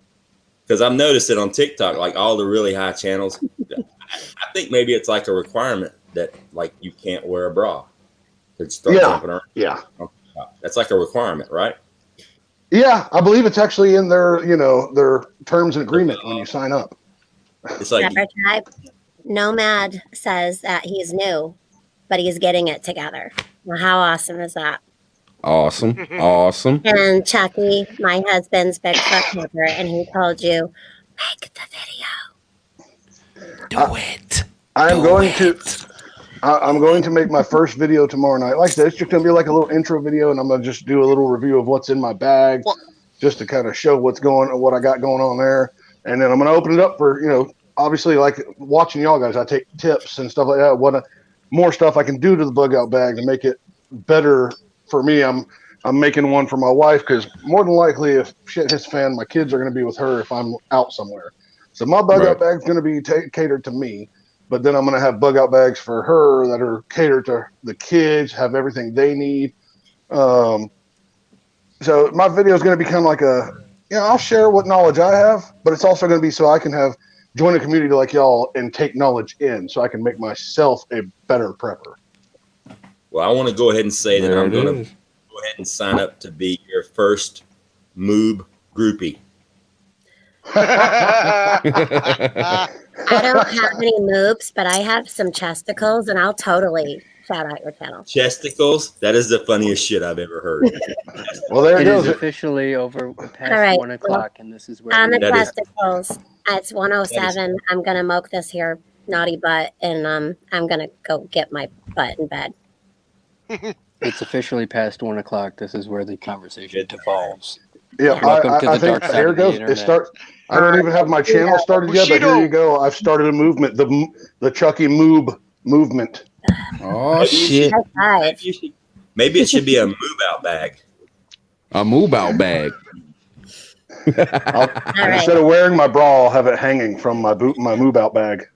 Be a move out bag for real. Hey, Bug Out, what's up? I'll be in the chat listening. Love you guys. Bye, Bushido. See you later. Love you too, Lake Fairy. Later, taters. Later. Later, Heather. Mwah. Well, I'm gonna be honest, man. That's one of the things. After I watched, I caught Prepper Tribe on the Angry Preppers channel one day. Angry Prepper AP did a interview with him, and as I saw him, I'm like, so happy. He was jacked up for that interview. I saw that interview. He was. Tribe was jacked up. I gotta tell you though. I gotta tell you what happened with that interview is he hit me 30 minutes before going live. We didn't know we were going to do it, and then until the phone messed up, I couldn't hear him. all my equipment was messed up, so I was like real close to the camera because I couldn't hear a word he was saying hardly at all. So I was really concentrating on hearing what he's got to say and stuff. And then finally I got my earphones in and it all worked out. But man, that first 20 minutes, 30 minutes, I was all fucked up. I was like, shit. What? Somebody sabotaged your stuff? No, I just didn't work. You know, you messed up. No disrespect, but like the first 10 minutes of that show, you looked like the freshman skinny kid, and the coach slapped you on the back and said, "You're in." right. Oh, I was freaking, man. Game. I was freaking. That was a deep end of the pool right there. But yes, sir. You did it. You did it. Yeah. Yeah, but I caught him on there, and I was like, you know, I liked what he was talking about and everything, and I liked his answers, and I was like, man, I want to go check out his channel. So I pulled it up, subscribed, hit the notification bell, watched a couple of his videos, and I'm like, damn, okay. Because, like, one of the things that really... Oh, shit, the Rona. Put your mask on. 6 feet. Put your 6 feet. One of the things that got me about his channel was it wasn't all like dead ass serious, like tomorrow's the end of the world, y'all got to be prepared, you know. And he went at it from, like, you watch some of these prepper channels, you know, and doom and all gloom. the stuff you see on them is not just doom and gloom, that as well, but like it's all top name brand stuff that you only find at like high end stores. Thank you. You know, it's all high dollar stuff. You know, and one of his videos was Arkansas 11. How's it going, brother? No. But you know, Arkansas, what's up? What's up? What's going on, brother? What's up, Tribe Spike? How you going? Now, I didn't mean to interrupt nobody's conversation. How's it going? Well, I am kind of curious why 101 is sitting over there saying. We'll see how this works on my end. Curious as to why I'm I sitting got a here? shit connection. What? You got a hell of a mic there, Tribe Spike. You're curious What? as to why I'm sitting here? No, I was wondering why you keep saying no every time I pop into one of these chats. All right. I'm joking, brother. I'm just using the Like it's a headset. problem. Yeah, you all right, Tribe? You all right? Prepper setting, like right on what you were talking about, man. I think it's funny because like the stuff that I own at home is so much better than the stuff that I actually used in other countries. You know what I mean? So like guys talk about this name brand stuff that's like $500, and it's like, man, I used a $30 Chinese Wish.com version of what I own today, and it worked for a year. You know what I mean? And there is a thing about quality, and like you know, you look at like for example, some things like you don't want to go cheap on a plate carrier, but you can go cheap on an backpack bag or a you know what I'm saying? I mean, there's some things that you can go cheap and some things you can't, you know? And then when you figure out what you can kind of, and that's where these videos come in, man, because you can learn from other people have made the money mistakes. I've made a shitload of them, man. Like I've bought the wrong stuff. I own so much shit, man. Like, and most of it's some of the stuff, like I've spent a lot of money on something and I'm like, you could spend half and it'll do you just as good, you know? Absolutely. Just gonna say, okay, $25 Walmart bag. There you go. Done. Well, I mean, now there's some stuff too, like $5 military flashlight still works. Well, like some of that That's my condor. $25 Walmart bag. Not all of it, but some of that condor stuff. I mean, I've rolled around I ain't no military guy, you know, but I've rolled around in the dirt with quite a bit of that condor stuff and played with it in the woods and stuff like that, and it holds up all right. It ain't the best stuff, but it'll work if you're on a budget or something. Dude, I use Absolutely. the Condor, their recon test rig that they make. I used that in Province for a year. It was brand new. Maxpedition. Here's my this thing was about $40. here's my Condor, thing about 35. gear and what you got. There's no difference. And I look at it in this situation. Obviously, it's based on what you can afford to get or what you can afford to get. I don't care if you got $1 million in the bank. If you ain't got gear, you ain't got gear. I look at it like when I used to take my car to the track to run. Brother, you run what you brought. What you got is what you got. Make it work. Make it work. If you got to upgrade. If you can't make it work. It is what it is. I don't really like these things. I don't know if y'all can see that or not. But this is one of those Swiss stainless canteen cook set deals. Those are all right, man. Canteen with the cup. Yeah, I mean this is one of the newer ones that I got. I was going to put in my daughter's backpack, but I mean it's not that great, but it's stainless steel. You know, I mean well, that goes a long way, though. There's also, if you can find them, they used to be on the surplus market in the early 2000s, but they're still floating around. There's an old Finnish one that looks like a teardrop, and that thing, I just throw it in the coals, man, if I want some hot water, and it's indestructible, dude. That thing is awesome, and it has a big wide mouth because you can pack it with snow, because in Finland, it's like always snowing and shit. Yeah, It's like made of stainless steel or something. Yeah, I can't find none made of steel. All the ones I see are made of plastic. I got 4 of them, and they're all plastic because I can't find metal ones. Those don't do good in a fire. Or you get the What I found at stores is you cannot find single-walled bottles anymore. Like the containers, they're all thermoses. They're all double-walled, which ain't good for boiling nothing. 101, the Stanley at Walmart, they make a Stanley, I think it's a 1-quart metal bottle, but it has a plastic lid. So I think the plastic lid originally has a little capture device on it that you got to cut off, or else, you know, like it's bad news for a plastic lid in a fire, you know what I mean? But yeah, that thing's like I think it's a quart bottle, and it's not that. It's like $10 or something.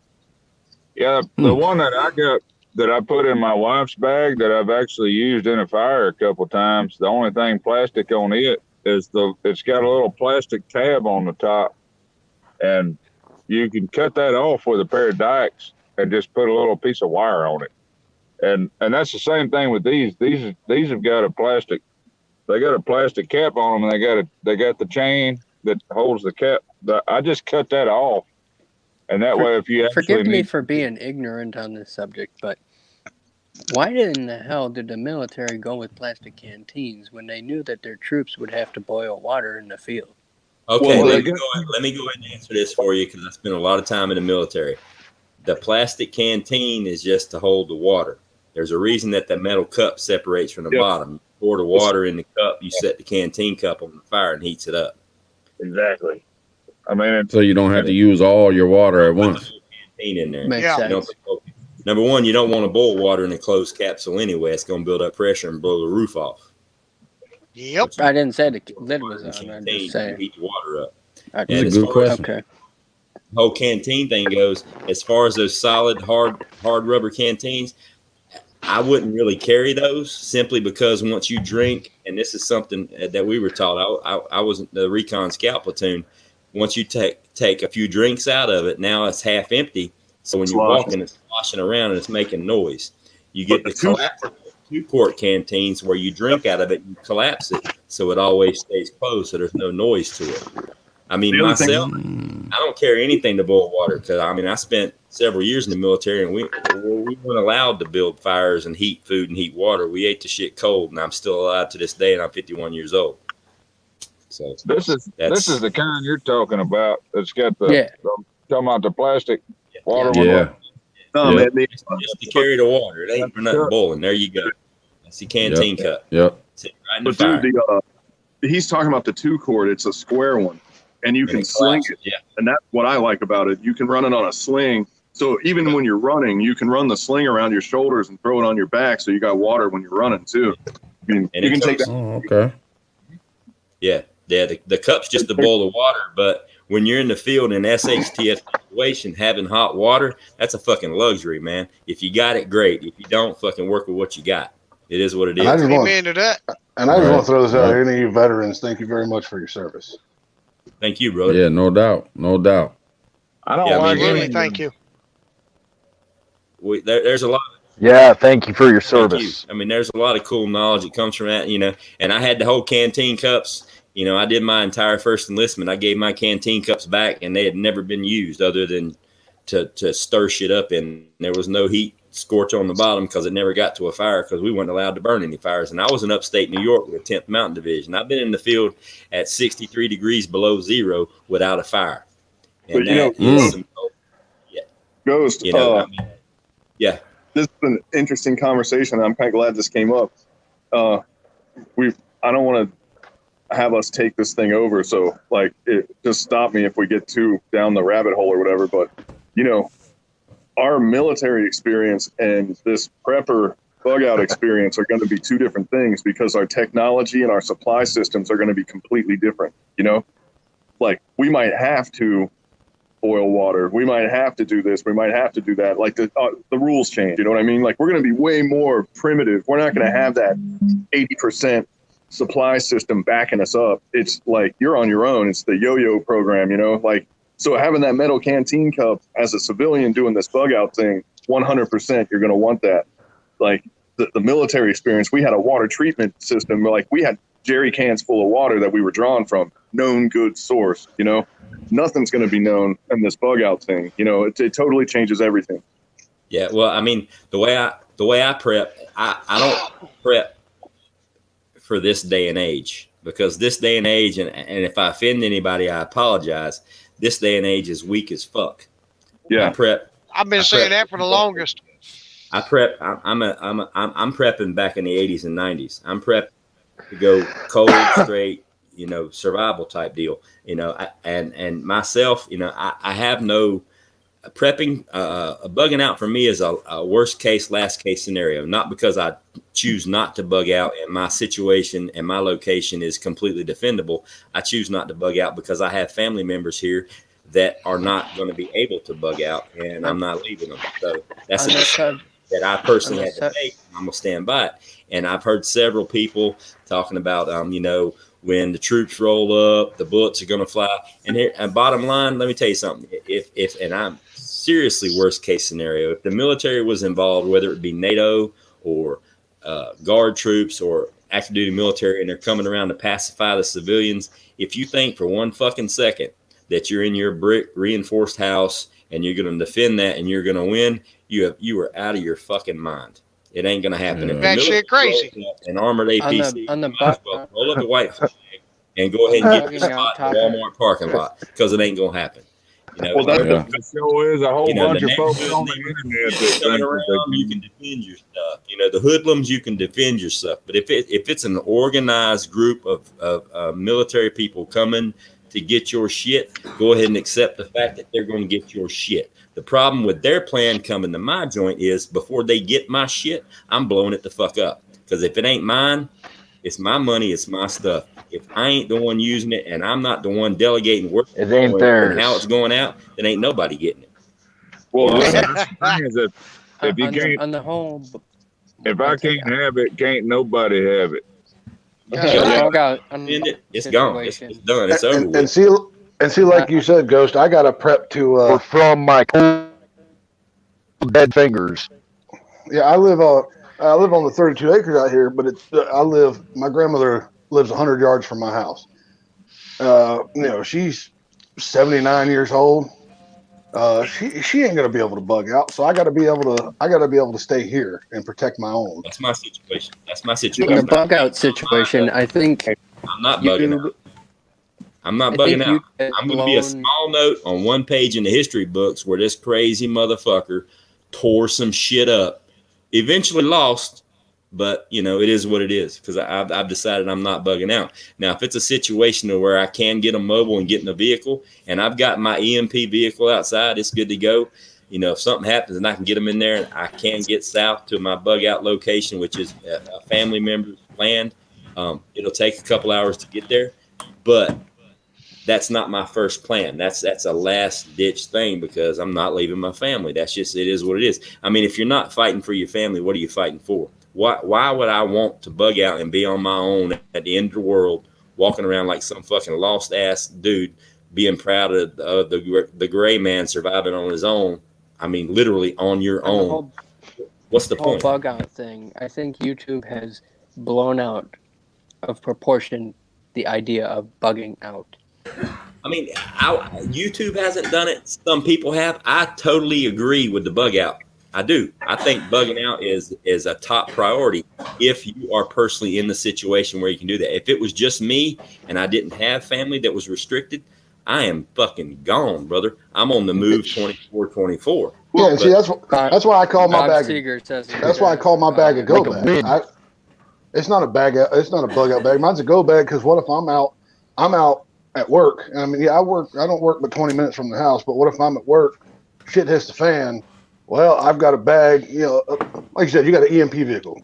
Let's say worst case, I ain't got a vehicle to get home. Well, I got a bag that'll make sure I've got the supplies I need to make it from where I'm at to where my family's at. So Bob Stoker says in chat, I'm lagging. No, that's just me trying to interrupt. It's your personal situation. It's what you got to do. It's like steading, prep steading. He might be 1,500 miles from home. He's got to get home. That's a long fucking way to walk. And I said it, this morning when I was talking to Prepper Steady, if I'm 1,500 miles from home and shit goes down, I'm committing grand theft auto on a daily basis because I'm getting my ass home. You got to just understand. Committing grand theft auto till the gas tank run out, and then I'm gonna do it again. I'm getting there. I'm doing all I can to get there. And there's a million different ways that you can go when shit hits the fan. I strategically located where I wanted to live, and I purchased this house just a few weeks ago to have. I had 10 requirements I wanted, and I met 9 of them. That's pretty good. That's damn good. If you can get 6 of a 10 requirement list for a home, you're doing good these days.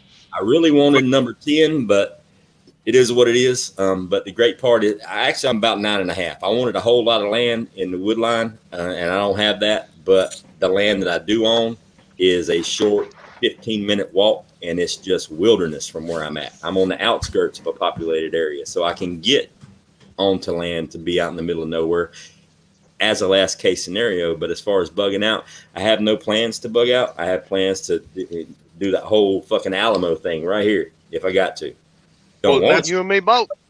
I call that front loading, which is like you basically go to where you would bug out to if you were in the suburbs, somewhere else, and you sort of take the air out of that balloon, because that's exactly what I did, because I was in the city before a couple of years ago, and man, I was all about this bug out shit, and then I was like, you know what, it's going to be so hard to do that I just did it, man. Like, I just left, and I got a place now for everybody else, man. And this is why bugging out is so big on YouTube, man, because there's a lot of people that they're in areas where they're going to have to find a place, and they're going to have to bug out because they're tied to those cities, because that's where their jobs are and all that other stuff, like major city areas. You got to have a place to go. But that bug out, man, that shit's important for a lot of people, man. I'm glad I don't have that problem anymore. But I don't want to downplay the whole bug out scenario. 6 weeks ago, I was in a county that had a population of over 750,000 people. Now I'm in a county that has less than 40,000 people. All right. So in my mind, I already bugged out. Yeah, me too. And here's a situation. Okay. And everybody that bugs out has to bug into somewhere else. I'm that bug in, for relatives. Well, and here's a friends, situation with what you ran into. What if everybody just leaves and you are left standing? You somehow dodge everything and you're left standing in the city or whatever. And you don't need a bug at that point. You're already by yourself. A lot of people say that you can't survive in a city, like Angry Pepper. He's in a big city. It's going to go crazy. People are going to leave, bug out. Well, you know what? As long as you're not on the top floor and the building don't get set on fire, and as long as you can get water to whatever level you're on, you can survive. I mean, you can grow food on the roof. You can make it work as long as a lot of places to hide. But the problem is, in a big city, the first thing that's going to happen in a big city is everything's going to break down into all these different alpha males trying to form their groups and take your shit. And that's really Out in the country, it don't work that way. In the country, people come together as groups. People help each other. You know, they And the want to way survive as groups. particular scenario has been playing out, they've really poisoned the cities, man. And the cities is where all the aggressors are. You know, like you want to get the hell away from those places, man. Well, just the nature of being stuck together in a tightly packed area makes people more aggressive. Nobody in the city knows how to get along. Nobody in the city is doing hydroponics. They don't have gardens. They're not preparing things down the road. They just know that they can go down to the corner bodega and get a biscuit, a burger, and whatever they need to make it through the next 12 hours. So they need to go to the corner and get more food. I don't go to Burger King and McDonald's and get food. To me, that's not even fucking food as far as I'm concerned. That's nothing but processed. You don't want to know what's in it. That's nothing but filler. I'm not trying to get diabetes. That is not my mission in life. I hate it. It's just not. Watch out for diabetes. I cook. I miss Wilford Brimley. I think they ought to change. The dictionary ought to change the way they spell diabetes and call it diabetes. Diabetes. I do. I swear to God, I miss that old. Cool. I'm pretty sure, depending on whether or not you eat goats every day, you might accidentally just get on one of those kind of lean meat diets like Josh is on. And hey, Arkansas, you want to write that down and get back to me? Where are you at, Arkansas? Arkansas, where are you at in Arkansas? I'm in the south part. No, I lived in Little Rock for a year. I lived in Little Rock for a year. We was talking about Arkansas earlier. I love the. That's way too many folks stacked up on top of each other in Little Rock. I can't live in Little Rock. That's why I ain't there. And I-440 is like riding a corn cob. Yeah, man. Yeah. Every time I go to Little Rock, I scoop my seat up and prop my steering wheel up and put both hands on it. I feel like I need a helmet on. Man, let me tell you something. I lived in Little Rock. I lived in Memphis, Tennessee. I lived in Miami, Tampa, Florida, San Francisco. And I mean, that was combat as far as I'm concerned. I literally should get Okay, 101's losing his mind. No, I'm trying to push the logo out of the way. I'm trying to understand. Well, I mean, we got goat folks in here, and then we got Prepper Tribe off in here, and then you won't hush.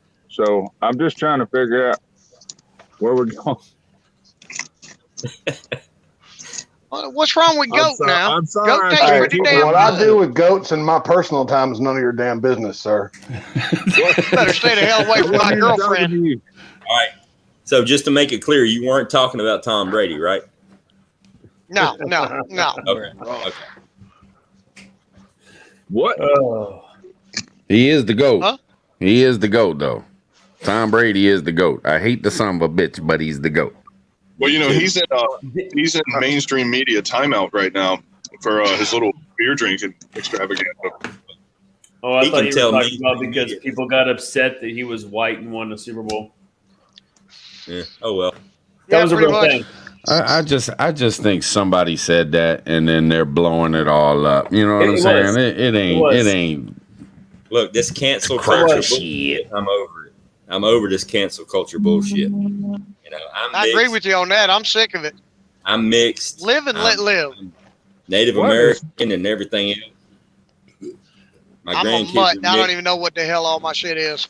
Anybody calls me prejudiced, I say you are correct. I hate everybody equally to begin with. You got to earn my trust and love. Nobody starts out on top. Yeah. I mean, I fucking hate everybody equally. I don't care what color you are. Anybody that's here right now. I don't even know why I'm up in here at 12:30. I can't understand a word you're saying, Arkansas living. Arkansas, it's 1:30. It's 1:30, Arkansas. It's 12:30. We on East Coast time. It's 12:30. We went for almost 5 hours this morning. Shut up, Missouri. It's 12:30. Y'all just step off for a minute. It's 12:30. He ain't got his big sound hat on. It don't get the echo without his big hat. Here comes the big hat. Watch how we can hear it. Boom. Now we're going to hear it. Watch this. Say something. All right, that's better. That's better. I appreciate that. That's a stereo surround It's about sound. damn time. Now we get our damn Wi-Fi signal back. Arkansas, you holding your mouth open like a speaker? What's going on here, man?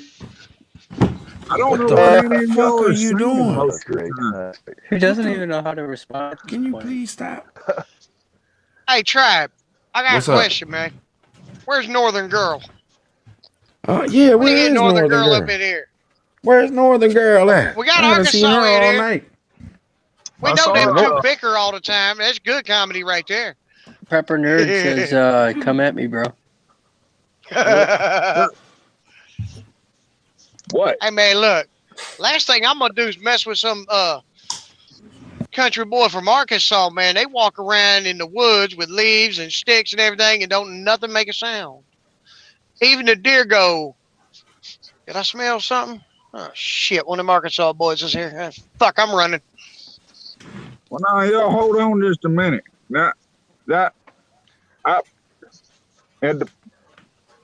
Take your time. It depends on what time. I thought your reception was breaking up, man. It was too. Hubbit. You got your antenna set on goat.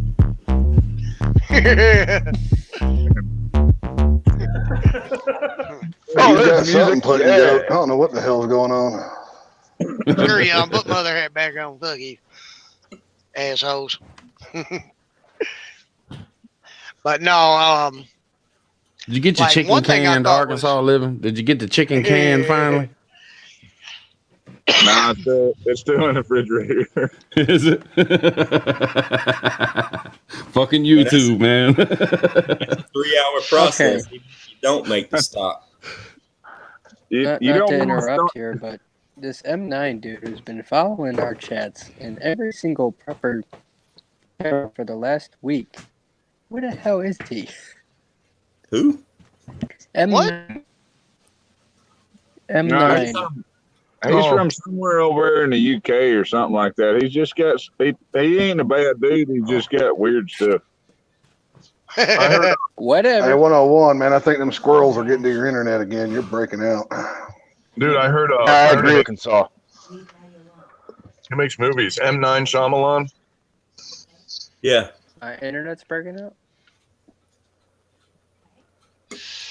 Sound good to me. Good artist. It was choppy. Might have been on my end. Y'all know if I'm 5x5 or not. Might got some Might be ghosts on in my end. I don't know. some goats in the machine. There might be Don't something. be doing no goats. That's Josh's job. Don't be working on the goats. Nope, Arkansas's got to go pee. I gotta Did go. I say goats? That's I different. meant That's a ghost. whole different. That's a whole different animal. It's not an animal. Yeah, it is. You leave his possum alone, Prepper. Prepping out the box. Go out and possum. What? You gotta go Man, pee on you a don't- possum. You don't even know. You know, you're fixing to have to do it too here in a minute. You just hold on. Possum I'm a got truck back. driver, man. I pee once a day. You know, Well, you done pee started once some a shit day. with that goat, man. There's ghosts, there's gopes, there's all kinds of go with the last letter. There's only different variations because of 2 men over. right. He started making all the variations of it. You gonna be Well, I all right like- there, Steady? I might. Just remember, when you die, get your shit. There you go. Leave? Would you leave my girls out of this? Stop talking about my goats, you son of a bitch. Are they goats or sheep? Goats. I tried Keep your pigs, but them boots to motherfuckers will yourself. squeal on you. What the hell were you You gotta doing have to the them? right boots on. Yeah. You gotta have the We right ain't gonna boots on. That's We horrible. can't talk about that on YouTube. That's animal cruelty in some states. Pigs are horrible critters. It depends on the animal. Why do they? Who gives them the right to say whether it's cruelty or not? I don't know. Well, if you buy them dinner first, I mean, I mean, I bring them flowers and stuff, you know. Why did this conversation turn into an Arkansas the hell dating laugh. right now? What's that prepping out of the box? So why did this conversation turn into some kind of Arkansas dating app over here talking about animals and flowers? This is where I start to question why I'm even here. I give up. That's not. This is That's where the all conversation you. goes. I'm done. Chuck, you look like the devil over there. Oh, hiding in the. Tribe, you're already going hard as shit right now. Why? What'd I do? Oh, the time limit? Yeah. I swear it's gonna be. We did 5 hours this morning, 4 hours and 20 minutes. We going for what? We gonna beat dangerous freedom shit tonight. We I was gonna say, quick question. You gonna be up on your 7 o'clock? Nah, that's Monday through Friday, so I'm off tomorrow, brother. Tomorrow and Sunday, I ain't doing shit unless somebody asks me to come on their show or something. Then I'll come and visit. I need to go to bed soon. I'm supposed to be. Man, I need to be going to bed. I'm actually getting up in the morning and going planting some freedom seeds myself downrange. Hell yeah! I thought tomorrow was Saturday. Yes, sir. No, it's Monday. Remember, you're 7 hours behind. Saturday, Patriots 3%. So you've lost some time, man. Okay, how about somebody come up with a prepper question for the whole council here? Hell yeah! Why do Somebody we come up all with wear something good. hats and have? I got a good one. Yeah, tomorrow's Saturday. I was like, what the hell are you talking about? What? All right, Tribe, what do you got? All right, this is the question. I've never heard nobody ask it. What's the one prep that you see all these preppers prepping that they shouldn't be prepping? Gotcha. What's the one prep that you see a lot of preppers prepping, but there's really no sense in prepping that prep? Merch.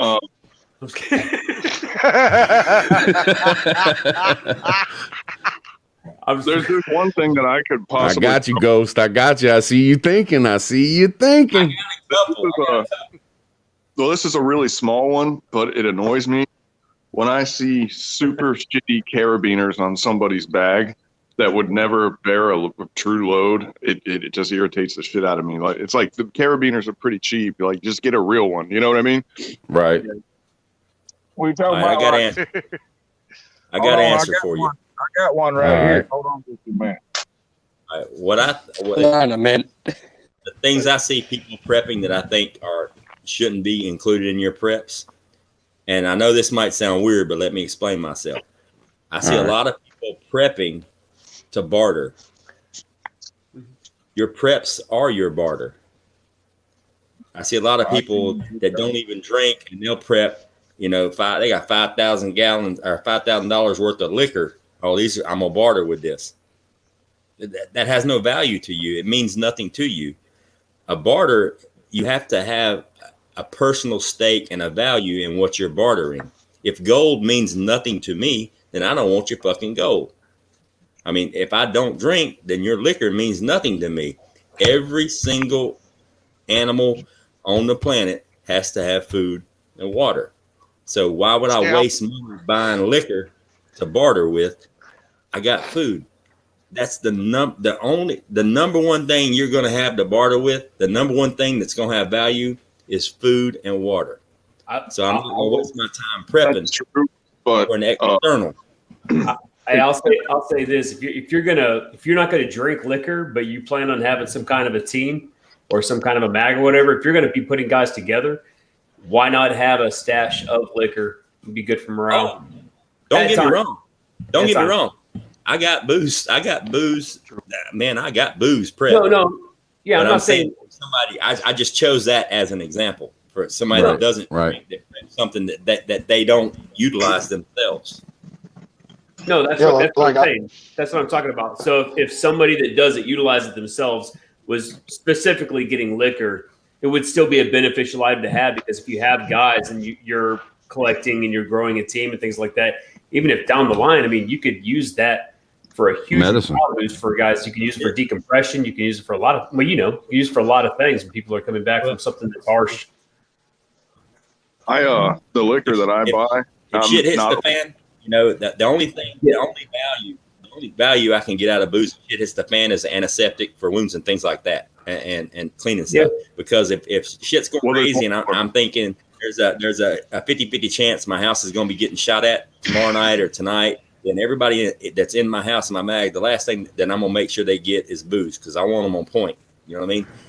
Like anything that's gonna dilute my ability to perform and do my job and stay on point. To me personally, I don't want that anywhere in the equation. Now, situation where you're on downtime and it's time to relax and kick it up a little bit, absolutely have a drink.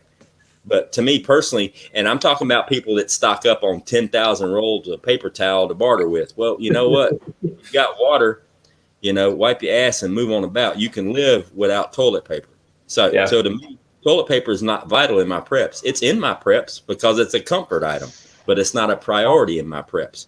My preps are bullshit. No bullshit aside. My preps are 85 to 90% food and water.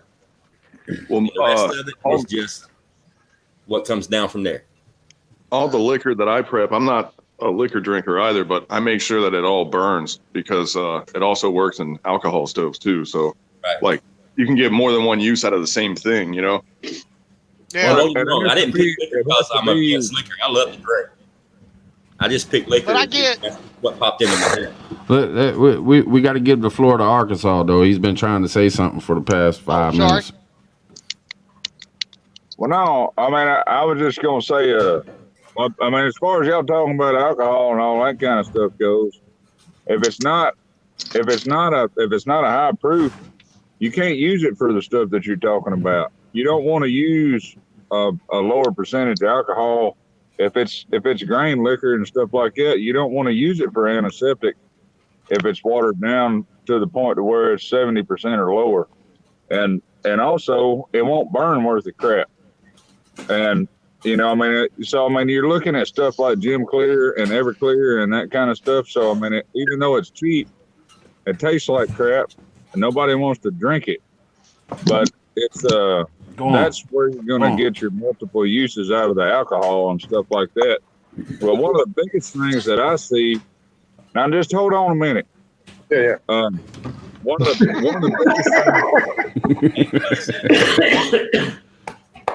of the biggest things that I see is everybody on the internet, and myself included, is we're all putting rice and beans and stuff like that, and that's the most popular thing is rice and beans, and there's really good reason for it, for caloric density and all that kind of stuff.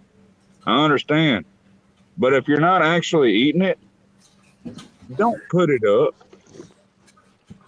If it's not something that you're going to eat on a day-to-day, if it's not something that you're going to actually use every now and then, thank you, man.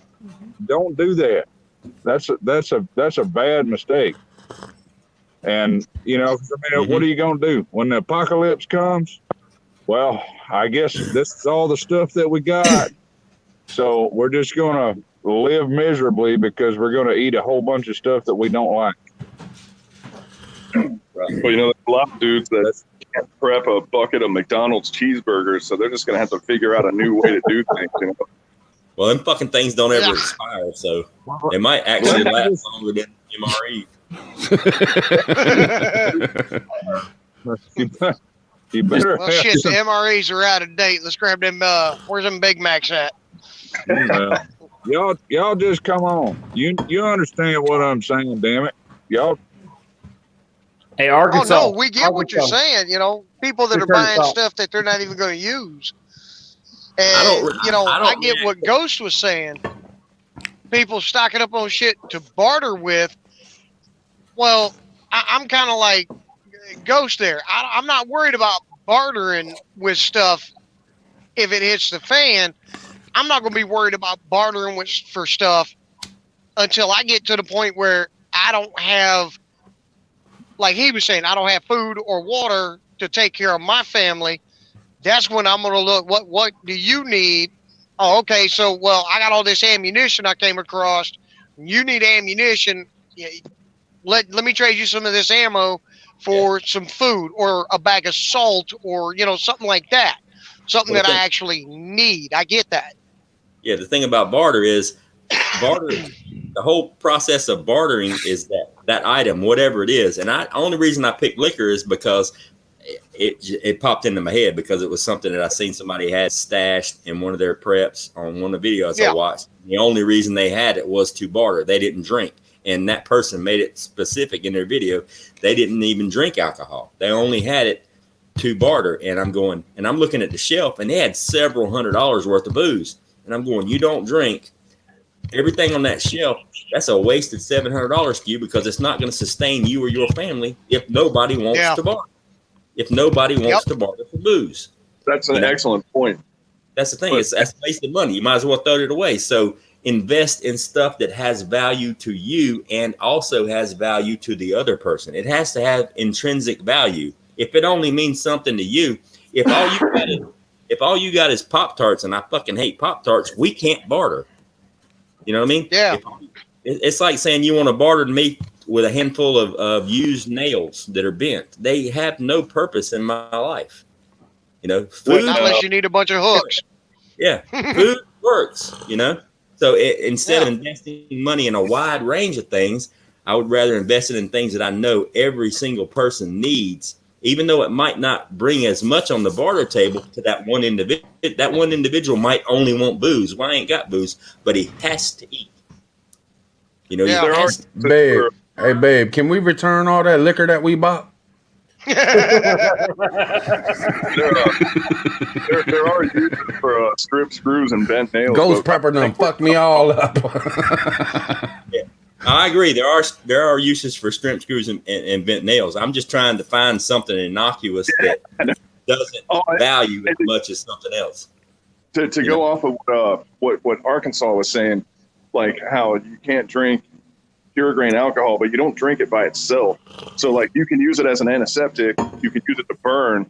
And then if you look historically, like the naval tradition, like the grogs and all that other stuff, you mix it with citrus and coconut and water and all that, whatever you got, you know, but you water it down and then you could actually drink it if you really wanted to. But the whole idea is to not want to drink it like what Ghost was just saying, because, you know, you look at a mag, let's say you got 6 people. That's probably a realistic number that you could end up with. If you're Deteriorating faculties. If you're pulling security on 12-hour shifts, who's gardening? Who's doing this? Who's doing that? The last thing you're going to have time for is getting screwed up and get drunk, you know? I mean, like, that's going to set you back a day. And every day you set back, there's a thing, I call it a refugee cone, but I don't know what the real word is. Everyone from the city is going to go out. And eventually those expanding cones are going to catch up to you, and you're going to have to deal with those people, man. It's not the military like Ghost was talking about. You know, the military is one thing, the UN is another thing, but it's going to be refugees from these big cities that everyone's going to be tangling with, and they're going to be desperate by the time they get to you, you know? I mean, that's going to be bad. But I also see what Prepping Out of the Box was talking about. You got to have something that's going to bring up your morale. As morale drops, your morale, having low morale, just like working with a team, you know, I work at Home Depot. Just like working with a team at Home Depot, if morale drops, productivity goes down. For sure. I've been there, done that. It's a luxury that. Well, that's go ahead. Right. You can have that luxury, but I don't anticipate. I don't have the habit of things going right for me, man. Everything always goes wrong. It's like an Indiana Jones movie, man. There's always something that happens, you know? So you just gotta be ready for that. You're in a close, tight-knit relationship with Murphy. No, when I'm talking about holding the onto the alcohol, there's a timing factor. You're not going to be like, shit hit the fan. Everyone, quick, grab a beer. You know, it's not like an urgent thing. It's years. It's down the line. You know, when something at least become a little more subtle, and there is bartering, because you're not even going to barter ever until it's come to some kind of a lull in the conflict. I think I'm gonna have to call a mulligan. I'm gonna get a do-over. I got a better example. I chose booze, and I probably shouldn't have. Here, let's do this. I'm in Florida. We went off on a tangent, didn't we? Never mind, babe. We can keep the booze. Let me get my point across. If you can't, hey, Tribe, I got plenty of beans and rice. I'll swap you for. We can barter right now. The point I was trying What to the make hell is am I gonna do with all these damn chicken eggs I got? I'm in Florida. I'm prepping in Florida. Give My them to, barter item, Pepper if I'm Nurse prepping in Florida, the egg is count. not going to be a box full of down winter coats. Nobody in Florida is going to need those. You know what I'm saying? If I'm bartering in New York, I'm not going to have a bunch of shorts to barter with and tank tops. It's not going to work. It doesn't work for me there. Now, in Florida, What are the possibilities of some cold weather hitting Florida in the immediate future? Correct. But How Tribe, far- I will that made me think of something though. That made me think that? like socks would be a good barter. I mean, Yeah, for real, like, socks and are then good barter if you don't barter, you could just keep them and use them. Anywhere. Socks. Are good. I got socks out the ass. Hey, Yeah. Tribe, you heard him, right? He said you can keep the liquor, but your Daisy Dukes, they got to go back to the store, man. You don't have to. Oh no, man, fuck that. I'm keeping my Daisy Dukes, man. Fuck that. It's like having a box. I feel sexy in those, man. I feel Yeah, I ain't sexy. getting in rid of them. my damn Pikachu dress, man. I mean, it's a high top. I mean, it's as far as the morale issue goes, as far as the morale issue goes, as long as Prepper Steading's in the room and you can get him to go topless, every now and then, boom, the morale comes off. You start throwing quarters and we're good. And the women come flocking. I think I'm gonna head out, y'all. Oh shit. Okay, ladies. You can't jump in here all at once now. I only got room for 2 more. I want to join, God damn it. I'm gonna head out. Oh shit, 2 Chucky o'clock. D I breaking gotta- out the moobs. What'd you call them? Moobs? The moobs. Moobs. Hey, Ghost Prepper, how far south are you? I just relocated from Pasco County, Florida, to central North Carolina, central South North Carolina. Oh, okay. I got you. I was in Florida, and I live with my parents. My parents live with me. They're both in their 70s, and the hurricanes and the weather and the heat. I was just like, it'd be a whole lot easier for me to get to a more temperate area, and stable growing situation, and be able to be more self-sufficient. So I'm originally from. So you know where me and Prepper Stedding came from. If you're from Pasco, I know you know where Polk is. Oh yeah, y'all got don't fuck up in that county.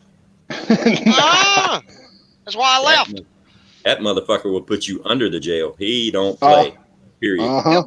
He will build a new jail to bury you under. He actually said that. We got a place like that here in Maryland. It's country over in St. Mary's County, man. You get pulled over for fucking speeding, they want to lock your ass up. I mean, they hard on. I'm just telling you, everybody's. I believe Polk County is one of the biggest counties in Florida, and people actually drive around that motherfucker. I'll tell you, that sheriff is known. I mean, not just statewide; he's known nationwide. He don't fucking play. Period. At all. None. No, you don't. Coyotes are here. But see, A little late tonight. so that's where me and Stedding are from. We both moved up here, more north, more country. Yeah. I'm down in Bushido's down south. Yeah. I still got family down in Pasco County now. My brother and sister-in-law live down there.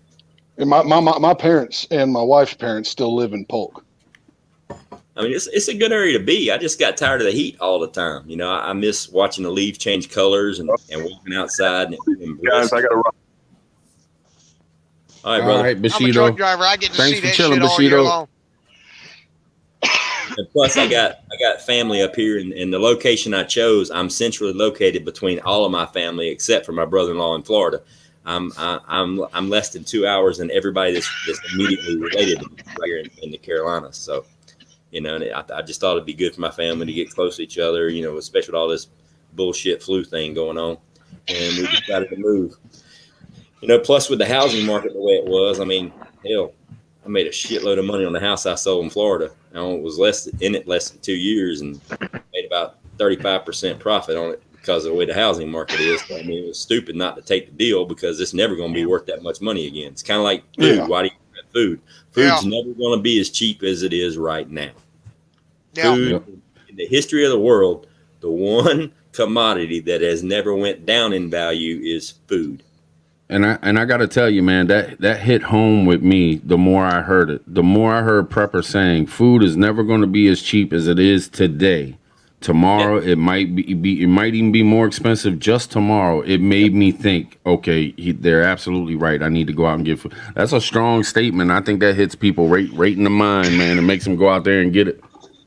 I mean, you might catch a deal, a few weeks from now if you get it in bulk or something, but generally across the board, it's never going to be as cheap as it is right now. And the great part about that statement is it was just as true today as it was 10 years ago or 20 years ago. It's a proven fact. It's never going to be as cheap as it is right now. It's always going to go up. That's a commodity that everybody has to have. One of my wife's friends that she's a homesteader. She does mostly ducks, geese, and chickens. A couple of them big white and black pigs you saw this morning, we actually got 2 of them from her. The male is fixed. The female, we wanted to breed with our male and bring a little bit more size to our pigs to stretch out the meat, because usually, like if we butcher a good sized pig, a quarter to half that meat goes up to Chucky's house, to Chucky D. Goes up there to help feed his family, because he knows anything happens to him, I'm gonna take care of his wife and his kids. I'm gonna make sure they eat. I might not be able to give them all the luxuries they want, but they're not gonna go hungry. I'll keep a roof over their head one way or another. And I know something happened to me, he'd do the same for my family. But I think that's how a lot of people. Go ahead, Drop. I think a lot of people are going to be like that. Like, let's say shit hits the fan. I think a lot of people are going to be helpful and shit at the beginning, but say a year down the line, 2 years down the line, when the supplies start running low, that's when you're going to start running into the, nah, man, I can't give you shit. You know what I mean? And I wonder how long it's going to take, because it could be a couple months and people get like that, especially ones that don't prep. And yeah, especially people you think's close to you, but like I know 2 years from now when shit starts thinning out, if shit hit the fan today, 2 years from now, like you said, something goes down, supplies are real low. I ain't got to worry about this man right here next to me on the screen there. I know I ain't got to worry about him. Dude, I ain't got shit for you. But someone else that I might seem close 2 years from now, I may need something from them. Like, hey, look, I need this. My family's going under. Nah, I'm like, fuck you. I ain't going to help you.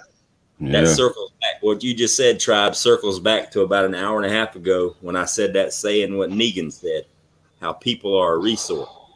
The way I choose where I live and the neighborhood I'm in, to get into my neighborhood, there's only one road to get to my house. And it's a dead end street. Precious resource. There's one road to get to my house. It's a dead end street. So I got one avenue of likely approach. To get to me coming any other way, you got to come through some pretty rough bush to get here. And I'm going to hear you coming. And most people ain't going to do that, i.e. anybody that ain't military. Civilians, people just out to raid, they're going to stick to the blacktop. So there's only one way they're coming in. But the thing is, the neighbors that are around me, and I'm not disrespecting anybody, and I don't want to devalue any human life. But people that look down on preppers for the last 20 years, and especially through this last year, that still don't prep and are still laughing. We're going to be their targets. I don't mean to say nothing wrong. Fuck them. All right. I got a couple of neighbors here that are in my complete area. And if you're going to come in my neighborhood to raid, you're going to have to pass by several households that you got to deal with before you get to mine. And I know it sounds harsh, but that's a buffer for me. I'm going to hear the noise. I'm going to hear what's going on. And that's a buffer. That's time for me to prepare and to get ready to react.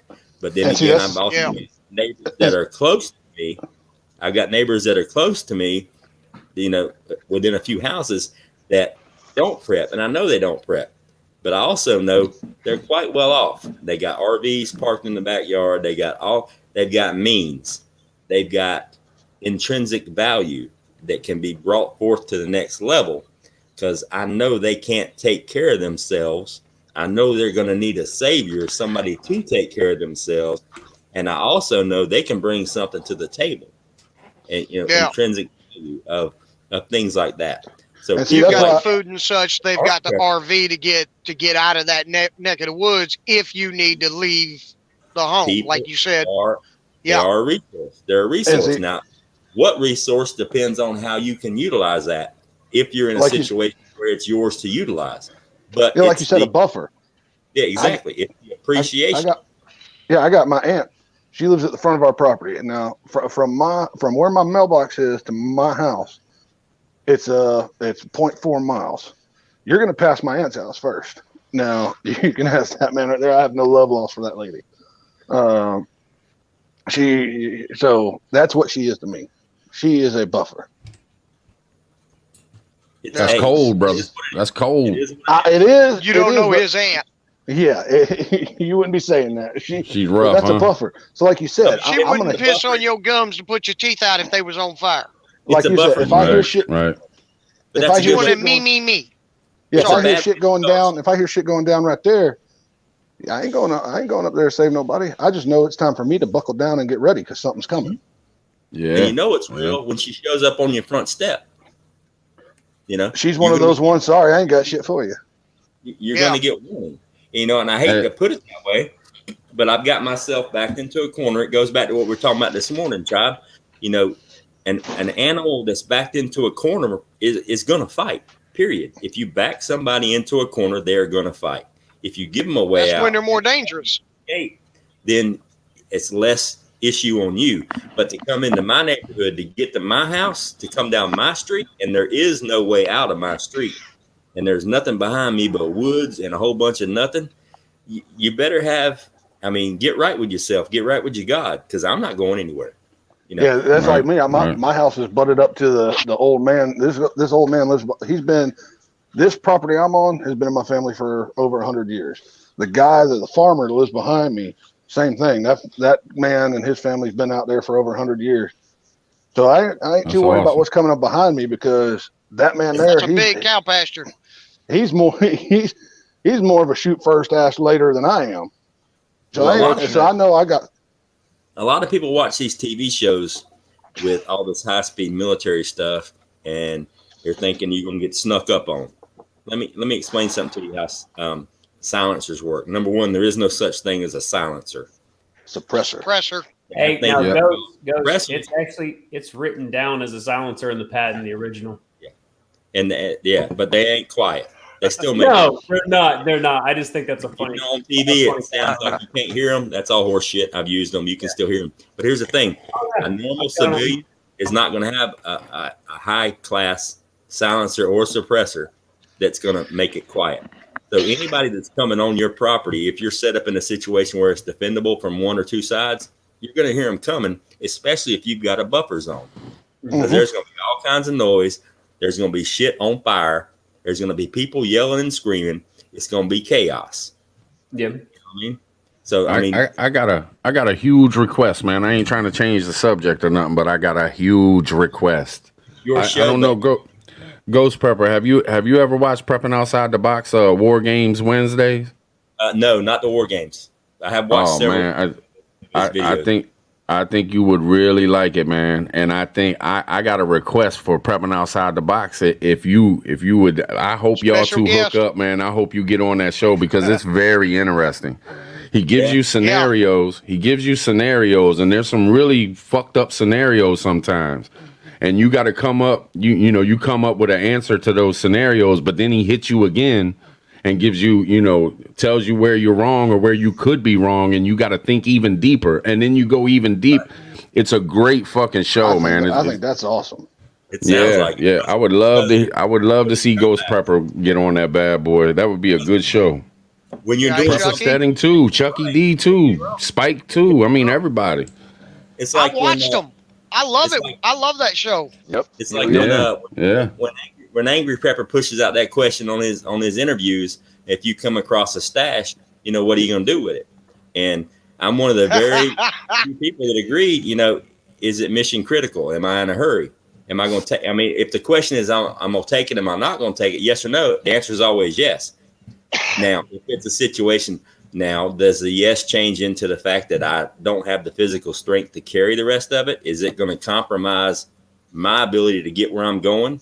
Is it mission critical? Is it going to taking this going to ensure I get where I need to get, or is taking this just the extra cushion for me that's going to fuck up somebody else's deal. You know what I mean? So it's a conflict. Slow you down. Well, I want to hit you with one of his old questions that I thought was really cool. He asked me one time, I'm not even sure if it was on your show or not, Prepping Outside the Box, but he asked this question. He said, and I don't know, I might get it a little bit wrong. Correct me if I'm wrong. But he said, you're in the streets and a guy comes up, shoots at you and misses, and then takes off running. Do you chase that guy down to take out the threat? Or do you just let him go and move on? Was that the question? And you just move on with? Yeah, it was a question relating to patrolling. So like deep in an SHTF situation, you happen to have a team and you guys are like doing some kind of a security patrol, and somebody comes, does a pop shot, and hits you or not, they just pop off around and then take off running. So it could be an urban environment, most likely, but it could be jungle and things like that too, or not jungle, but woods. All right, so I could go a couple different ways with this. Number one, the beauty of it. yeah. Number one, if this is right out of the gate, shit hitting the box, I automatically know this motherfucker's not organized. Okay, so he poses no threat. He fucked up and turned down the wrong street, and he ran away. Now, if this is 30 days prior SHTF, and he's still alive, and we're in say an urban area, he's got supplies. He's got energy, and if he's out there by himself after 30 days, he's not. It wasn't an accident. He's probing. All right, he's trying to see what I got and how I'm going to react. So what I'm gonna do, I'm gonna turn the fuck around. I'm gonna go back to where I came from on a different route that I got to where I am right now, and hunker down and wait and see what happens next. Because if you're on your own, because you may think he's on his own. You're just probing. Yeah, you're just probing to see what I got. I'm not going to show you what I got. Yeah, but you may think he's alone, but you come around that corner chasing him. He's got a group right there waiting. That scenario was nothing but a jab. I'm waiting on an uppercut. That's what he's wanting. That was a jab, and I'm going to pull back. I'm going to pull back and go defensive and see what he's got. Yeah. I want you to show me what you got. I'm not going to show you what I got. That's my whole. It's a good fucking question. That's my whole reason for not having external motion to censor lights and an alarm. I don't want you to know that I know you're here. That's the trip alarm that I had that I did a video on perimeter defense for like in a cordon, right? Mm-hmm. And it was a silent alarm that could be triggered by them. It would be a light pull, so it'd be easy to detach. But a silent alarm that would go into like the light board or something like that inside like your little commander. That way you could see where they're coming. You could see which light lit up to where they're at and things like that. And I know you're there. Yeah, I know you're there, but you don't know that I know you're there. Because that's the outer ring. That's the secondary ring. The buffer's the first ring. The perimeter trips are the second ring. The third ring is now you have to come into my house. You have no knowledge of the layout of my house. You don't know where the doorways are, the hallways. Nothing. The basement. So, if you made it past that, now you got to negotiate. Now you got to negotiate, a maze, and I'm ready for you. You leaving, D? Yeah, sorry, I wasn't trying to interrupt. My phone's at 4%, and like I said, I got a appointment with some freedom seeds in the morning, so I'm gonna take my ass to the bed. Have fun, brother. Good night, man. Take it easy, man. Thanks for hanging out, man. It was nice to meet you, man. Nice meeting y'all. Like I said, I greatly appreciate you letting me come on here and just kind of hang out. I know I didn't talk too much, but like I said, did you learn something? What's your channel's name, man? That way I can go sub to you because you said you're gonna do some videos. What's your channel's name? It's just like here. It's Chucky D. It's a space Chucky D. That's all it is. Okay. I don't know if capitals matter or not. It's a capital T, capital C, capital D, but it's the space Chucky D. All right, cool. I'll go check you out, man, and we'll be sure to like throw your link in the chats and stuff too, man. Try to spread the word a little bit. Once you get a couple videos up, I'll wait till you get a couple videos up. That way they go over there and they can actually see something. You know what I mean? Yeah, I greatly appreciate it. Thanks yes, for sir. showing. Yes, sir. Thanks for showing us your boobs. You're welcome. Here's one for the road. Oh shit, ladies, calm down. Calm down, ladies. Chuckity, what's the icon you have? My picture? It's a picture of me wearing a pair of sunglasses and my beard. That's all it is. All right. But But I got all y'all's names written down because I know I'm not following everybody. I'm not subbed to everybody, but I'm going to change that probably as soon as I get off here before I go to bed. And then, like I said, I'm going to try to post my first video tomorrow night. Cool. But cool. like I said, I'm going to head out. I appreciate y'all having me on here, and y'all have a great evening. You too, man. Yeah. You too. Love you, brother. And Box. That's an awesome dude, man. As well. Those questions. I appreciate that. You know, outside the box. I hope you don't mind. I just say box. It's really easier. Box. Is that okay? Say whatever you want, man. My name's Josh.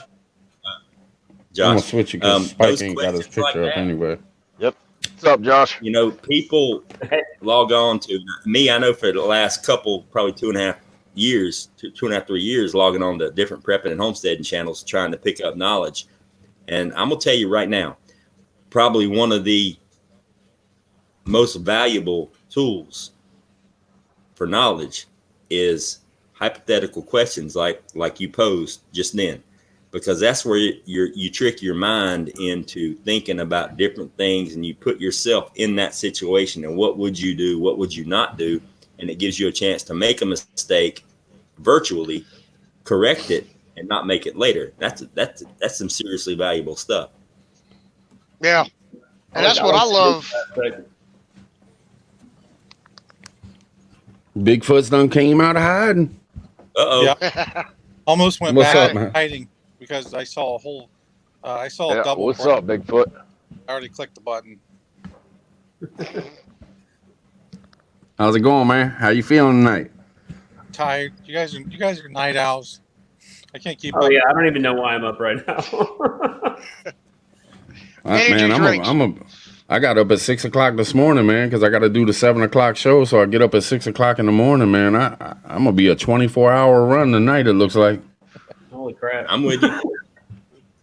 Yeah, I was building a fire. I ain't gonna be there much longer. This is too much fun, man. I'm enjoying the shit out of this, man. You're at 9:30. All right, hypothetical. Yeah. You come across somebody that's in a weakened state. I asked this question. Continue. Yeah, you did. Yep.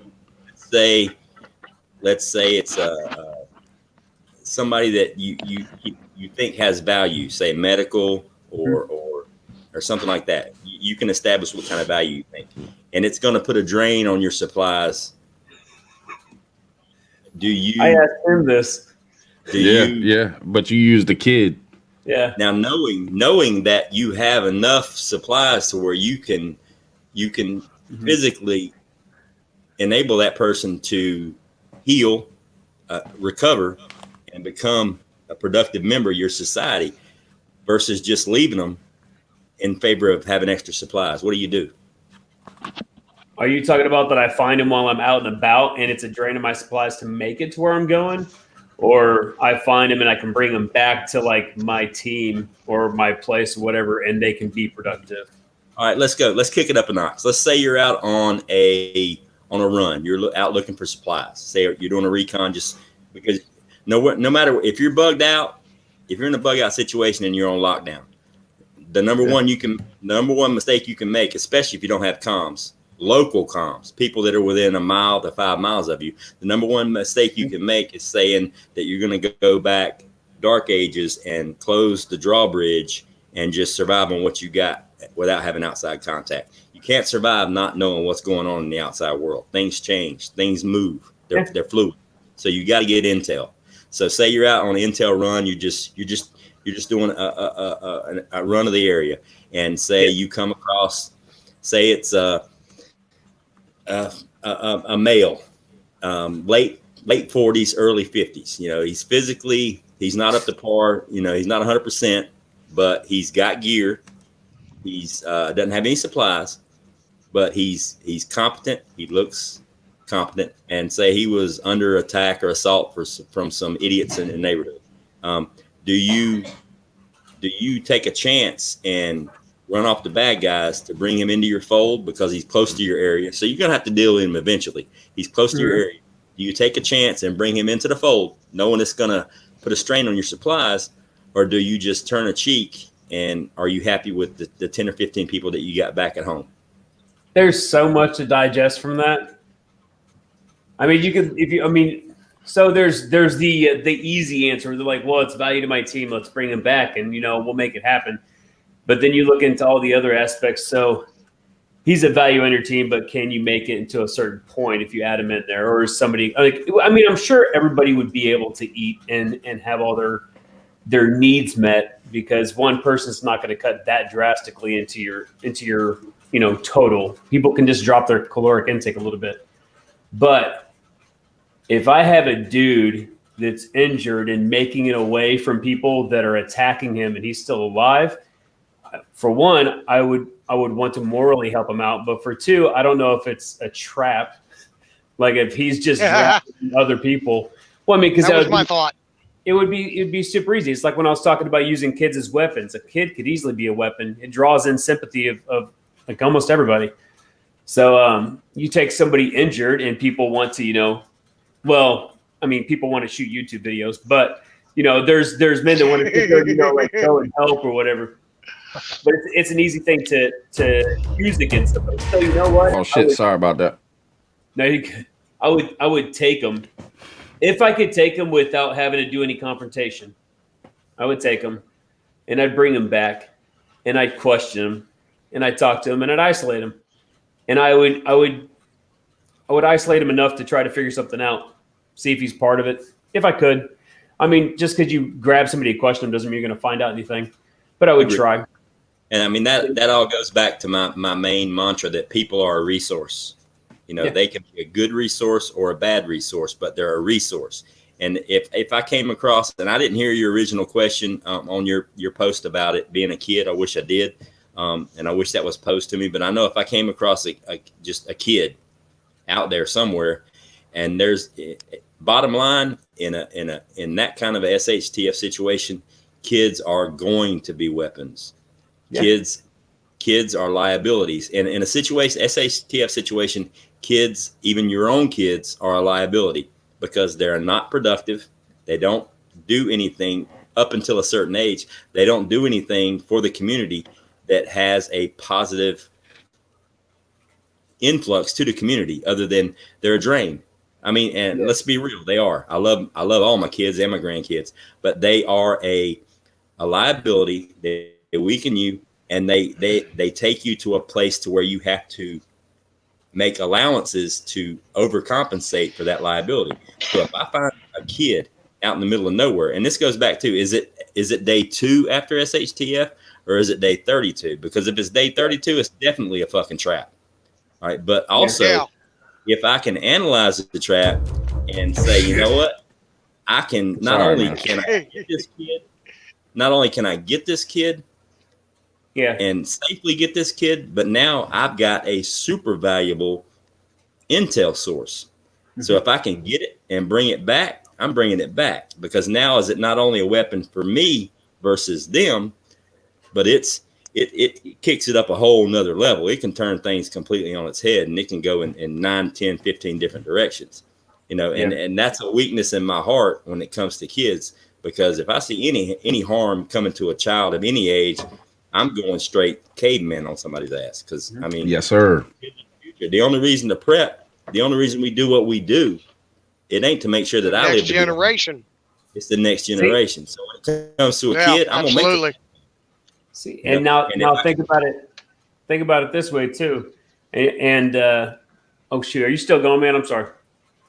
No, I'm good. Oh, okay. I thought I cut you off.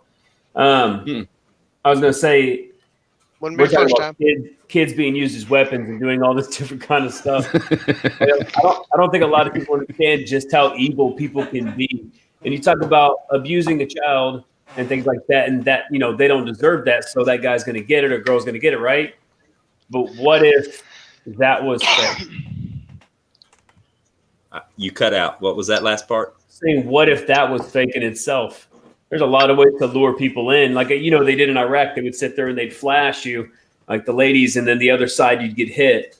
And like different things like that would happen. They would always try to distract, and well, not always, but they would try to distract and attack and things like that, Oh, so I'd be done. I'm going to answer this. I'd be done. They start flashing boobies. I'm done. I'm I'm going to answer this. She flashes boobies. I'm gonna shoot her, and then I'm gonna shoot whoever's coming next. I'm going to But answer no, this. I am. I'm taking one for the team. Shit. I got to see if this is real or not. Yeah. I'm going to answer this question, and it's not going to be hypothetical. There's one of those primitive urges. You guys always talking about food and water. This is not going to be a hypothetical answer, okay? Yeah, Because I know what you're talking about. Go ahead. what you just said actually happened to me. Yeah. In Iraq. Oh shit. In Iraq. In Baklava, Iraq. That's why I was saying Iraq, because it was happening in Iraq. Yeah. That's how I base my answers. You can only base an answer on something if you've actually experienced it. And Otherwise, it's just pure thought. 2004, 2005, when I was in Iraq, I was in Baklava, Baghdad, Mosul, Tikrit, in the little city of Baklava. I was charged. I'm an infantry soldier. I'm not a hero. I'm not a high-speed airborne ranger, special force, nothing like that. Never bragged to be, never will, because I just didn't want to fucking do all that bullshit they were doing. I'm just a regular straight-leg infantry soldier. I was charged with convoy security for an intel group, which also involved going out and performing security for a group of people called Civil Affairs. Their entire mission in places like that, as you know, is to go out and make contact with the locals and make them feel happy and good and bring them money and stuff like that. Their hearts and minds. Yeah, we were on, I can't remember the name of the actual town, but it was outside of Bakuba. And we're meeting the mayor, I guess you want to call it. And it was the area that we were in was a bullshit area. We never should have been in it, because one side was a 9-foot concrete wall. We're basically in an ambush zone. I mean, it was a perfect T ambush. I mean, it was crazy the way it was set up. I was Perfect little kill box. Oh, big time. And I'm the only infantry soldier there, and everybody else is a bunch of just not infantry soldiers, and they're not looking for combat. And we're sitting there, and here's a middle school and a high school, and all the kids are letting out, and they separate the females from the males. So this is all females, and all the girls are coming down, all covered up, and totally distracting to all the soldiers. So everybody's looking at the kids coming out of class when the ambush kicks off on the opposite side. And it was a complete setup. It was, it was poorly planned. We didn't lose anybody, but it was a complete setup. And here's the problem: the kids were used as a weapon. They were used as a distraction, but the kids didn't know what was going on. So, and they didn't care if they killed any of them kids either. No, not one single bit, because they were all in the line of fire. Yeah. But the problem is, in any situation involving a child, when I say a child, I'm talking, 16 years or younger. Anything older than that, you're a military age male. You're a military age female. You can think remotely. You can have some kind of common sense for yourself. Anything below that, I'm gonna take the risk to take care of the kid. And we rescued several kids in different situations that were used as weapons. They'd send them into our fob to sell DVDs and movies to us because we wanted to get the DVDs for cheap. And all they were doing was gathering intel. And a lot of them were trafficked. A lot of them were abused. And they would come to us and say, I need help. I need help, Mr. Army. I need help. And they would. That was probably one of the biggest sources of intel we had, was from the kids, because you know what? A kid might not know what he's being used for, but a kid at any age knows when what they're being forced to do is wrong. Not because this is good and this is bad, but it's wrong because it feels bad to me. So anytime you can pull a kid out of a situation, anytime you can pull a child out of a situation, the stuff that comes out of their mouth comes from their heart. And 9 times out of 10, it's going to be the truth, especially if they've been brutalized. So anytime it has to involve with a kid, a question that has to do with a child, I'm gonna take the risk for the child, whether it's to me or to other people. That's just me. Whether it's right or wrong, I don't care. I'm gonna do it. No, I got you. There's no real right or wrong answer. It's all morals, ethics, and decisions. Yeah, and the thing is, no matter what decision you make, like that same decision, I'm like, yes, move in, get the kid. It can still change directions once you get back to your spot. It can go good or bad, depending on the decisions you make when you get there. Like you said, Well, like you said, on one hand, it could be a kid in distress. Maybe he or she got separated from his family. And, we got predators all over this world. Yeah. And someone's preying on him, and you've actually rescued him, and you might even be able to get him back to his family safe and sound, fixed up. Or, like you said, on the other hand, that could be his family that makes you think they're not, and it looks like he's about to be killed. You move in to help, it's an ambush. Or you move in and they see, okay, this guy looks like he's tactical, so they probably got some stuff. They back off. They book. But they book just far enough where they can keep an eye on you from a distance and track you back to your base and wait a day, a week. They know that kid's going to be taken care of, so they wait a week, 2 weeks, and then they move in to get what you have and attack, like, say, middle of the night or you're out on patrol, and then they move in for the weaker people. Yeah. I mean, that's a good hypothetical. But the thing is, and from my personal experience, using children as weapons works if it's very, very quick and intense, because kids don't have the mental capacity to go out there and lie and wait and serve as the bait on an ambush. They get scared. Kids are naturally scared, especially 30-something days after shit hitting the fan. You might say, walk out into the street. I need you to do this. I need you to do that, and wait. And if I've got my scouts out on the flanks checking to see if it is an ambush, 5-10 minutes later, that kid's still sitting in the street. Guess what? He's freaking the fuck out. He's starting to turn over his shoulder and look at the window and the doorway where he was sent from. Their whole mission's going to fall apart. 9 times out of 10, that's how we figure out it's all bullshit. And say you do rescue the kid and you bring him back. And if you got him for a week, after a week in a comfortable environment, he's going to relax. He or she, they're going to open up, and you're going to start to learn stuff. You know what? Here's the thing. Even if you don't learn anything, you just save the kid's life. Yeah, absolutely. I agree with you 100% on that. Even if he turns, but like you said, crazy bullshit, and they follow me back. If they follow us back, number one, if I'm organized enough to be setting out patrols and covering flanks and doing recons, they already know where we live. They already know where we live. So them following, that's not a worry. That's not a concern. If them setting a trap to try to get us outside of our safe zone, then they're already worried about the safe zone. I'm not worried about them attacking the safe zone. It's out there when you're on your flanks. That's why they set up ambushes when we're in Iraq. They never fuck with us on the fob. It's always 10 miles from the fob, because they know they can't do nothing when you've got your base secure. So if your base is secure, you can move out around you and make things happen. And as far as them coming back, trying to retrieve the kid, number one, look, if they're going to put him in the street and set him out for bait, he's on the mousetrap, they're not coming to look for him. They already assessed his value is done. They've already checked that box off. They're not coming. Yeah. Well, that's one of the things. That's why I love prepping outside the box as War Game Wednesdays, is because some of the questions he asked, it's stuff I never even bothered to stop and consider. And I'm like, and I'm watching them, and usually I catch them later on and while I'm driving and listening. But it really makes you grind the gears, and you're like, shit, how would I handle that situation? Like the one where he says, you're out on patrol. Flip it over. Say you got a 12-year-old son that's with you. You guys are out on patrol and he gets lost.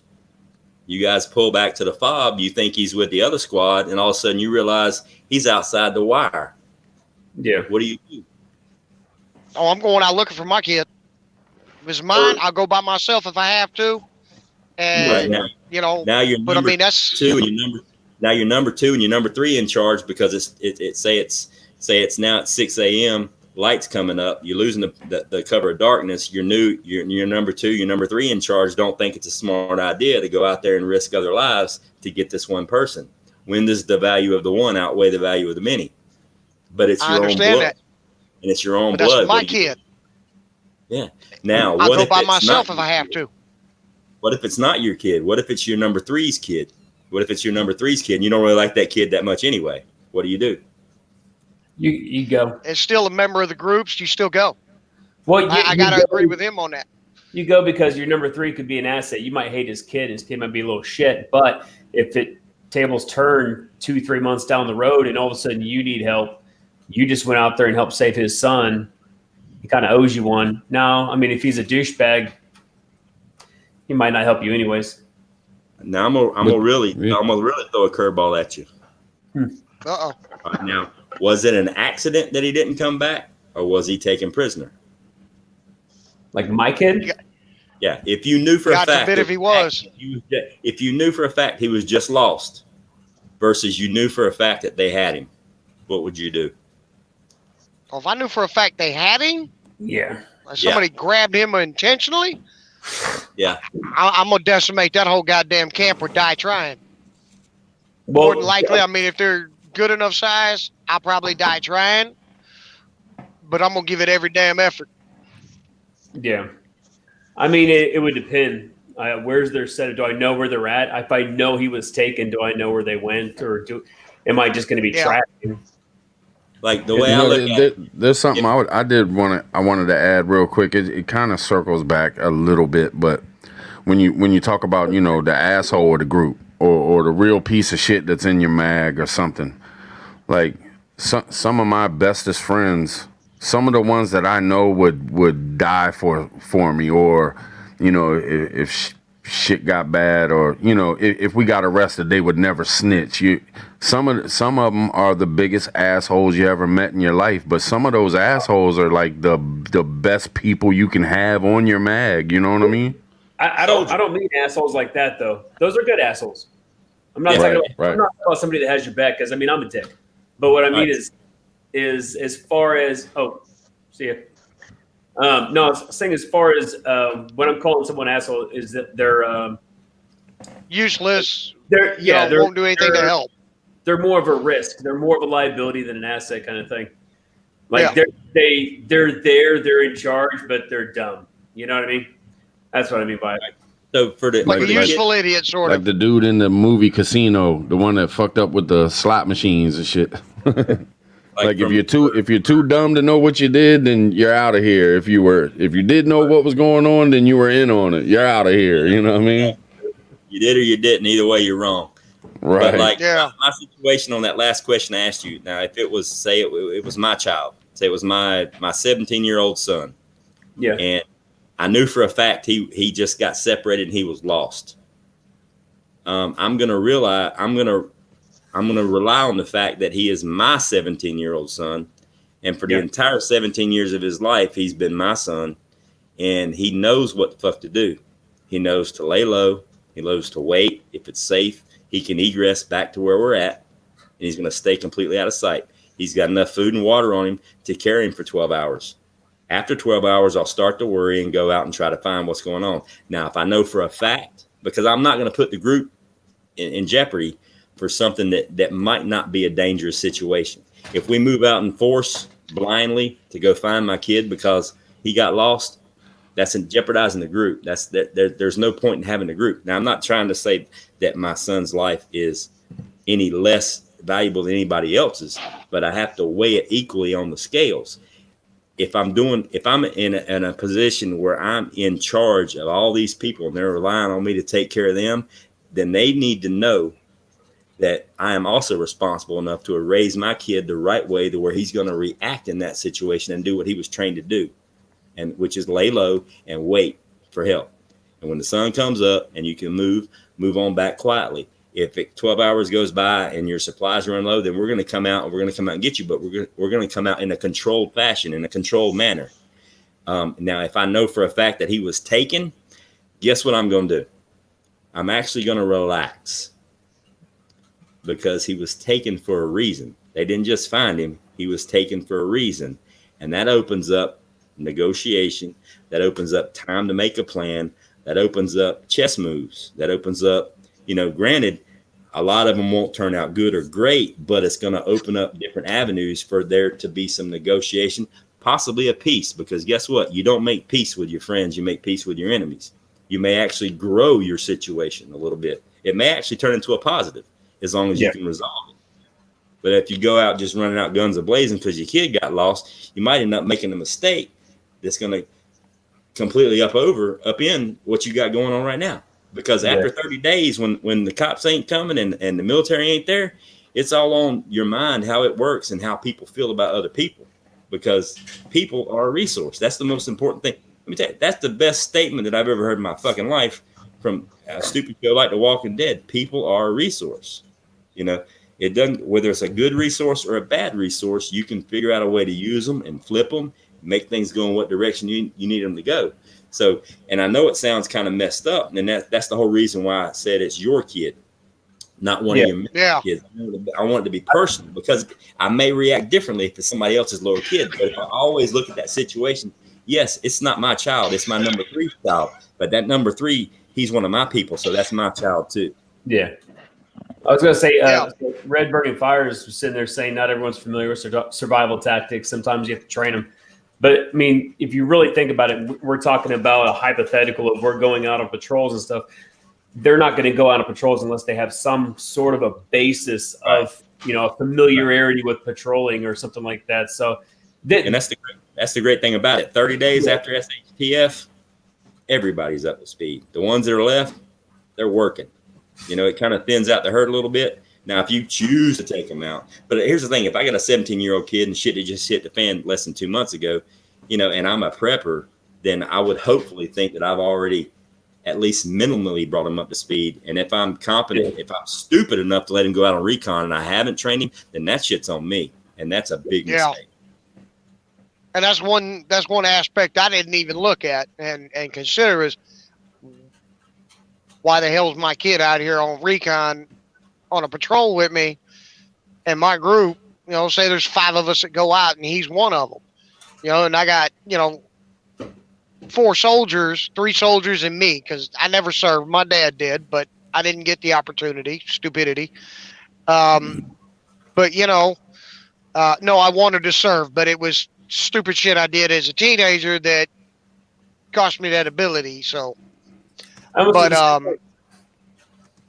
kind of elevated it to being my kid. I meant it as any kid in my group, because if you're in my group, if you're in my tribe, you're one of my kids. You know what I mean? I'm going to treat it the same way, because if I disassociate myself from you, your family, and your kid, but yet you're under my roof, then I've just lost all your respect. I've lost all your loyalty. If you know I'm going to go to the bats and I'm going to go to blood for your kid, then I know you're going to do the same thing for me and mine.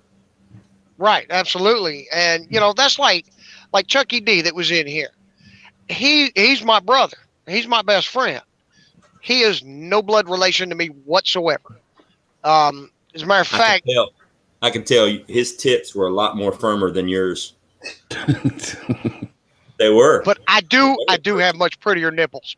I got prettier nipples though. They're a lot more pink, but his were perky. Perky. Well, he's younger than me. I'm getting old in my age here. And less hair. Hey, that's why now I see why you wear your hat prepping out the box. I need to put mine back on. Oh dear God, look at that. See my widow's peaks? Yeah, my hair's now I have like that beanie hair, so it looks really bad. Yeah, shave it.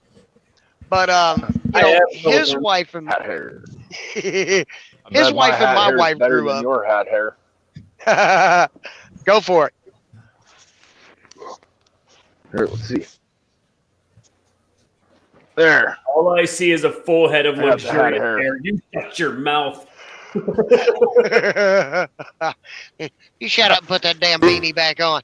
I'm so lucky, guys. I was like 16 years old, and I took my fist off a can of gunpowder. So the fact that I have hair is really awesome. Hey, you two knock that off down there. Get a room. Get a room. I am going to be bouncing. It's like 1:40 in the morning. I'm got to go to bed. It's 2:43 here, and I got to get up and go put tires on a boat trailer and bring home a 26-foot. That's some bullshit, ain't it, Patriot? Some other shit.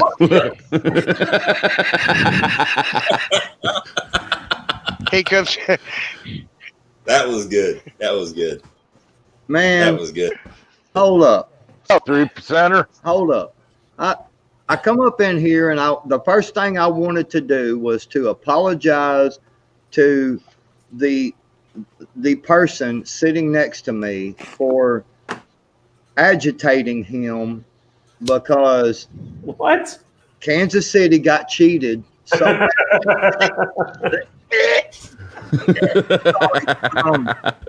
Just I wanted to apologize. I gave him a lot of hell over that. and he told me, he said, I actually like him. That's the only reason why he was not going to come and find me and beat the piss out of me or something like that. And I got scared.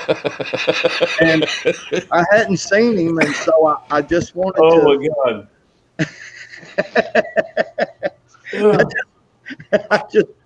I just bring this flag with me and hang it up behind me. You'll never know I'm almost there. I know it. It's like I just wanted to say, Tom Brady goat. Oh my God.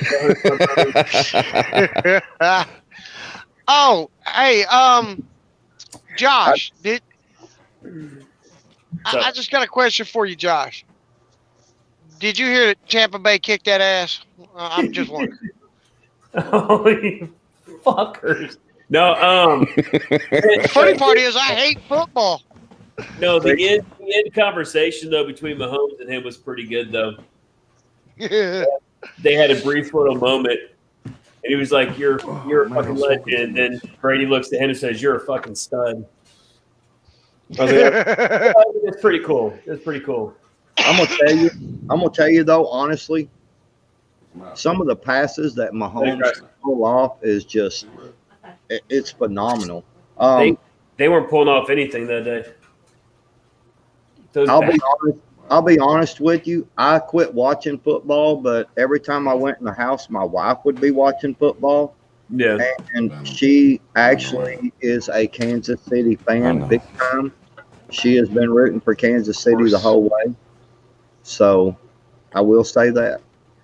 See, I'm jealous of people like my uncle, or not my uncle, good Lord. Well, my uncle does live in Kansas City, but my cousin owns a shop up there. And in his shop, Tyreek Hill likes to go over there and hang out with him. I was like, you fucking kidding me, bro? Oh, wow. So I just come in there and just kick it in his shop for him while he's working. I'm like, this is ridiculous. So I did kind of was kind of heard some of what y'all were talking about before about and I was trying to keep up with the chat. I'd kind of stepped over and went up on Gray Man's panel for a minute and just kind of hollered at him for a minute. And so I come back over here and I noticed some stuff y'all were talking about with the kids and something about I don't know, was y'all talking about like breakdown of what exactly were y'all talking about? Because of what Ghost was talking about. Just kind of talking about scenario. Well, I can tell y'all that it wasn't. Man, it was like a month and a half ago. I'm sitting here in the shop. I'm on a live stream with Dangerous. Imagine that. And we're hanging out. There's some people and stuff, and all of a sudden I hear about, I think it was 6 at first, and a rifle when you hear one, you know what I'm saying?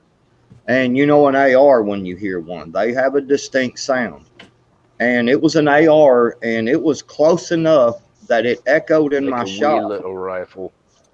It echoed in my shop, and even Dangerous was like, "What the hell was that?" And I'm of course I jump up and and then there's like 5 or 6 more, just do, and I was like, oh man, so first thing I did was I called the police, because I live in a town, a small town, but I live in town, and I'm like, hey, someone's firing off, and I said, it's definitely a rifle, and it's real close here in town, and I live by the school, and so there's a school right here, they know this, but anyway, the cops never came. The cops never showed up, dude. Never freaking showed up. And I wanted people to understand this, that the police nowadays are not there to come and save you. They are there to come and put a chalk line and write a report. So I just wanted everybody to think about that situation and protect yourselves. I'm not telling anybody to do anything illegal, harmful, violent, anything like that by any means. I'm just saying be prepared to protect yourself. That you are the first line of defense for you and your family. Patriot, Amen you're to my that. first line of defense. Well, Even if you are a Kansas City fan. No, I said he's my first line of defense. Go Yeah, but he's Redskins. defending a Kansas City fan. I know someone has to. Well, you know. Hey, Tribe. Tribe, I got a completely hypothetical survival question for you. All right. What would happen if you woke up tomorrow or the next day to do your next live show and somebody had stole your Winky? Oh shit, man. I'd probably just say fuck all of life, man, and just be done. I gotta tell you He what. put his mask back on and go roll over and go back to sleep. Well, here's the thing: your shows and your presentation and your personality and the way you like interact with the screen has completely changed since you got that microphone. Yeah. I don't know if it's like a buffer or like or a Winky or whatever. Not necessarily Like a a confidence thing, but it's kind of like now you outnumber us 2-1 or something. Oh shit. It's like a Me and my redneck Winky. with a jacked up, like a redneck in a jacked up pickup truck. But I mean, it's weird. I Compensation. mean, it's like before you got the Winky, it was just you talking. It was you talking. You get an interview or two. Now you got Winky, and now you got like 6 or 8, maybe 10 of us degenerates on here, and just rocking in for the last 5 hours. I mean, in the last 24 hours, you've got in over 9 hours worth of work. Degenerate. Yeah.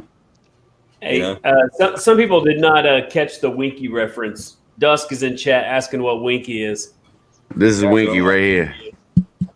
I'm gonna put Winky on it. I'm gonna spell it out and put Winky on there. Northern Girl Hobbies named my mic Winky, cause I like to hold my Winky. I like to talk to my Winky.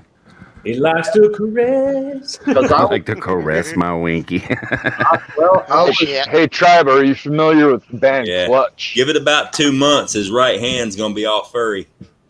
right. Oh my! But talking about how it seems like it's a little bit different. It's also I started doing that morning thing, and I kind of wanted to. I don't know, man. It's like nobody was doing the morning thing, and I think maybe we could do something there. Maybe maybe I could start something, and then a couple other people do it too, man. Maybe we could get some shit jumping first thing in the morning. So I want to do good at it, and I'm worried about it. You know what I mean? And it's a total change. It's a total test for me to do it. So it's kind of. I've been on every one of your morning shows since you started, and I Right. remember. First day you did it, I was up all night. I was drunk. I ain't gonna lie. I still haven't been to bed. And I hit the live button and I see you up there. I'm like, fuck, what the hell's he got to say at 7 o'clock in the goddamn morning? So Yes. I'm like, I mean, there wasn't but like, I think 26, 28 people. There wasn't many people in here, but we had a good conversation. I mean, we weren't breaking ground. We weren't setting no new laws and new rules.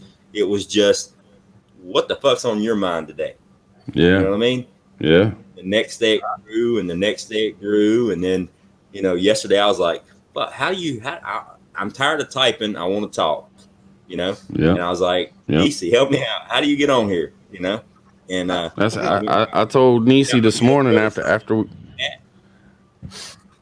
after we got off this morning, I told Nisi, I said, see, look at that morning show. Like it just come out of the blue. We started the morning show, but boom, Ghost Pepper pops on. You might not have popped on if we just did the night show once a week or whatever. So it's I'm gonna tell you already what, brought a great thing. You know what I mean? here's the thing. Not to call you a thing, but you know what I'm saying. It brought a great person onto the screen. There you go. I've been on the fence for several months about doing the channel. I got, and you know, not to get all personal and say, "Oh, pat me on the back," but I got some pretty serious PTSD, anxiety shit going on. I've got a traumatic brain injury. That's why I got my dog. I showed you earlier. That's Buddy. He's my service dog. You know, so I don't do real good with a whole lot of people until I feel comfortable. And when I was in your room chatting with some of the people in your room, especially Nisi, you know, her and I would chat, and Ma Berry helped me a lot. Prepper Nation, those are the rooms that they all make me feel comfortable. And I was like, you know, I'm gonna start a channel, and I'm gonna wait till after this election bullshit goes down, because I don't even know if the internet's gonna be working after July or January 20th and all this stuff. And I'm like, I ain't gonna waste my time making all these videos, and they gonna shut the shit down. And then when's, you know, Big Brother gonna come to my house and take all my shit? And you know, it got to the point where I'm like, you know what, I don't want to. My mission in life isn't to tell people how to do things. My mission in life is to share shit that I've learned and experiences that I've been through and the lessons that I've learned. And, you know, maybe what works for you.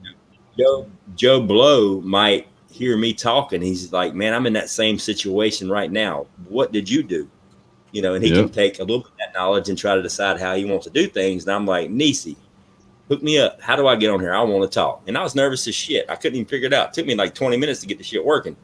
You know, Right. Just have pants on. You know, and that I got PJs all right. You know, and it's like, you know, I got on there and I'm like, you know, that it feels kind of good. It kind of broke the ice, and it kind of makes me, you know, I am going to do my channel. I'm gonna put these videos together and put stuff out there that can, you know, I don't want to change nobody's life, but maybe it'll help people or somebody learn some stuff, because there's a whole lot of people on the planet right now that don't know how to grow their own food. There are literally people right now on the planet. If you don't believe me, you can look this shit up on the internet. There's one of these privileged millennials or whatever you want to call them that actually was on Twitter and complaining and said, I don't know why you people got to go eat meat. You go pick it up from the store. Why you got to go hunting? You can just go to the grocery store and get it. You ain't got to. Because it tastes good. Where in the hell you think it comes from? Right. They literally think the grocery stores manufacture meat. Yeah, like they print that shit up out of a computer or something. 3D printing a steak. Now they are. You know, the messed up part is now they are. Yeah, they're actually printing meat. You know, you can actually order kits off of Amazon to 3D print steaks from the outside of your cheek. The way it's going right now, it's going to be like Star Trek. You just walk over that to the wall and tell the thing That's that crazy. make you. Yeah, it's already in the works. Bro, try that shit. What's up? Let's say my wife just called your show Sunrise with Tribe. Sunrise with Tribe. Hey, that's I do got a question for you though, Ghost. Yeah, you know, you talk about, like, you know, making your channel to help and stuff like that. But what do you think about for yourself, man? Do you because I've heard some people, just like Arkansas Living said one time, you know, that this is kind of like therapy for him, and it's kind of like therapy for me too. I mean, with this whole pandemic, a lot of times we're stuck in the house a lot. You know, you ain't running around as much as you used to. You think this could probably help you out a little bit? Suppressed. I'm gonna be honest with you, and this is stone cold honest. Since this pandemic went down, and the lockdown started, I ain't paid attention to none of that shit. I was in Florida. Florida said, fuck the government, and they stayed open. I was finding bars that were open. I was going out and hanging out with people. If I want to go ride down the road, I'm going to ride down the road. I do what I do. Now, if I walk into your business and you say I got to wear a mask, even though technically, according to the Constitution, I don't have to, I'm going to respect your wishes because you own this establishment. It's a respect thing. I'll put the fucking mask on. Right? I'm going to do what I got to do to fit in. I also do it, number one, but you know, because like I said before, both my parents are in their 70s and they're both at very high risk. They're both diabetic, you know, and you know, we have a split floor plan house. I stay on my end, they stay on theirs. When I do in the beginning, when I do a grocery run, we'd stay apart for days and days and days at a time, you know, just in case. But I had my PPE covered up, you know, but I never stopped living. I'm not going to stop living my life. Period. Amen to that. I'll take precautions because I'm not a doctor. I don't know if it's real, if it ain't real. I think it's real. COVID is real. It's a real deal. Now, is it mixed up like other stuff? Like I said earlier with the testing? Yes, I think it is. But it is a real deal thing. It is nowhere near as deadly as people. The flu is real. But it's the flu, brother. It's just the that's flu. a hoax. Of the flu. It's a strong one, but it can hurt people that are at risk. Now, if you have to live in a household, people that are at risk, numbers don't lie. I know, right? You got to take responsibility for your actions, even if you know that you're completely in the right and it's all bullshit they're feeding you. You still got to take responsibility for your actions because the script can flip on you at any time. You know. But think about what they did with it. To me, doing this, and I'm gonna tell you, Tribe, right now. I remember watching you months ago when you first started, and the way you approached it, it wasn't about making a name for yourself and getting whatever monetized is. I don't even understand this shit yet. I don't even know how to make a video yet. I got to figure that shit out. But you're like, you know what? I got something to say. I'm gonna say some shit. I'm gonna let other people push record. And it's like you make everybody on your channel feel welcome to come in here and say what they want to. Even when people say stuff you don't agree with, and I've watched you, I've seen you roll them fucking eyes. I've watched you, and you don't agree with what they're saying, but you still give them the chance to say it. I mean, you brought this platform to the world. How can you bring this platform to the world with your First Amendment right, and then say they don't got it anymore? You can't do that. Right. You can't criticize the system for kicking Trump off of Twitter and do the same thing. And you give people a way to do that, and it brings strength to people that have something to say. Now, if people want to hear what I got to say, great. If they don't, that's fine too. They can change the channel. It's no big deal. Yep. But, you know, you let me on last night. You and Nisha let me on last night. And then tonight again, you know, spending the last almost 10 hours with you in the last 24. You know, I'm gonna get my channel together and get some videos out there and just see what happens. And if it blows up, it blows up. If it don't, it don't. I really don't care. But it's gonna be kind of like therapy to get some of this shit off my chest and see if there's some people I can help. Yeah, definitely. Yeah, and that's something I was trying to hit on earlier, and was the one thing I found to be a lot more special and interesting about Tribe's lives is like you see some people, and this by no means this is not a jab or put down on any other prepper channel or any channel out there. It's just, you know, everybody's got their own style. Like you look at AP, you know, he does special guests, he does interviews, you know, and he asks questions. You know, you got prepping outside the box, and you know he does like War Game Wednesday stuff like that. You know. Yeah. Oh, I love your every morning go out and train. You know, the GOAT. Get out and train every morning.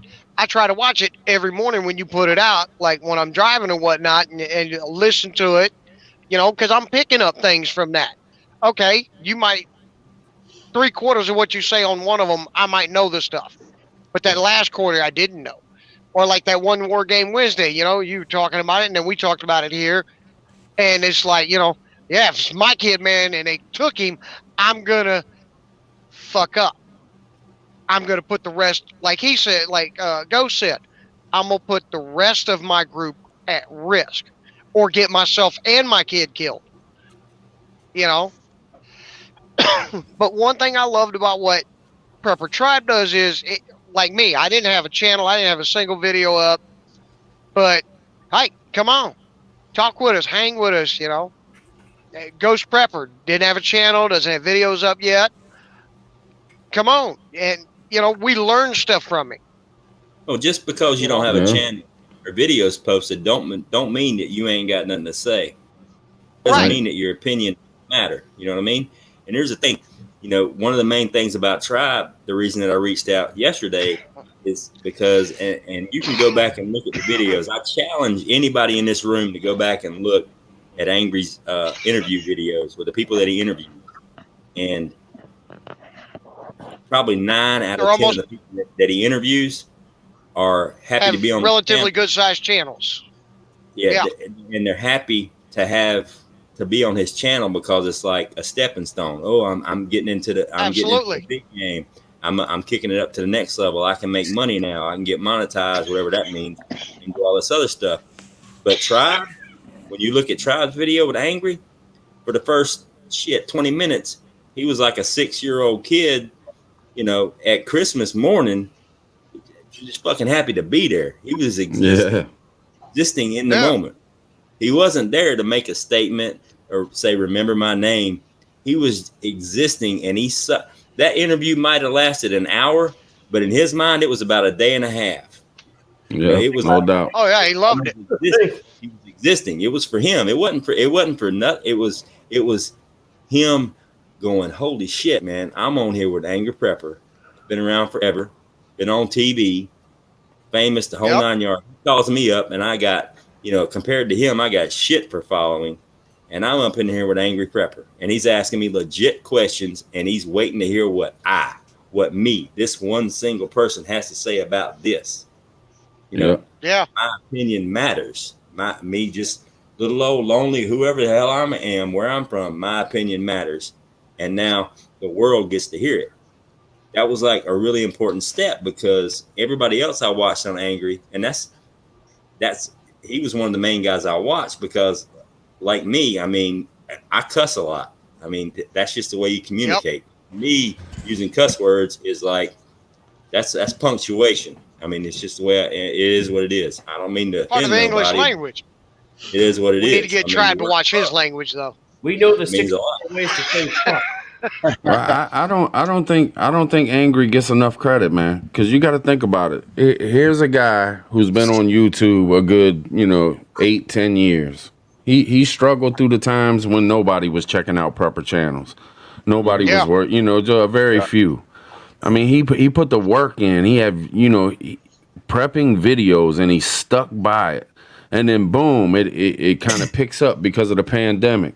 But he didn't just gloat on himself and like, I told y'all so. What did he do? He started putting other channels on.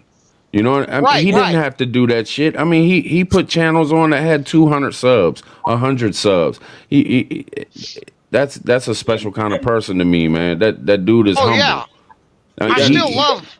He put us all on. He doesn't call anybody out. He doesn't put anybody on blast. He doesn't throw anybody under the bus.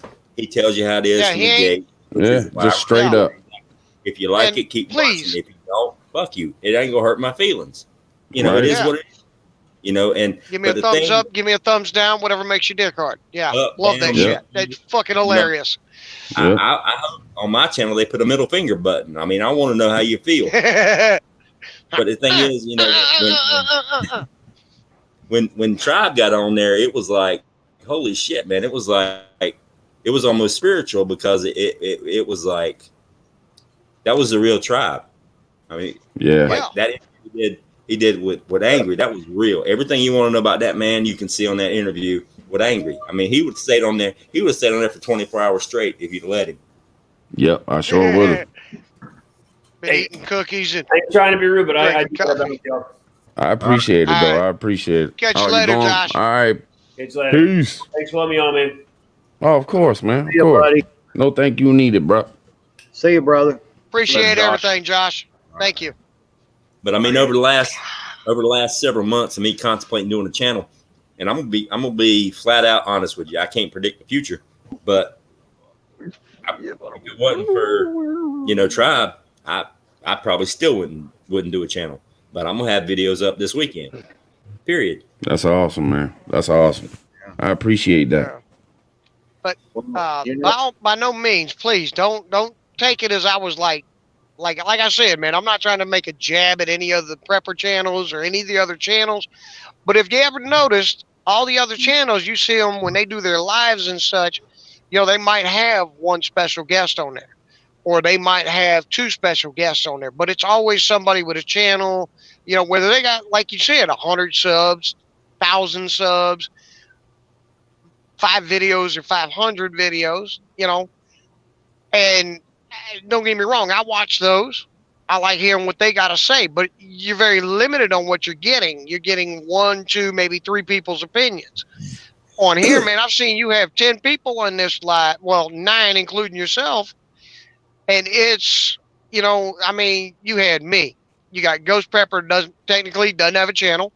Technically, I got a channel with 1 video, and you got Chris, household prep, or husband and wife prepping, and you bring other people in that follow you, they like your videos, they show up to your lives, and it's like, here's a link, come join me, Yeah.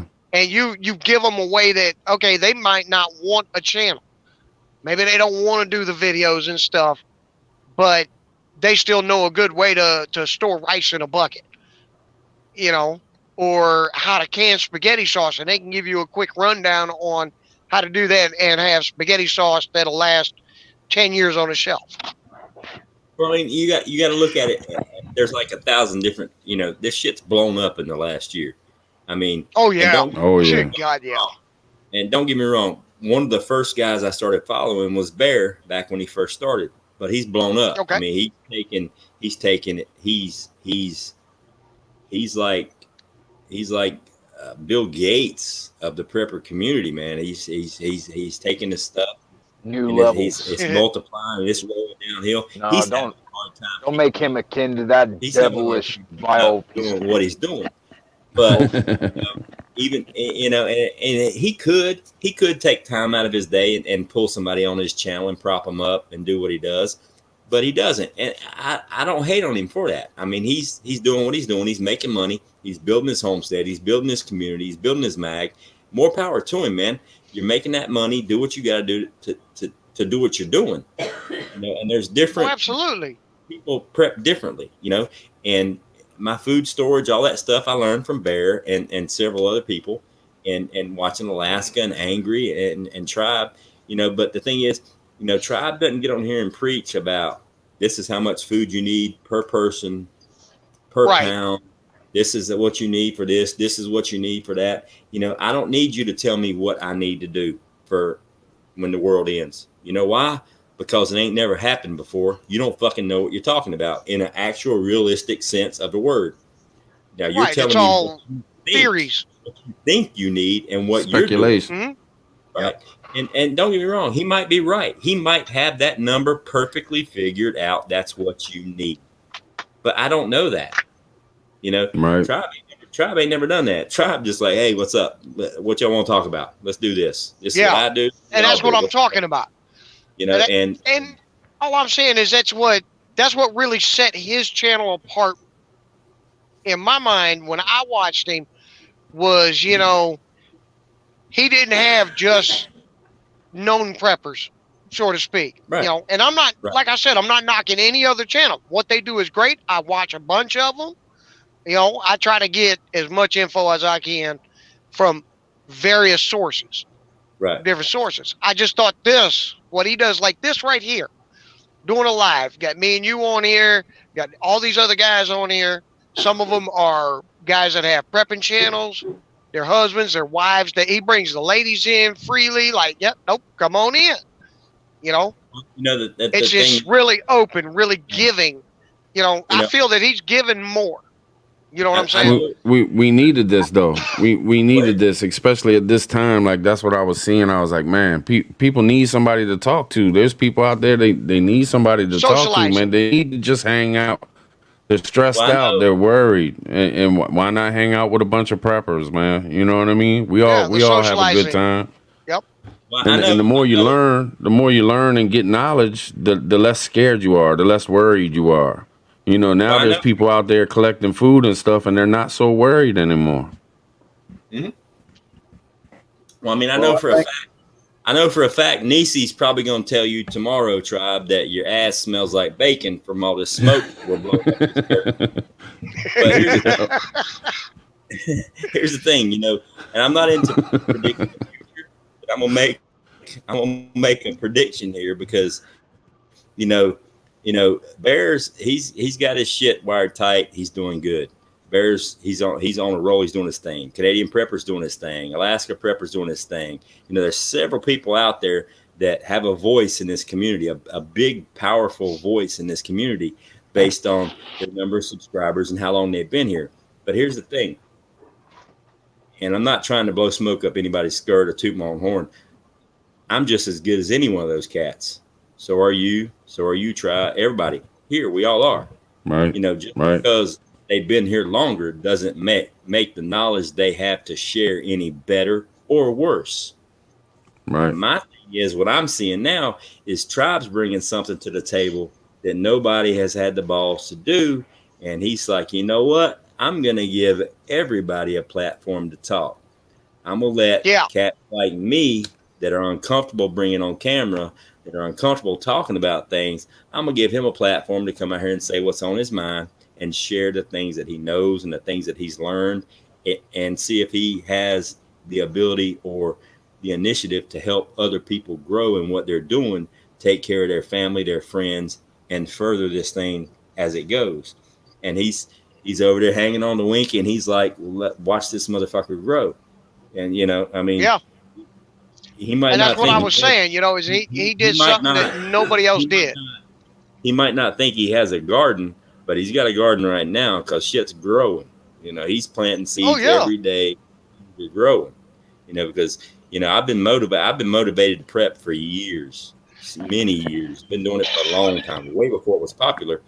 But now you can actually talk about it. And I see a lot of gaps in different areas about the way people were taught to do things, because they were taught from people that didn't know what they were doing. You know, yeah, you can go buy rice and beans and throw them in the cabinet, but if you don't freeze those rice and beans for at least 72 hours to kill all the bug eggs that are in there, you're wasting your time and your money. You're not prepping that food. It'd be good for a couple of months. And, you know, don't get me wrong, you can boil that shit up and eat it with the bug eggs and larvae in there. It ain't gonna hurt you. It's just extra protein.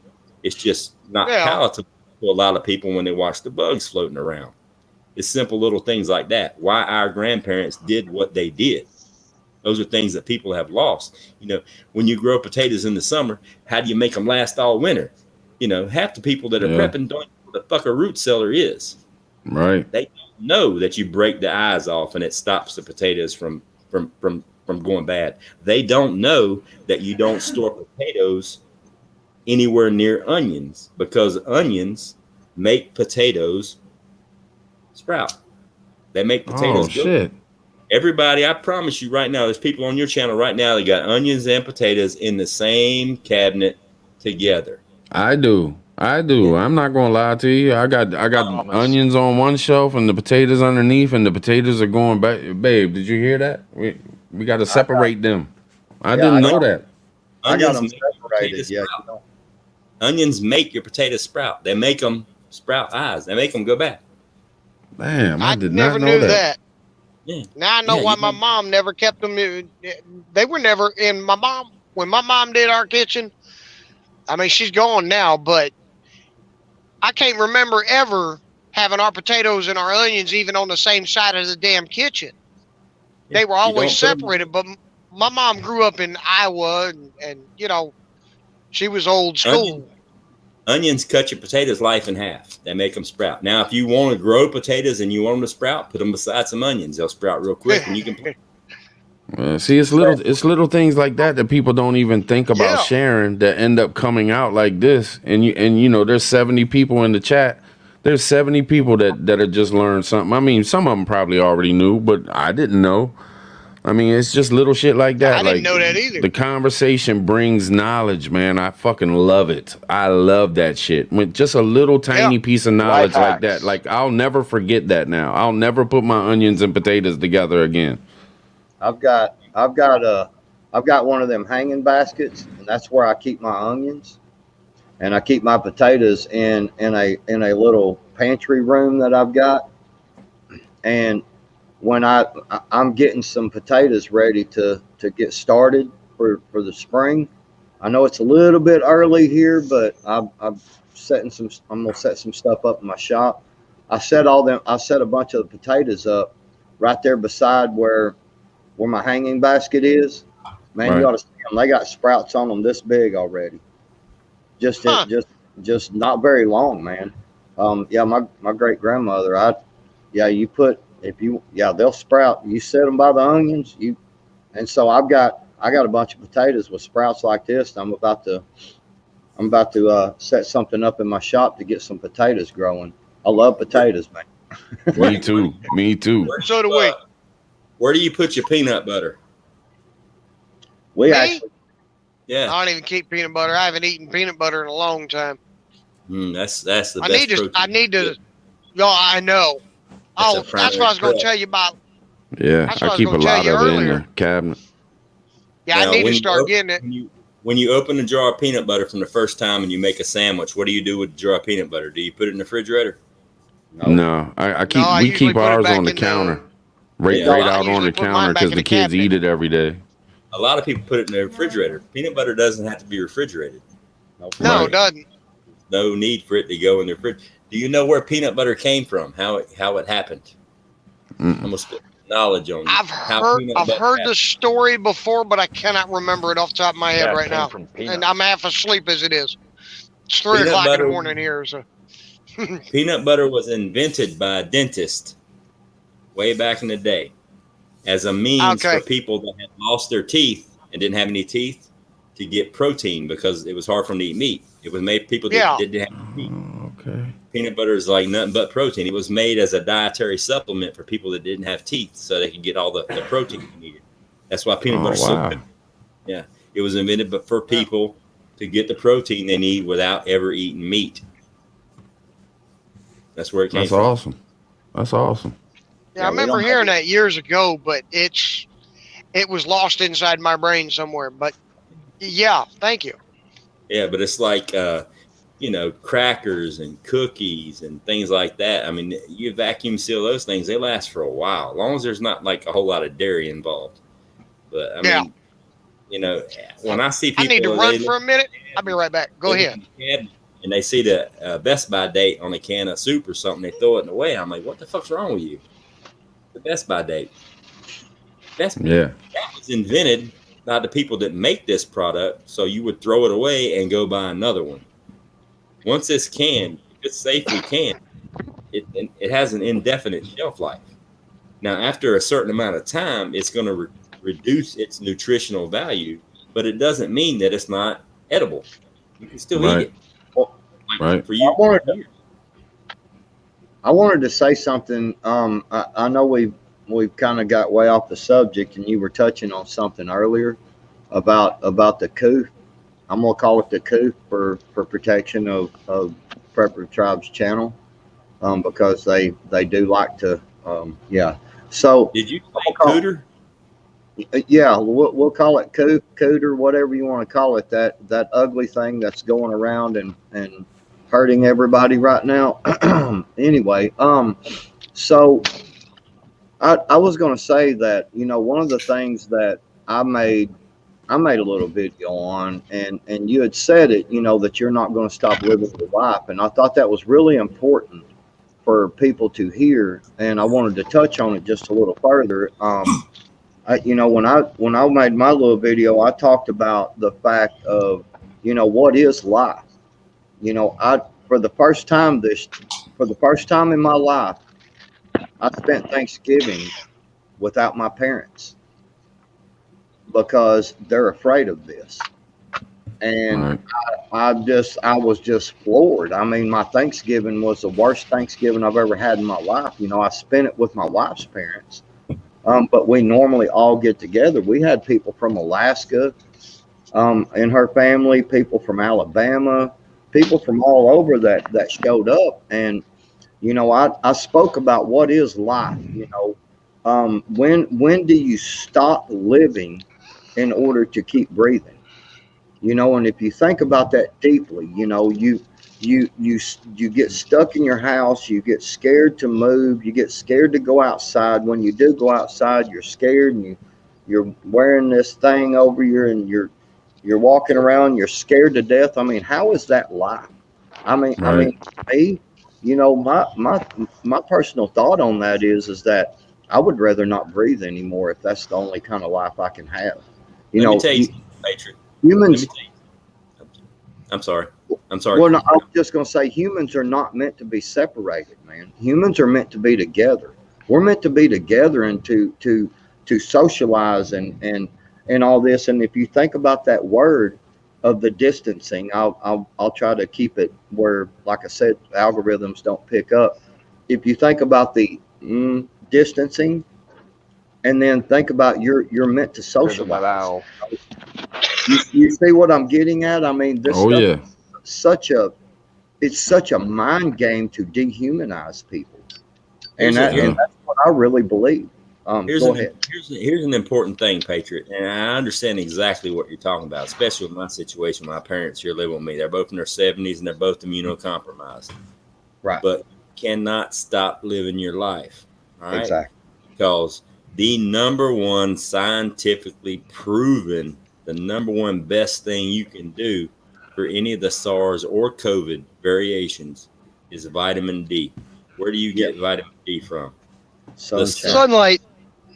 Get your ass out the house. If that means riding up and down the street in the car, yelling at your neighbor with the windows down, you do that. Because here's the deal. If they say 6 feet works, as long as you're 6 feet away from somebody without a mask on, rock and roll. You ain't risking anything. If you're 6 feet with the mask, you're still accomplishing the same thing. But living your life in fear, it takes a mental toll on you. It weakens you on the inside. You know what I'm saying? Yeah. You've got to get you got to do things. I'm not going to live my life in fear. I mean, I'm not either, man.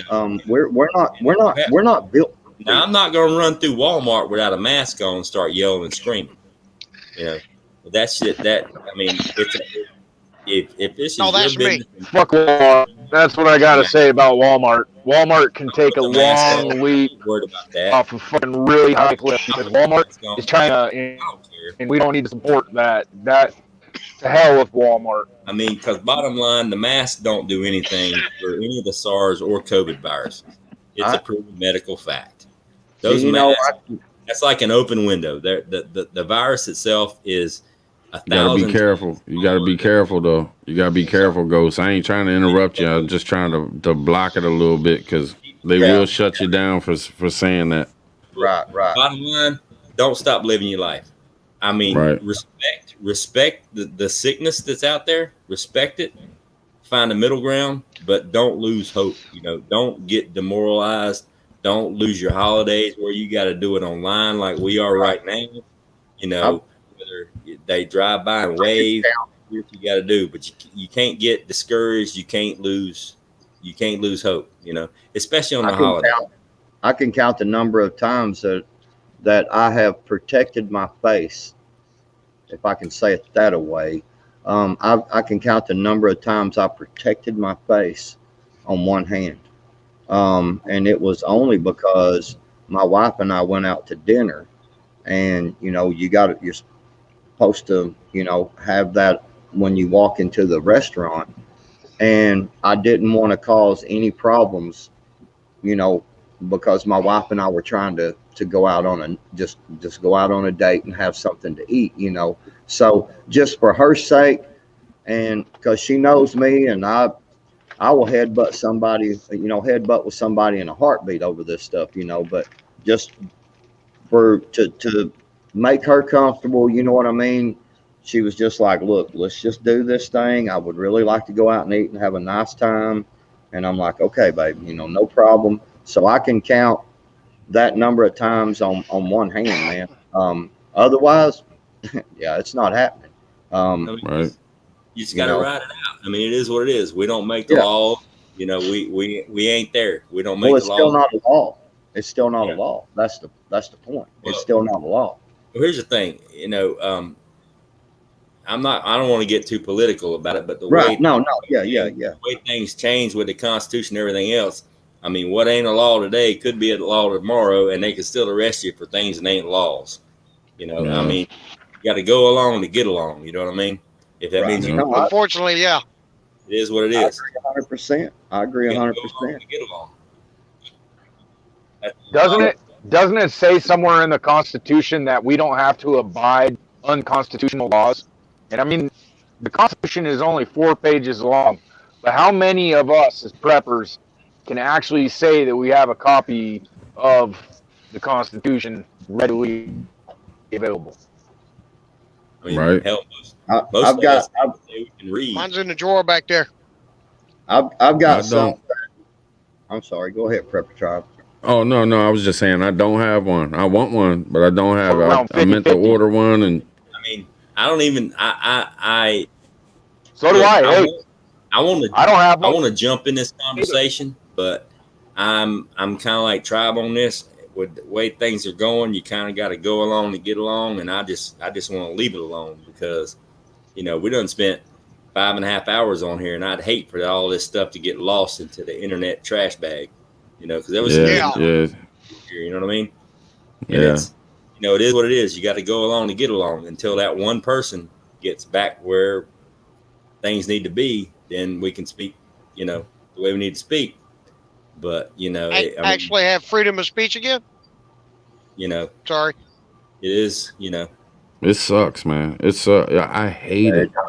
I hate it when somebody's talking and I feel like I gotta interrupt or I gotta make some noise because I know that they'll pick it up and smash your channel on it, and it's like, Yeah. it's just Bleach I it out. hate it. I hate it. I feel like from even the phone conversation a time or two that you and I have had, Prepper Tribe, I feel like you're the kind of person that would just about fight somebody over the right for someone else to say, to have that freedom to speak, even if you completely disagreed with it, and Yeah. somebody else was trying to shut them down. I believe you would. I believe you'd about fist fight somebody over that. Yeah. But I know that Yeah, we should. and at the same time, though, what you are doing, and spreading this love around, man, and spreading this, like Ghost Prepper. I never heard of this guy before. No offense, sir, but but now I That's have. why my name is Ghost Prepper. I've been around for a Right. while. But now I have, see, and he's talking about starting a channel. Guess who I'm going to go subscribe to and watch? I'm going to go Yeah. watch this man, Yeah. And brother. so Thank you have to protect Prepper Tribe. You have to protect this kind of thing. We have to protect some of this to get the word around. Just like Spike and Prepper Steading. I mean, I would have never met you guys, man, if it wasn't for this. So we do Right. need to have some level of, because if you see what my name is right here, there's a level of me that I can get just, yeah. But Yeah. but at the same time, we got to protect this, man. We've got to get the word out. Here's a takeaway from it. And I worked with a lot of intel guys when I was doing what I did, and you got to choose your battles. Yep. Even though Right. you know what you're fighting for is right beyond a shadow of a doubt.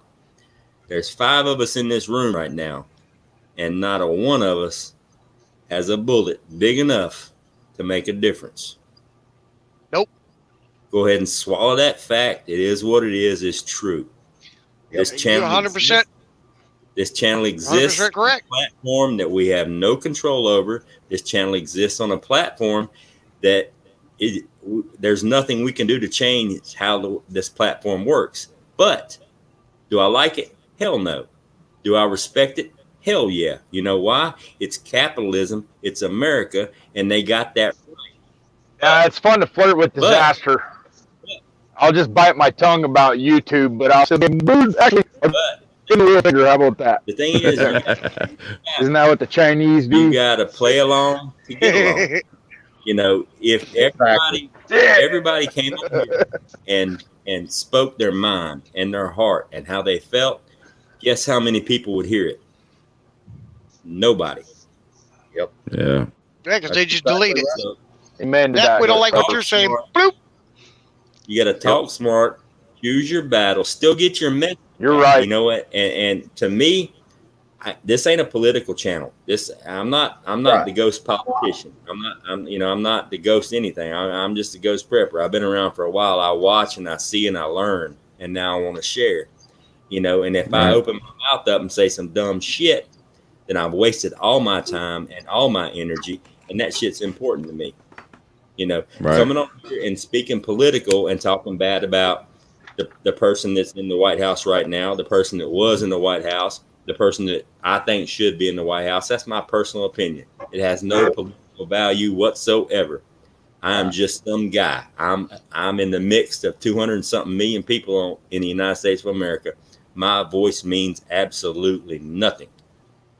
You know, so the last thing I want to do is come on here and say some things trying to spin up some stuff that ain't never going to happen, you know, because of what I have to say. But what I can say, what I can do to change people's lives is about prepping and getting prepared.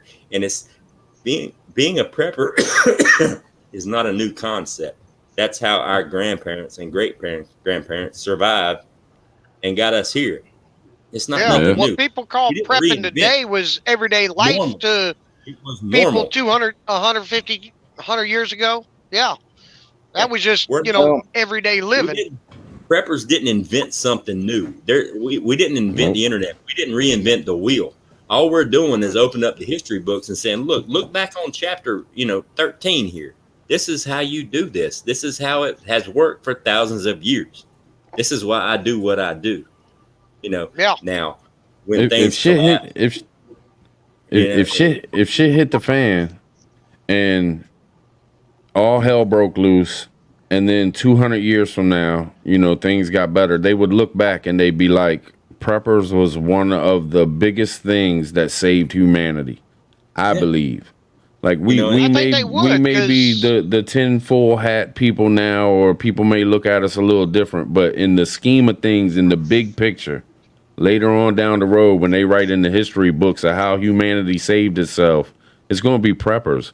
They're going to be in that book because they saved. I mean, it's just how it is, man. We're going to save For shit. sure. And it's a funny thing how you pay it forward, but you can also pay it backward, because a lot of times when people talk about building a mag in the prepper community, they're all about, getting a young, vibrant, strong people that can defend their area.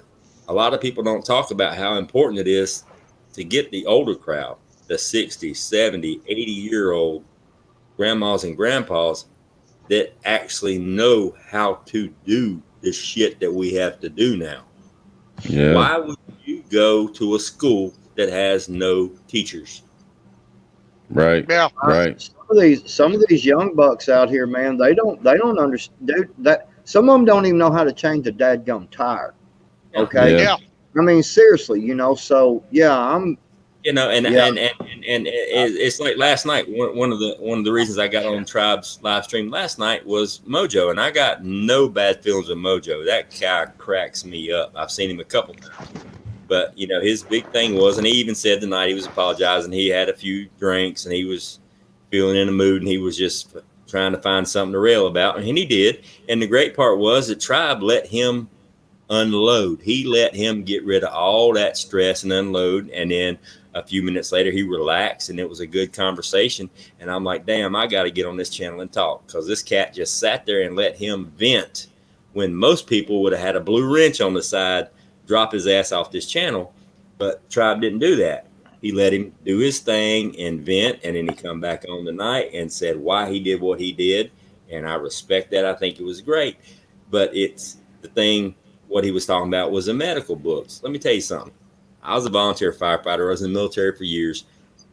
The only thing you're going to learn out of reading a medical book is how to hurt somebody. Yeah. The medical knowledge you get from reading just a book is equivalent to the martial arts knowledge of like a brown belt. You know just enough to hurt yourself. You know just enough to get your ass kicked. Reading it in a book versus doing it, watching somebody doing it, or getting taught how to do it are two completely different things. And yeah, a lot of people think that this is the internet age. You can just click on a website or Google how to fix a broken neck. It just don't work that way. It don't. I've had one. I got the scar to prove it. I got the plate and the screws to go with it. There's and that's the thing, you know, people in this day and age are getting scared. They're getting overwhelmed. And I'm not saying Mojo was scared by any means. I have nothing but respect for that man. You know, he just had some shit he wanted to get off his chest, and he did. More power to him. You know, hey, First Amendment, do what you got to do. You know, props to you, Tribe, for letting him get it off his chest. But you know, I think a lot of us knows how he felt, because a lot of us has been in the chat and said things, and you know, they don't catch it, and it's not that they're ignoring us. It's just there's too much shit going on, so they don't catch it. And you may say it 10. I know I've been in many chats and said things, you know, 2-3 times and never get seen. So I've been there, and it does get frustrating at times, but it's nobody's fault. It's just the way the shit works on YouTube. But sometimes, you know, I'd rather him get on here and get it off his chest, and then he can go, you know, be with his son, and he don't have that weight on his shoulders. He can go be with his son and smile. You know what I mean? And so what? So he let off for 20 minutes. Big fucking deal, man. And just like you said, he comes back on tonight, and he's like, hey, I just had a rough morning, man. That's all it was. Good dude. That's why when I came on last night, I was like, you know, I was in your shoes for months in these chat rooms, putting up, you know, messages. Nobody's ever answered me. And it never once crossed my mind to look over and see exactly how many thousand people were in his chat room. And he's trying to, you know, getting upset because he ain't being the only one getting answered, or wasn't getting answered every time he answered a question. I mean, if I'm on here running a live chat and there's you know, 2,000-3,000 people spitting up stuff, plus the people that are the spammers and all that bullshit, how can you possibly hold me accountable for not addressing your issue? Right. And that's when I realized, you know what, I'm gonna go in your archives and watch your videos, and I found the answers to my questions.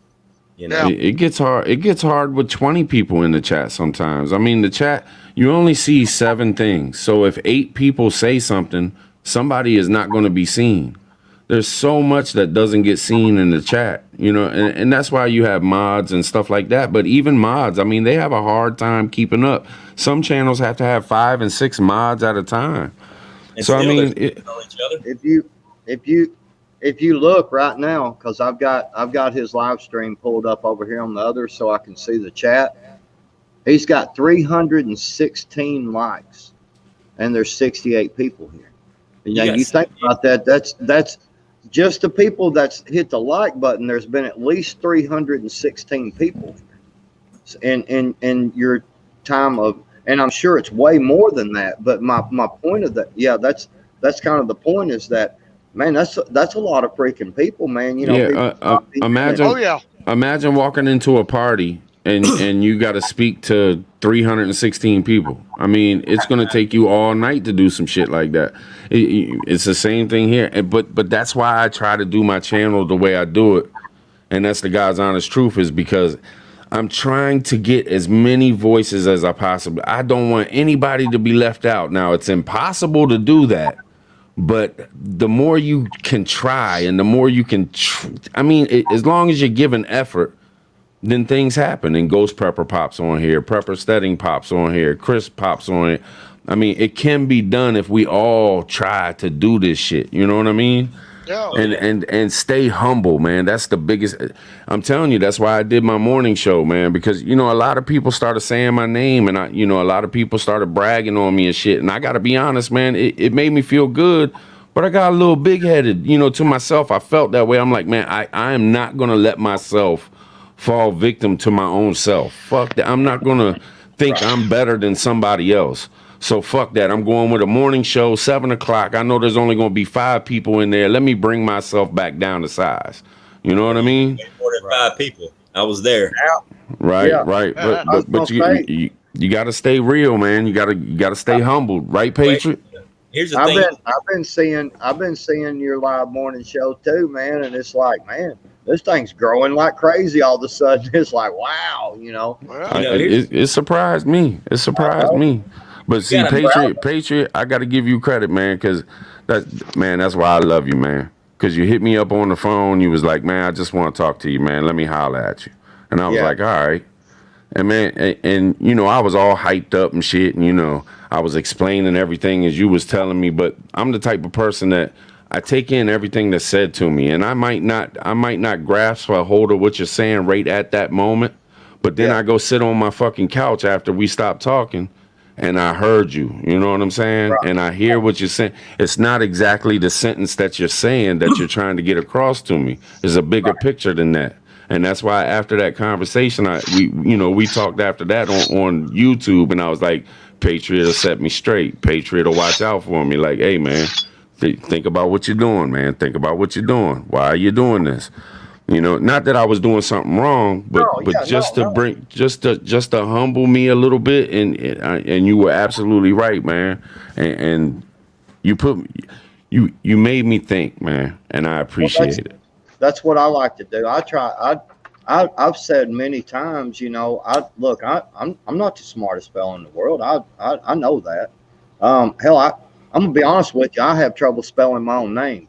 Sometimes I get frustrated because I'm trying to keep up with the chat, and answer stuff, and I'm like, damn it, so I've got to look up on my phone. How do you spell this shit? Me too. Me too. But the thing that I keep expressing to people is use your head, man. Then you gotta suffer with frickin' autocorrect. Yeah, exactly. And so it's like, I try to just bring to the table of guys, just stop and think. Think about this, think about that. What you're doing over here, man, that's freaking awesome. But what about this thing? And what about this? I want people to think, man, because if you think, if you sit back and you think about things, man, you're going to be more likely to do more things correctly, right. than just jump off in the blue and you don't take off running through the woods that you have no idea where you're at, unless the boogeyman's on your butt. But you don't take off running through the woods where you don't know where you're at. You go check it out behind me. Right. It's like looking at these rich politicians, and they're trying to tell us how the poor neighborhoods should be and what they need to be better and this and that and this and that. It's just, right. I look at that and I'm like, y'all motherfuckers don't even know what y'all are talking about. Why are y'all even speaking on the hood? You've never been there ever in your life. Never. You have no idea the mindset of being in the ghetto. So why are you talking about it? But it's the same thing with YouTube. You have people that do this shit, and then you have the people that want to do the shit, and then you have the people that don't want to do the shit, and they just want to be in the chats. They just want to watch the videos. But everybody needs to be heard, because that person that doesn't do videos, they're the ones that we're doing this shit, a lot for. So we need to hear what they got to say too, because if we're fucking up, they're the ones that can let us know. All us content creators or whatever you want to call it, we can go back and forth all day long. Oh, how can we do this? How can we do that? Right. But we need to hear people like Mojo get on here and say, hey, look, man, this shit gets old, man. This shit gets old. We need to hear that shit. Everybody needs to be heard. Yeah, Agreed. And I like that. I agree with that.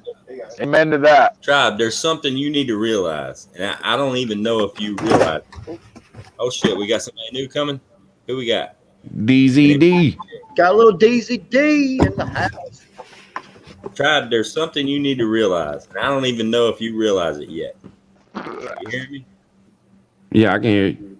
What's up, Canada? Can you hear me? Yeah. All right. Yep. I know that there's several channels that you put on, not necessarily a pedestal, but you look up to, like Angry, Canadians, breaking up a little little guys that have been on here for a while. They got a huge audience.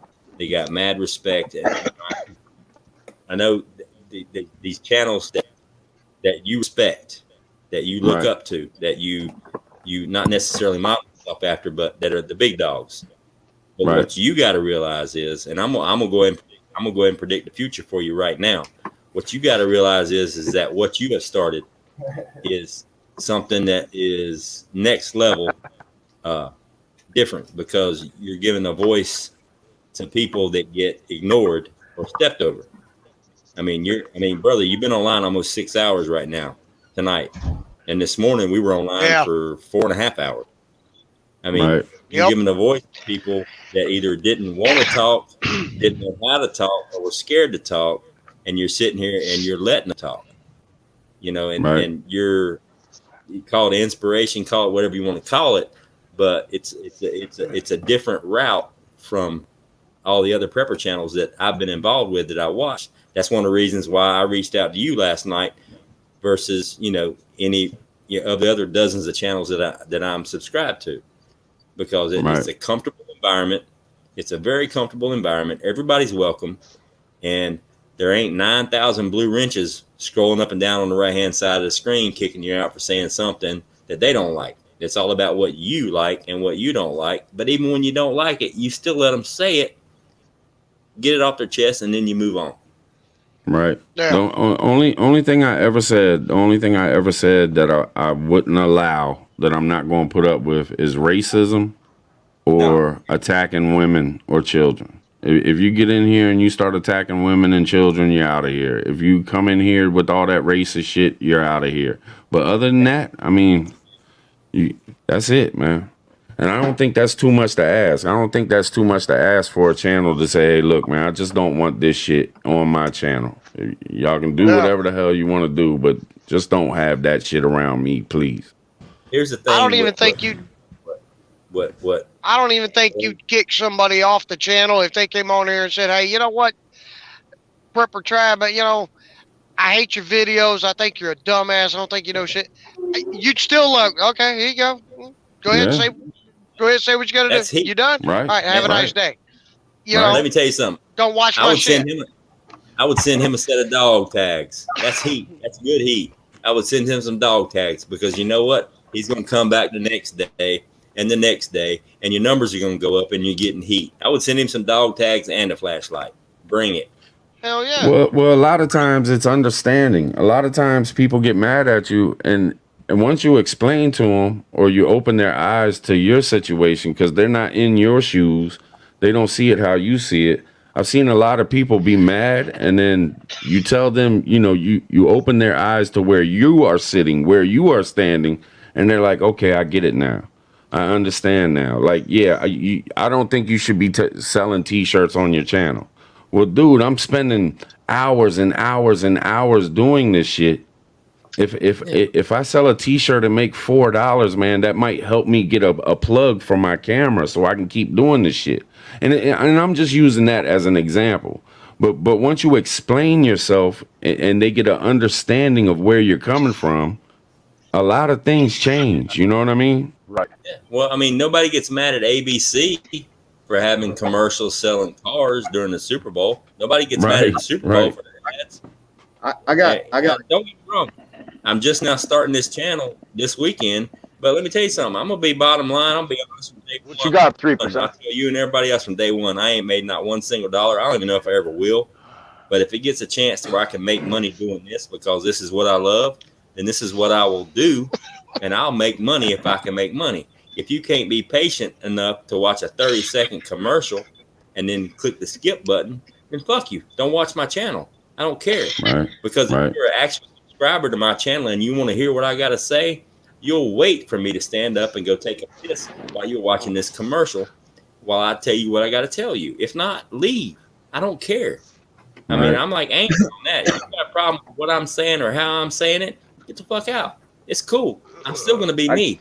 I'm not going to change who I am to make you happy. So I had to. You know? We ain't got to like each other. If I share knowledge that helps you and you hate my guts, that's fine. Hate my guts. Enjoy my knowledge. Have a good life. And that's one of the main reasons that, I don't want to call names out and stuff, but I did see a lot of people getting mad because of the merch thing.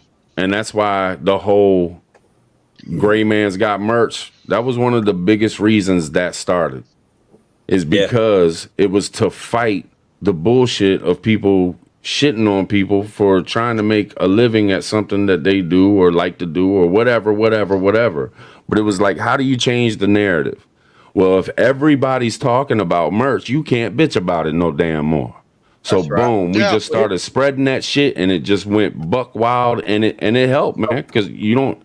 You don't hear about it too much anymore. I know Mojo let off this morning a little bit, but I mean, it's how you fight the culture, as Native would say.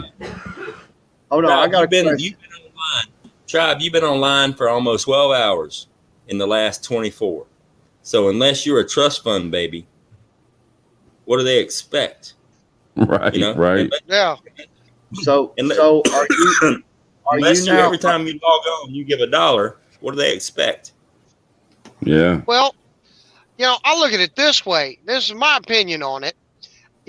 Okay, they got merch. Okay, he's got some T-shirts. Well, I look at it this way, because I'm not a business or an economics major or nothing, but let's say you go through Teespring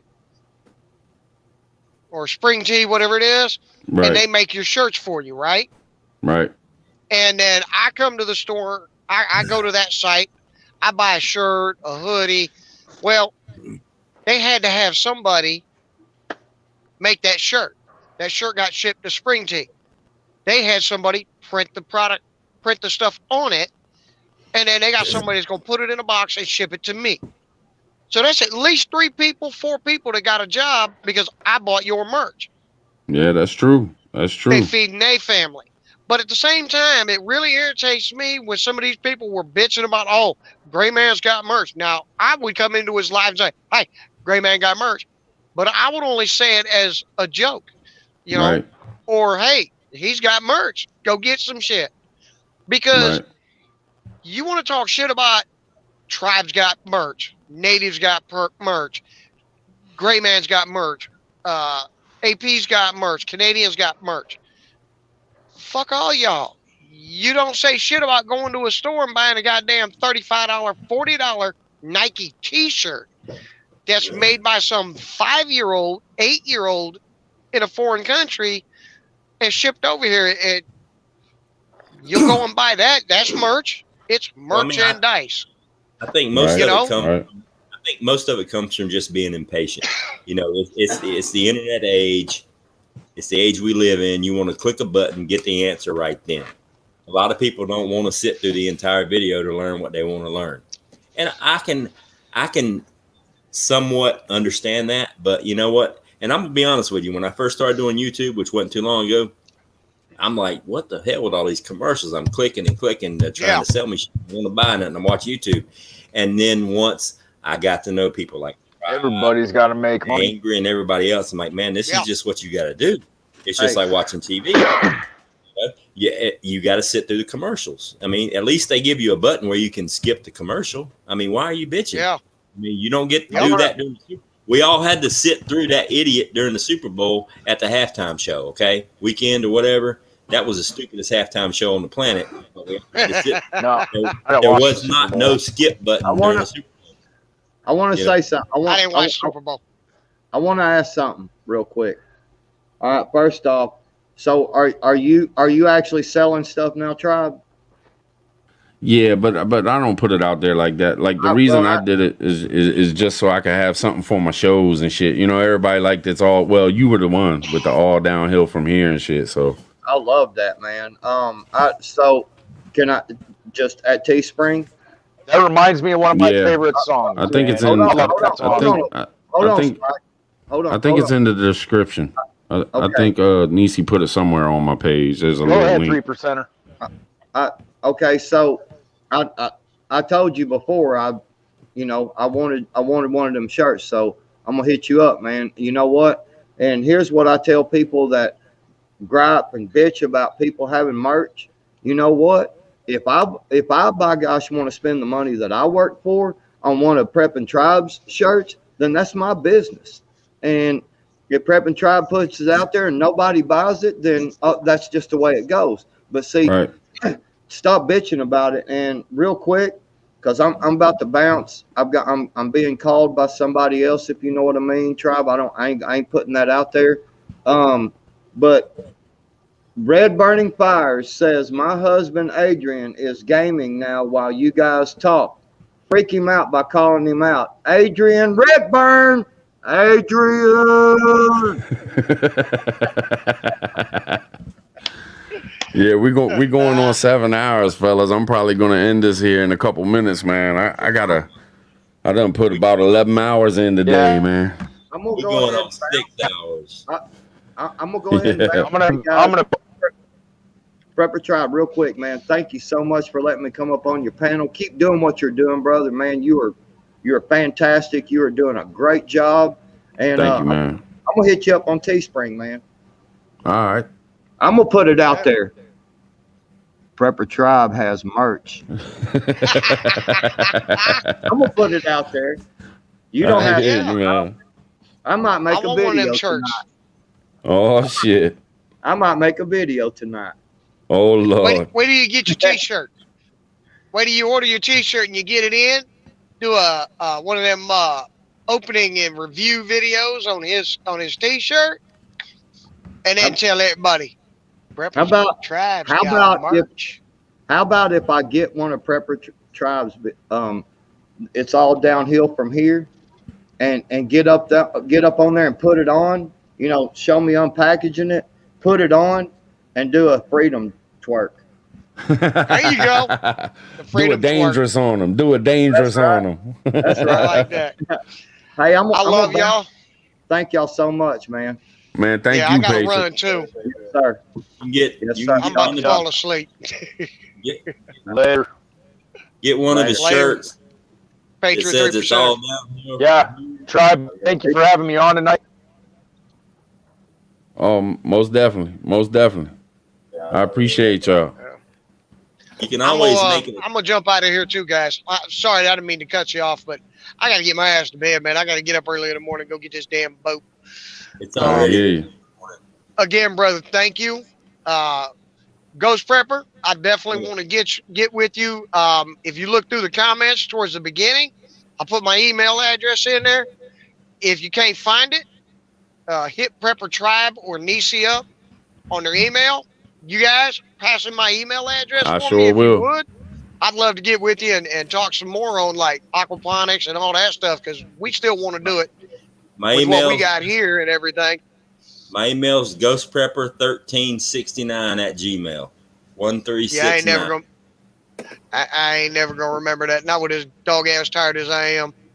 In a truck. If you hit mine, it's preppertribe@gmail.com. That's it. Preppertribe@gmail. Yeah. If you hit that, I can pass on emails. Don't bother me a bit.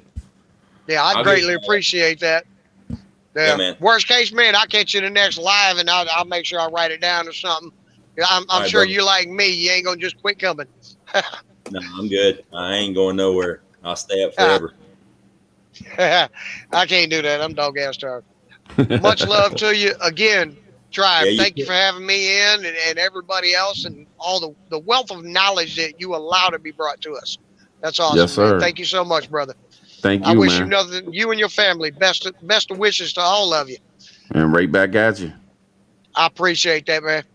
I'm signing off. Good night. Good night, man. Easy Night, D, guys. how you doing? I'm doing all right. I've had some internet issues like all night, and it was just cutting out. But God damn, my head looks huge.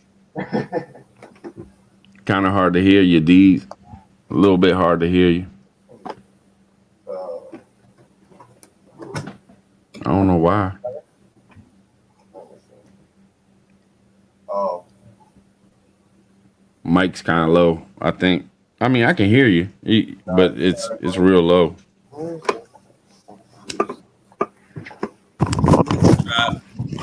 gonna get that shirt you got on. It's all down there it is. Is that better? You like that? Yeah, I'm gonna get that. I forgot. I'm gonna find me a Forgot I deep had ass it through hole. this one. I'm gonna find me a deep ass hole somewhere with no way out. I'm gonna sit Can in you the hear me bottom, now?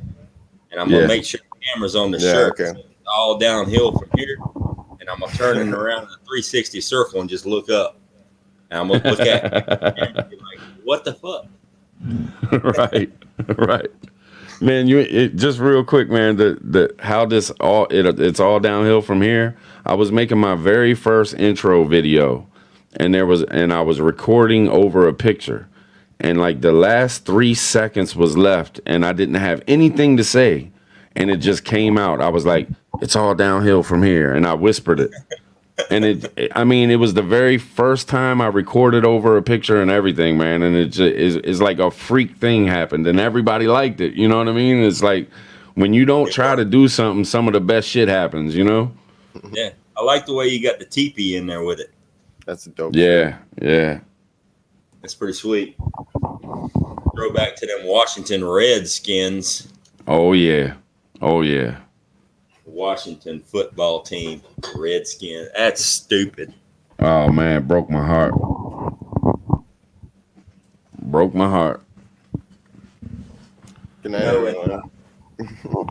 That's hanging out. What you were talking about earlier about the racism and the kids and stuff, that hits hard home for me. I mean, I'll just throw back, give you a little bit of my background. I mean, my family's from Georgia and South Carolina, going back to the Revolutionary War. I've got great grandfathers that are in the history books in the Civil War and the Revolutionary War. There's actually a slave plantation in our history that my family actually owned in South Carolina. Actually had slaves. And the man that owned it was a Commodore in the British Royal Navy, and left the British Royal Navy and decided to stay, freed his slaves, married one of the slaves, had kids with his slaves. Those are my ancestors. He was actually called back to England and died under mysterious circumstances. He was a Commodore. Oh shit. Yeah, and it's it kind of.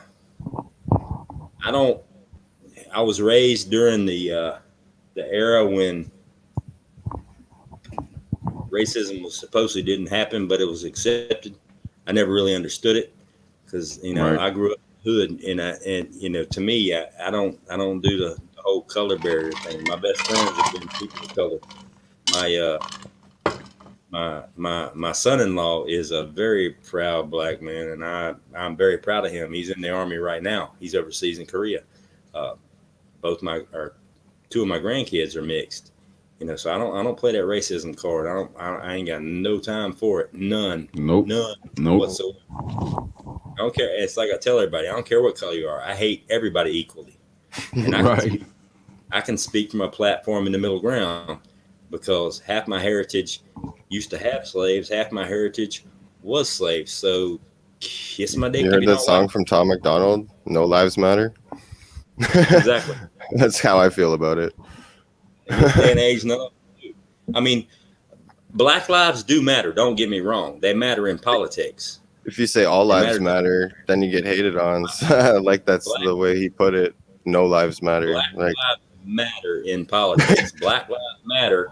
That's why that's why checkers and chess, they're colored black and white. That wasn't for colorblind people to understand what side you were on. They were colored black and white for a reason. It was to establish people are equal. It doesn't. It was to establish doesn't a make division. sense. It was established to a division, and it was to show an internal and inevitable conflict throughout, to where black would always be against white. Now that's the reason they were always colored black and white. Checkers, chess, backgammon. They're two opposite colors. Right. To establish a division. I mean, it was culturally inbred in us that there would always be a division in color, not in character, which is wrong. Right. I don't care what color you are. If you're a dick, you're a dick. You can be a black, you can be a white one. I don't give a shit. It is what it is. I don't operate that way. I'm completely. I got blinders on. Black, white, yellow, green, red. I don't give a shit. If you need to get popped in the mouth, you getting popped in the mouth. I got time for that. It is what it is. When people allow shit, we probably shouldn't go down this road, should we? It's awful late, brother. It's awful late. Good call, dog.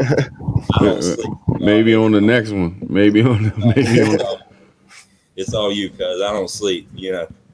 Right. I hit you up with an email with my phone number. You can text me when you're going on, and I'll roll over and hit the button, and I'll be like, "What's up?" That'll work. I don't mind. It is what it is. Definitely, man. Yeah, I've been having internet problems all night, So You know, when I'm just glad I was all able this to jump in and say hi. Yeah, when all that's this, cool, man. good to meet you, D. When all this conspiracy shit starts and everybody starts asking questions, what the hell? Who's this ghost prepper cat? Where the fuck did he come from? I'm gonna be like, talk to Tribe. It's his fault. Right. His fault. That's How you cool. I got shit? your back. Yeah, it's Tribe's fault. He started it, so blame on you. That's cool. I can take the heat, man. I can take the heat. I got you. But I tell you, I mean, you know, a lot of people say things on your channel, Pride, appreciate this and this, that, and the other, but you know, you don't understand, man, what you did. You know, what I mean, hell, just in the last week, starting this morning show, because a lot of cats, they just get on night and they walk around the house and they turn their phone around showing their wood stove or, you know, their food preps and this and that and the other. You ain't never not once done that. I mean, you don't do that. You just say what's on your mind and you give people a way to speak about things, and that's some pretty deep shit, man. I mean, nobody else does it. I mean, this is I something. appreciate it, man. If anyone hasn't heard of Dangerous Freedom After Dark, it's kind of a similar platform. Yeah, Patriots I'm telling together. you. And Dang. he does a late thing, and it's pretty similar to this, where you can just jump on, you can say hi. Nobody's Yeah. there, like you're all equal, and everybody has a voice. It's a nice It- little it- thing. It's If, where I learned. It's where I learned how to do the panel thing and everything. Like I was saying earlier, that Dangerous is the one I picked it up off of. Man, he's the Yeah. one that showed me you could do this kind of thing, and him I and just kind Patriot of ran with it.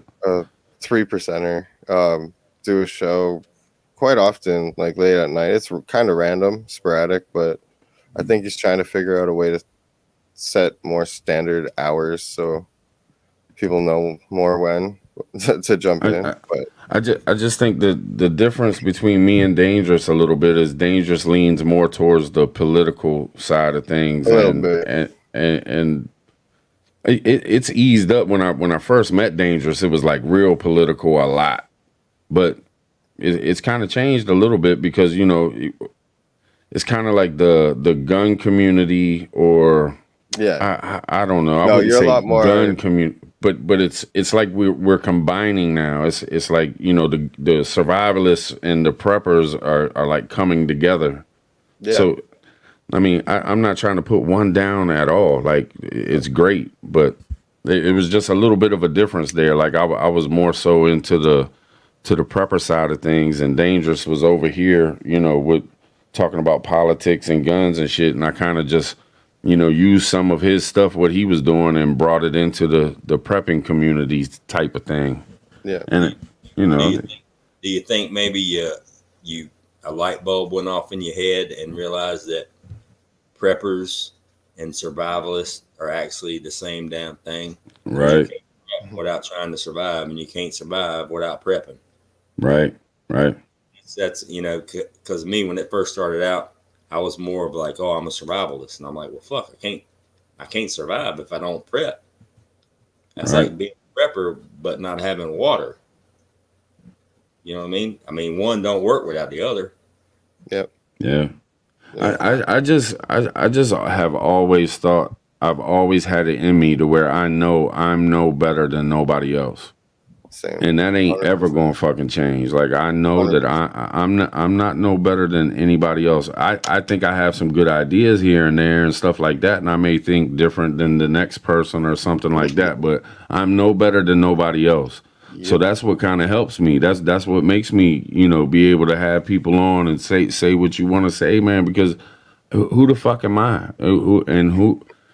I don't care what the hell happens. I could get 2 million followers, or I could have 20. I'm still, you're a human got just like me. If you're a decent fucking person, then I'ma like you, and hey, have at it. I got to tell you, I'm gonna have to disagree, Tribe, because I think you are a better person today than you were yesterday. You think so? Absolutely. And then you were a better person you were the day before Totally. that. You build on that. Each day you get All better do. as a person than you were the day before. You know what I mean? Right. I mean, you're putting things out there, and you're giving other people a chance to let their voices be heard. I mean, and with the strain on the freedom of speech the way it is, I mean, to have the nuts to come out here and give people a chance to talk, I mean, you're making yourself a better person. Yeah. You're helping other people be better as well. You know, and Right. I think it's about being better than anybody else. I think everybody's the same. Everybody starts with the same cards. Everybody Yeah. starts. It just depends on how you play them. You know what I Right. mean? It all depends on how you play them. There ain't no difference between you, me, Alaska, Bear, Angry, anybody else. It just depends on what motivates you to do what you're doing at that given moment in time. Right. And how you look at it. Is it about you? Is it about you and your family, your community, making a statement, whatever it is? I mean, it's all relative. It's all relative. It's just, what is it right here, right now, today, right now? What you did Yeah. yesterday don't matter. What you want to do tomorrow don't matter, because tomorrow ain't Right. gonna happen. You don't get done what you got to get done today. Yeah.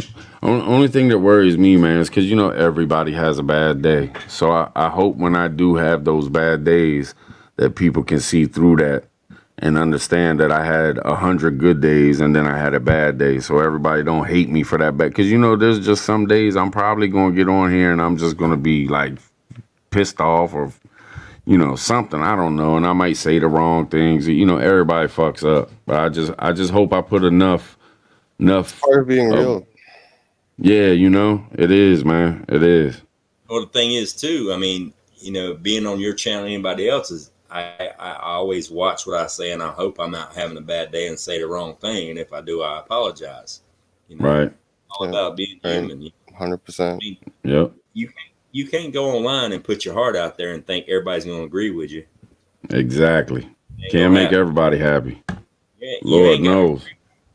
You can hate me, you can love me. If you hate me and you still keep coming back, I'm gonna smile my ass off. I mean, haters, man, Right. that world. Hate me all you want. Right. Hate Right. you get, it works. I mean, you get on my channel and you want to troll and talk trash, rock and roll, brother. There's a whole bunch of people on that channel that are busting your ass the entire time. You might get hit with a blue wrench. Maybe you will, maybe you won't. I like the way Angry does it. He's like, fuck you. Say what you want to say. I don't give a shit. Yeah. I mean, like, let it hang out. He takes the trolls and he turns them into a positive. I can't remember that one cat's name, but he's been on there for months. And he just... Yeah. EK or something like that. He's got like a 2-letter name. Yeah. EK, something like that. But he took a negative and turned it into a positive. And then he's actually opened up a line of communication with this cat. And they actually chat on there. They've actually agreed on some shit. Yeah. I think it's EF. I think that's what it is. It's EF. And they've actually agreed on some stuff. They've actually found, common ground. And, most people wouldn't do that. They'd be like, get him off, get done. No, that's how can you come out here and represent America and the Constitution and prep and saying all these things matter, and you're going to shut down somebody's freedom of speech? Yep. Now, there's a difference if you're going to come on here and just spam so nobody else can't say nothing versus let your opinion fly, man. Let it fly. I'll see it. And that's why the mods weigh that pretty heavy, and it's pretty heavy on them to have to deal with that. But like, I mean, if you jump in the chat and you just one comment after the other nonstop, and you're not saying nothing, and you're just disrupting everything, and you're being a complete fucking asshole. I mean, you got at some point you got to say, because you're ruining it for 40, 50, 80 other people. And Look, you got to do something. The But mindset of that. Yeah, if you're going to post a comment and it doesn't get replied to, I can see posting it 1, maybe 2 more times. Yeah. I've done that. If I think it's a legit question, I'll post it 1 or 2 times, thinking maybe you didn't see it because there's 600 people in your chat. If I think it's a legit comment, I'll put it in caps. But I won't do it past 3 times because that, to me, it's just fucking rude. Either you didn't want to answer the question or there's too much stuff going on. Right. But if you go there and just keep hitting repeat and do it over and over and over, you got to go, man. There's I've seen respect. people just put random text in the boxes too and just keep. Yeah, that's just like, that's just to be a dick. Yeah, you need to go. That's not, that ain't got nothing to do with First Amendment. That's got that's just you being a dick. Spam. Yeah. Face bump. That's Right. Spam. Right. Nobody wants spam. I mean, I'll eat spam if I'm starving. It is what it is. But you know, there's We don't need it in the chat. They got something they want to say and something they want to get heard, and it's just rude as shit for you to overstep somebody. You know, don't do that. You know that. Yeah. You know, that's my whole thing about it. If you got a comment or a question and it didn't get answered, and you posted it 2 or 3 times, it didn't get answered, hit it in the comments, send me an email. It is what it is. I'll get to it as quick as I can. I mean, that's my whole point. When I start this thing, you know, which is going to be this weekend, you know, the way I want to do it, you know, and I'm actually thinking, and let me know if you think this is a good idea or bad, because I want to do something a little bit different that stands out. But I want to do like a weekly show, and I want to pick a comment that comes in from my email of what my show needs to be about. I want one topic, one person pick a topic. I'll give you the props at the beginning. This is a topic we're going to talk about. So-and-so sent it in. Let's go. And Right. I'll do research on it. I'll figure out what needs to be talked about, and that's what we're going to talk about, and give that person props. Invite them on to come share the screen and chat it out, so that person that asked the question can actually legitimately get the answers either from me and the people in the chat. So it's kind of like the way you do it, but on an individual one-on-one basis versus, you know, the people coming in the comments, and do that every single week, you know, until it gets, you know, way overboard, and then maybe kick it up and do it 2 or 3 times a week or something like that, you know, just to give it something different, you know. But, you know, because, I mean, there's so many people out here right now. If you're going to do something and really get people on your channel, it's got to be something, you know, not just out that field, but something different, like your morning show. The best advice that I heard as far as YouTube goes, and it's real simple, but they said it's a marathon, not a sprint. Right. So take your time with it. Like, you know, there's some people that's been on here 5 years and they have 250 subs, and they want to be bigger. They you know, they put the work in. They're trying hard. You know what I mean? And it just hasn't worked for them yet. But just take your time with it, man. Just and totally be you. You know what I mean? Because just try not to be like nobody else, man. Be yourself. And if it ends up being sort of like somebody else, then oh well, that's just the way it is. But bring yourself into it, because you know everybody's got something to add. I try so hard to be different, man, and sometimes it's almost impossible. You know, and my method that I inadvertently chose, and I know it's completely different than anybody else's, was, you know, I played the ghost. That's where my name comes from. Just sitting back and watching and taking it in and learning and doing all these things, trying all these things, and going, yeah, this works. That don't work at all. Right. And doing it. And I'm like, you know, I want to do a channel. I want to get comfortable in front of the camera, because I am not at all. But I just didn't know if I wanted to invest time and do all that. And then I'm like, you know what? I'm just going to go on YouTube. I'm going to pay attention to these channels, and I'm going to just, and then, you know, this morning or yesterday morning, I was like, fuck it, Niecy, put me on this motherfucker. I want to talk. Right. That's what I said. Niecy, I got some shit to say. You know, put me on here. And she did.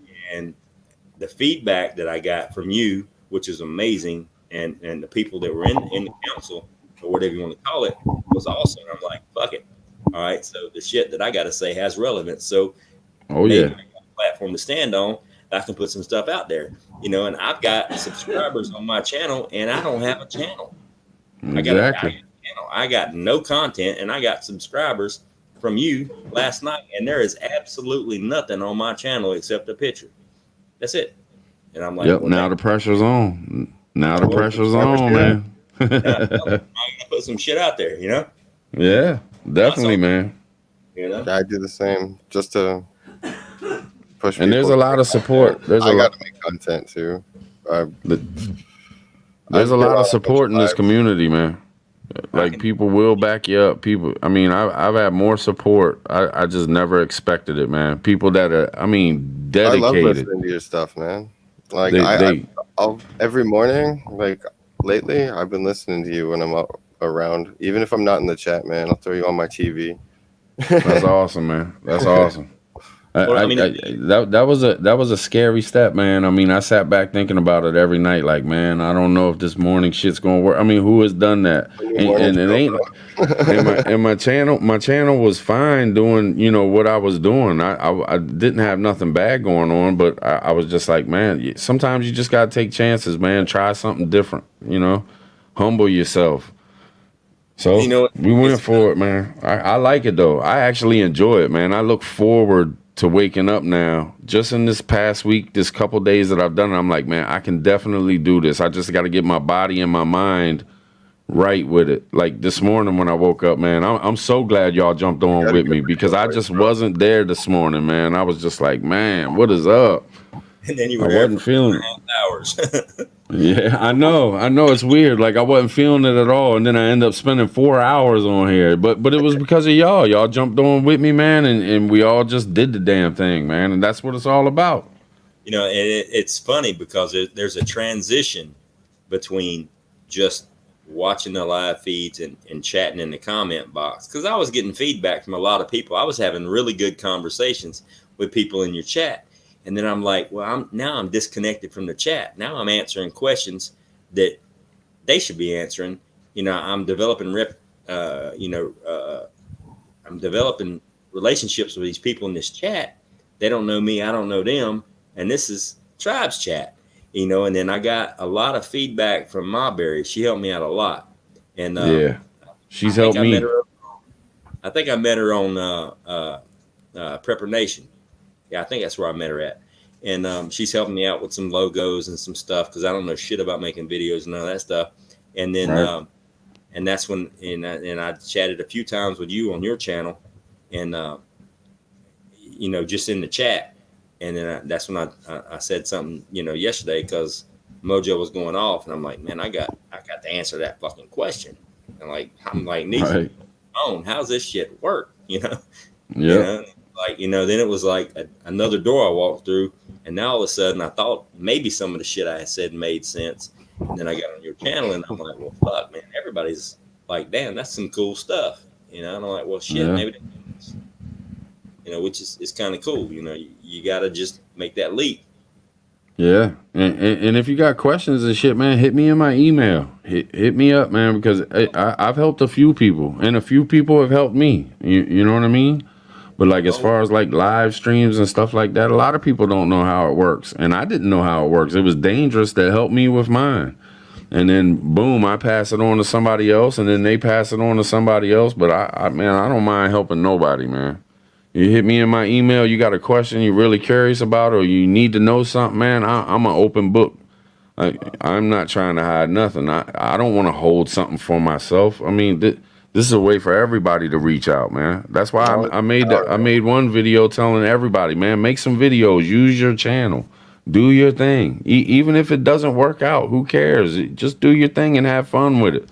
Enjoy yourself. I mean, when have we ever had this platform, man? When could you ever make your own TV show, pretty much? You know what I mean?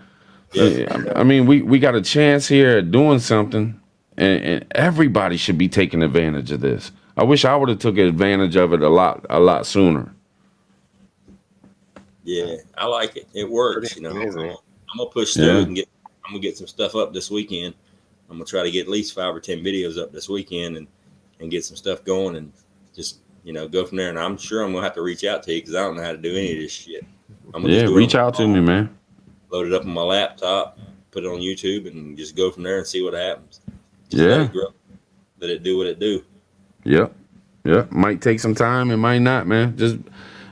Just don't worry about the numbers. Don't worry about all that stuff, man. Just worry about you and the videos you do and have fun with it, man. Try to enjoy yourself when you do it. Anytime I go to make a video, if I'm not enjoying myself, I scratch it. I'm like, nope. I'm not gonna force something. I'm not. You know what I mean? Like it's gonna be something I'm either passionate about or something that I feel and I want to do it and I'm having fun doing it. I'm not just gonna flood. Like if you noticed, I didn't do something every day. I would post a video on Thursday and then do a live on Friday, and then you wouldn't see me for a week. I didn't. It's not about a bunch of shit to put on your channel. It's what is it, quality over quantity type thing in my eyes. I'm like, you know, I'm not just gonna throw bullshit out there. If I'm not feeling it, I'm not fucking doing it. Well, here's the thing. The nexus moment, if that's what you want to call it, was when I said a few things this morning on your live stream. Well, I guess it's yesterday morning now. And I said a few things, and you were like, "Motherfucker, Ghost, what the hell? I got to write this shit down." Right. I was like, okay. And Yeah. you know, when you make a comment and you say my name, I'm like, well, fuck. Okay, all right, I'll go with it. Yeah. It's important, man. It's important. You're important. And what better place to do it? I mean, you it ain't like writing a book. I mean, you actually get to interact with what you're doing with other people. You can actually interact with. Man, it's amazing. YouTube amazes me. Yeah. It does. The cool thing is instead of, you know, me just sitting in my basement all by myself building rabbit cages or putting up food or canning food or doing what I'm doing, you know, and it's just me, and I'm the only satisfaction is my self-satisfaction versus sharing that knowledge and somebody going, holy shit, you did what? Yeah. Can you show me how to do that? And I'm going, damn, I just fed this cat for a year. Yeah. I just helped this cat take care of his family for a year. Yep. No doubt. It felt good when I know that my family was eating. Now I'm going, holy shit, I just fed people I don't even know. Yeah. It's amazing, man. And wait till you start getting them comments, man. Like it makes you feel good, man, when, you know, somebody gets on there and says, man, thank you so much. You really helped me out. Or, man, you made me laugh today, man. I was feeling like shit and your video just picked me up and my whole mood changed.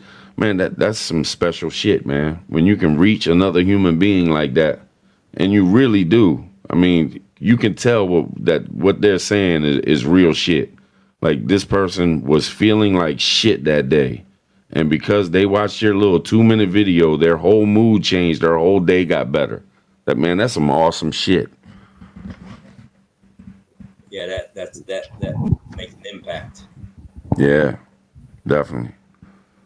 You know, it's funny too, because I mean, you don't have nowhere near the subscribers that most of these other big channels have, but you get subscribers that come onto your live stream and they stay for 6 hours and 30 minutes and 39 seconds. I swear. You know what I mean? Yeah. I mean, I've been with you for almost half the day, like 12 hours out of the last 24.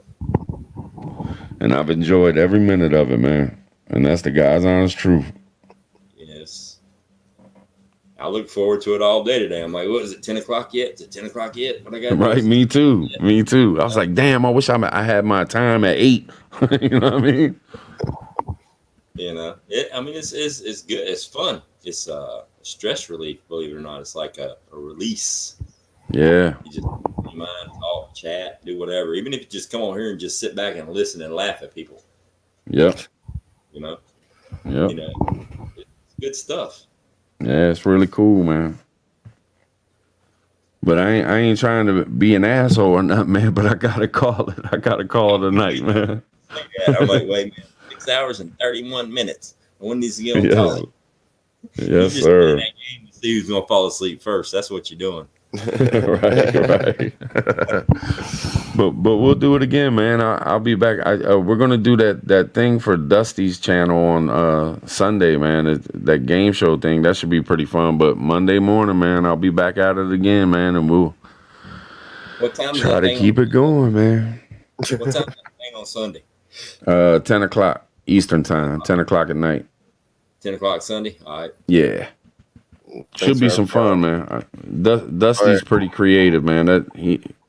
He's a pretty intelligent dude, man. He comes up with some shit, man. I think it'll be pretty fun. All right. I'll see you there. All right, cool. All right, y'all. I'll catch y'all next time then. Be easy. All right, y'all. All right, chat. Thanks for hanging with us so long. Thanks for being here. Really appreciate you. Nisi, thanks for modding. Marbury, I know she probably went to sleep already, but I appreciate you too. Good All night, right, y'all. Ghost Prepper. Holla at you next time, brother. You got it.